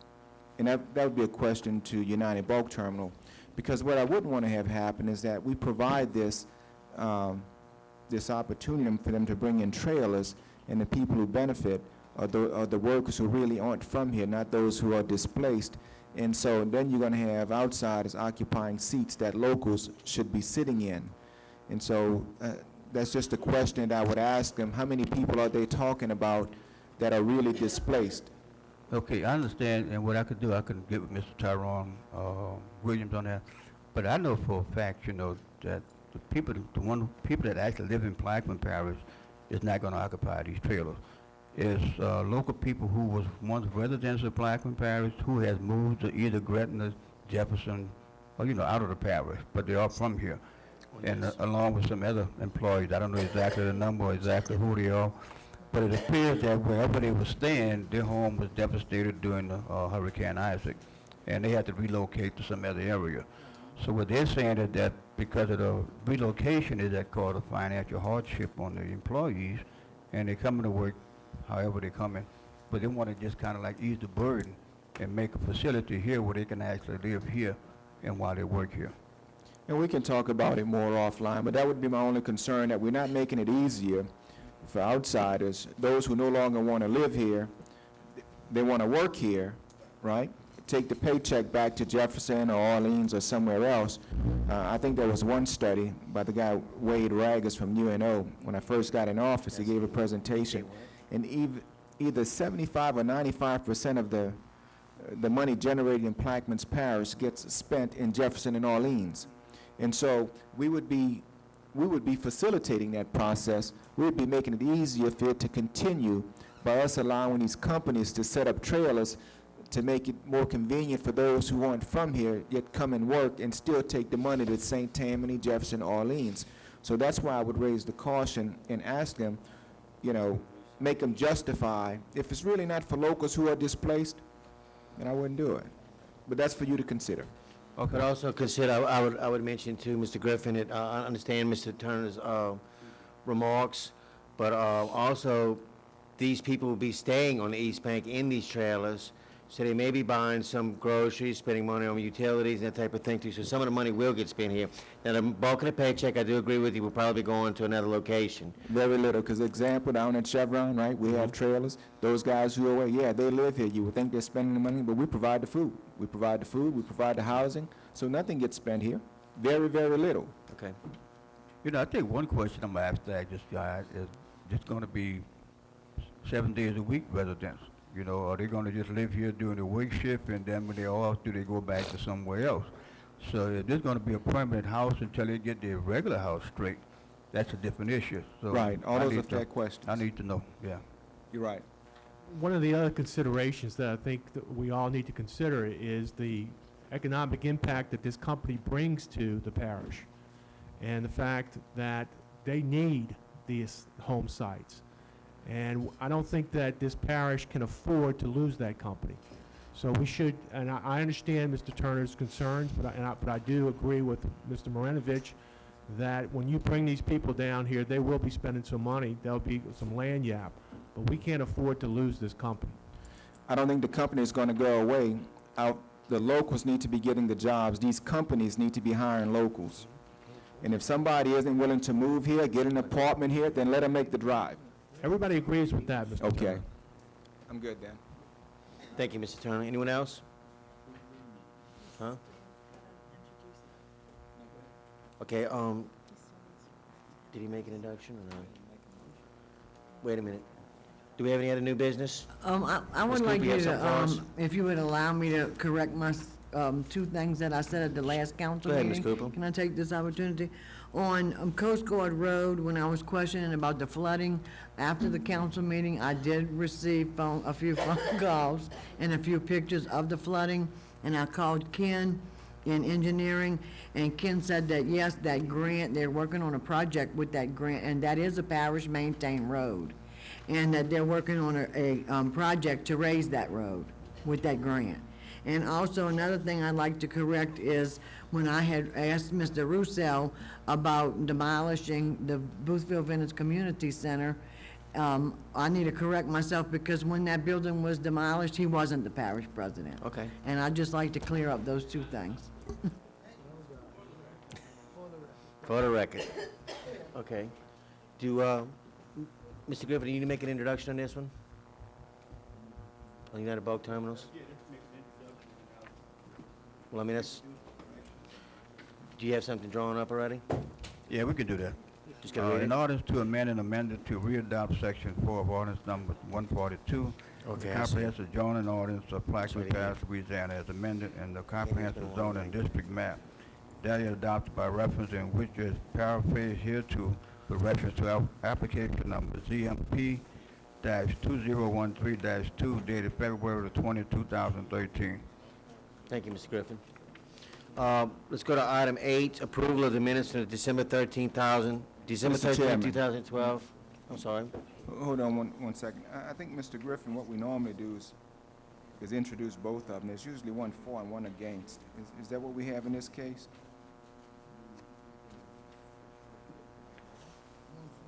One for, one against? I think we just do 1 for. I think the only one we do that again, for and against, as I've seen, is all leases.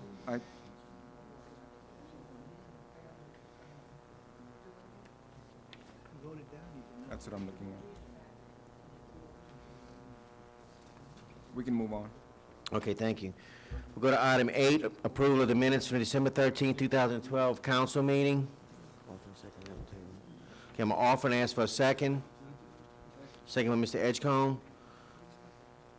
Any comment, questions? Machine's open. Hold up. Mr. Turner, Mr. Edgecombe, Ms. Cooper. Ms. Cooper.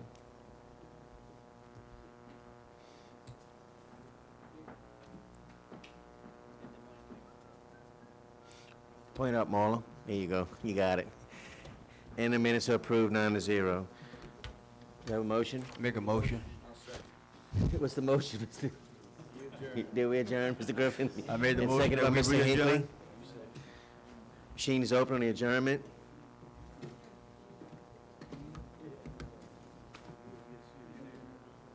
Mr. Beers? Does you want to stay? And we are adjourned at 5:30. At 5:30, I'd like to call the regular meeting of the Plaquemines Council as sole governing authority of the Plaquemines Port Harbor and Terminal District to order. Machine is open for roll call.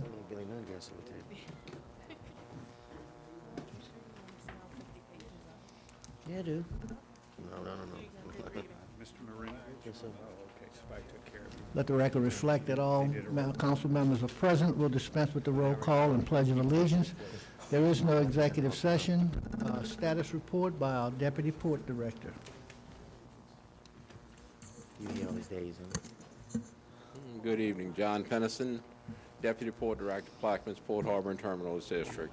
I think the first order of business would be for me to thank the council for the trust and support you've given me over the years, and I will not let you down in my new endeavor as Deputy Port Director. Again, thank you all for your support.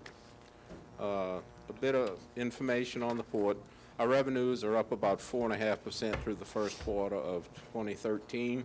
That's about $50,000 plus over 2012.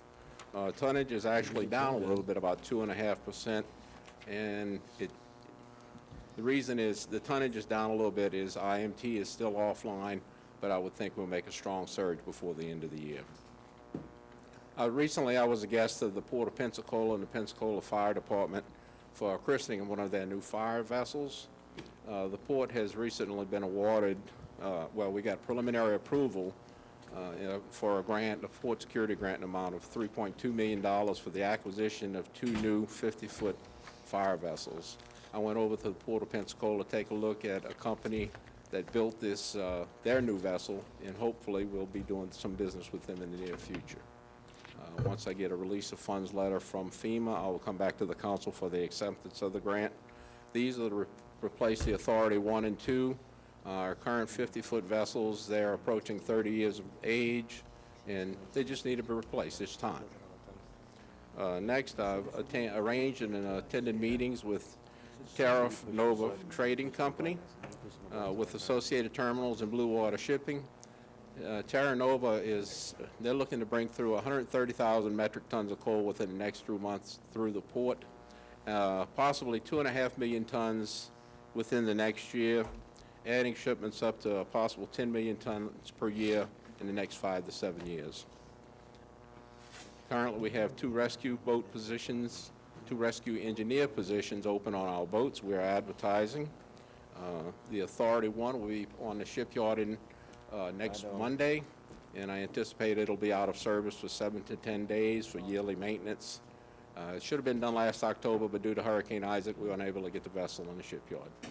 Another point of information, I'm sure the council is well aware that the port has gone out on a nationwide search for an executive director.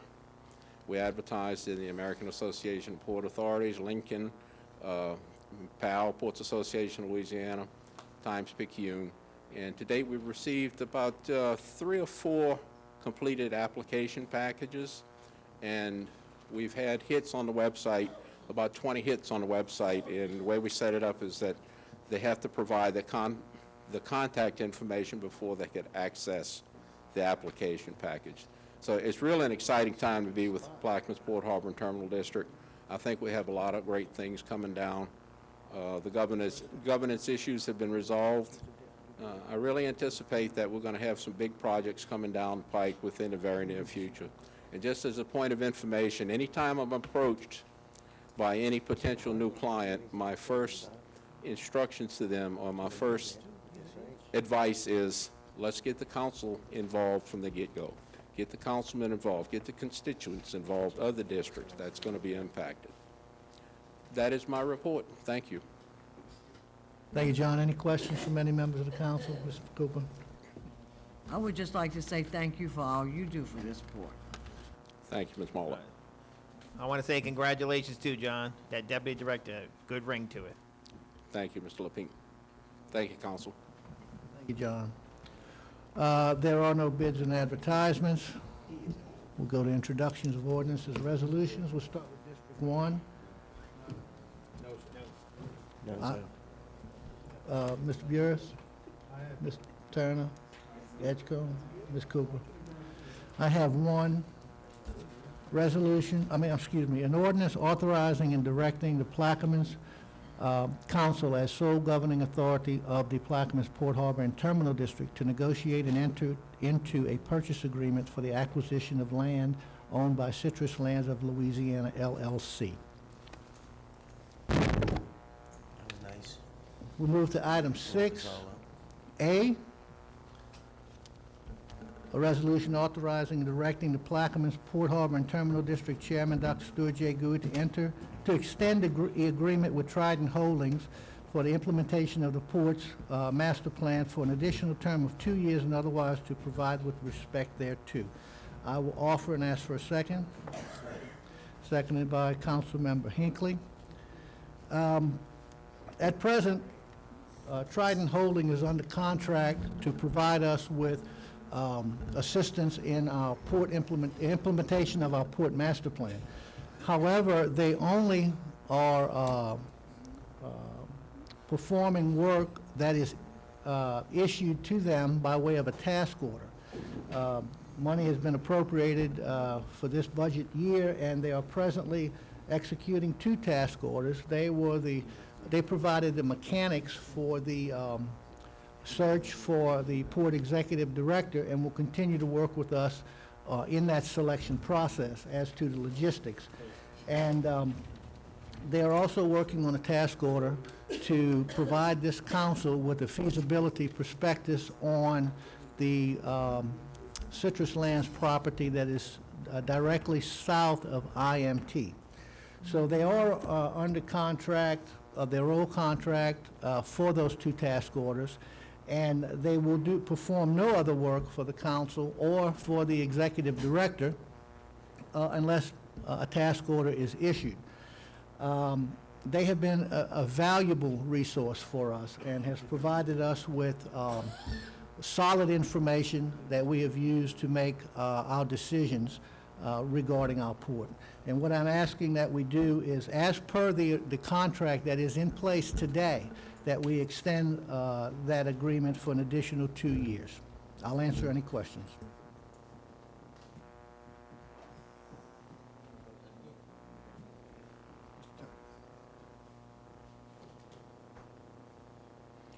I'd like to offer an amendment to it, and that is the way the current contract reads. It makes reference to attachment A under the scope of service number 3. It says each task order shall be issued in writing and shall require the approval of both the port chairman and the consultant prior to any work on that task order. And I'd like to amend that to read that it would require approval of both the port authority, meaning the board, and not just the port chairman. And the reason I'm saying that, because right now, even a task order that you've mentioned, you know, there's no agreement. I haven't heard of any of these task orders. It seems as though some of these things are happening in a vacuum, be it with just the committee or just the port chairman. And so one way to prevent that, if we need to be able to agree as a board that yes, we want to move forward with that task order, if nothing else, at least we would be made aware.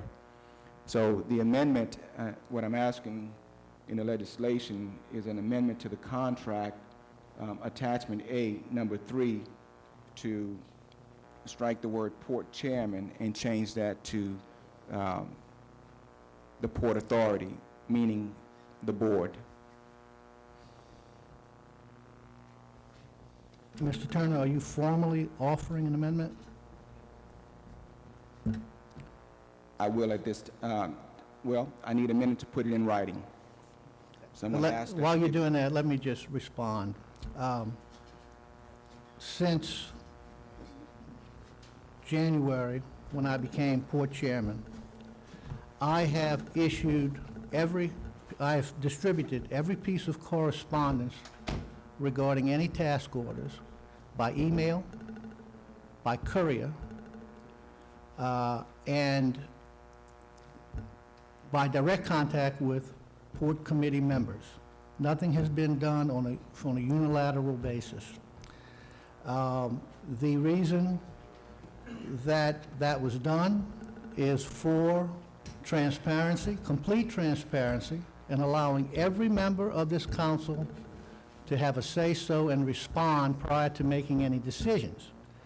So for anyone to say that things are being done behind closed doors, or whatever term was being used, is absolutely not true. Absolutely not true. So I want to correct that and let you know that, yes, in fact, everyone on this council has been informed of everything. I have copies of those emails here. I don't have them all, but I can get them all if you choose to do that. As soon as you're ready with that amendment, I'll ask for a second. And could you tell me what page that's on, Mr. Turner? I have the contracts here if anyone would like to have a look at them. It's page 14.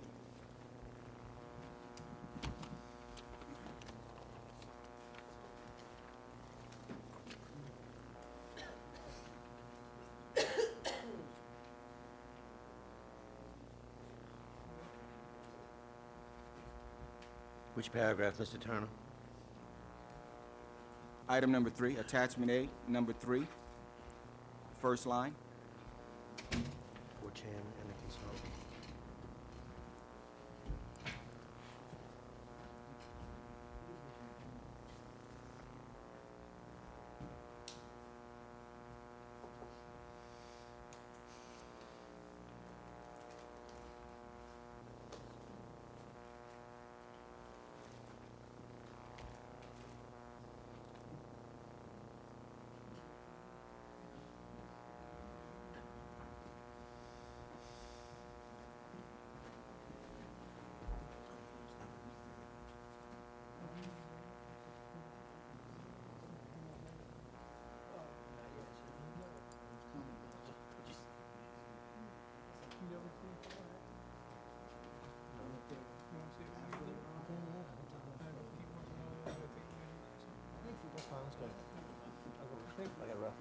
I think you'd rather, you'd be totally interested when you see it.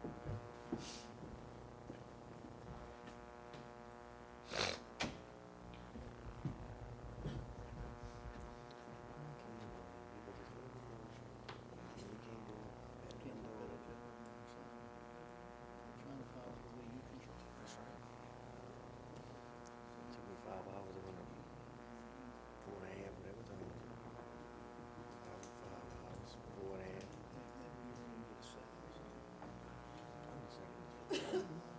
I'm not.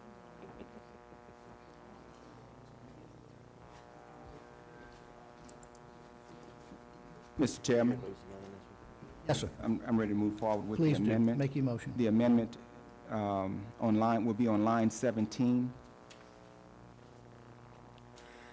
In between the words "that" and "the," we're going to insert "with the approval of the Port Authority." So line 17 would read, or will read, "Be it further resolved by the Plaquemines Parish Council that with the approval of the Port Authority, the port chairman is authorized," and then it continues. So just inserting that clause. Thank you. Is there a second? Is there a second? I'll second. Seconded by Ms. Cooper. Mr. Turner? And again, the purpose of it is, it's just that before we actually move forward on a particular task order, that the full board would give the approval authorizing the chairman to carry it out. And I think it's prudent, and I think it's a part of being transparent. Whether we get the information after the discussions are held or the emails afterwards, this still makes sure it comes before the whole body. Another benefit of this is that it not only gets shared with the committee or even council members, but it gives the public an opportunity to be aware as to how we're moving forward. As of right now, sending emails to the council members, that doesn't inform the public. So in the interest of being transparent, I think this amendment is necessary. And that's all I have, Mr. Chairman. Thank you. Anyone from the council, any comments? There being none, the machine is open on the amendment.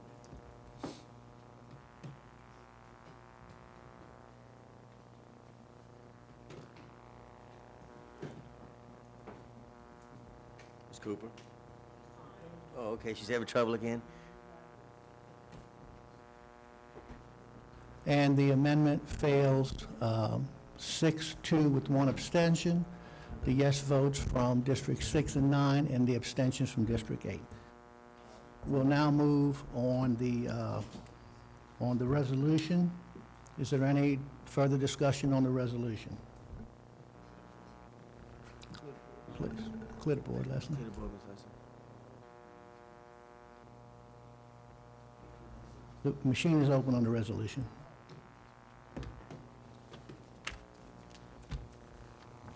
Resolution is approved, 7 yes, 1 no from District 6, and 1 abstention from District 1. 8. Oh, District 8, excuse me, 1 abstention from District 8. Sorry, Mr. Griffin. Item 7 is new business. 7A, that presentation by Cambridge Energy will take place at our next council meeting. Is there any other business to come before this council prior to approving the minutes? I'll move to number 8, approval of the minutes. I'll offer. Second. Seconded by Mr. Marinovich.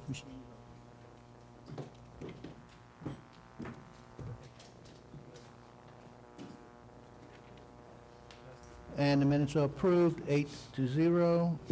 I'll entertain a motion. Make a motion, we adjourn. Dr. Stewart, excuse before me. we go, I failed to mention at the council meeting, not next Thursday evening, the Seafood Festival is next weekend. Starting Thursday evening is Croatian American Night at the festival, which is Thursday, May the 16th. Dobro. And which goes on through the 17th, 18th, and 19th. Rock and Doopsie on Saturday night with a whole lot of swamp pop bands. So please, everyone, come on out. And Mr. And make a motion, we adjourn. Mr. Hinckley makes a motion to adjourn with all of his permits for the Heritage Festival, seconded by Mr. Marinovich. Machine is open. This is yours, huh? Take your budget. I'm gonna take this paperclip too. The meeting is adjourned at 5:48, 6-0.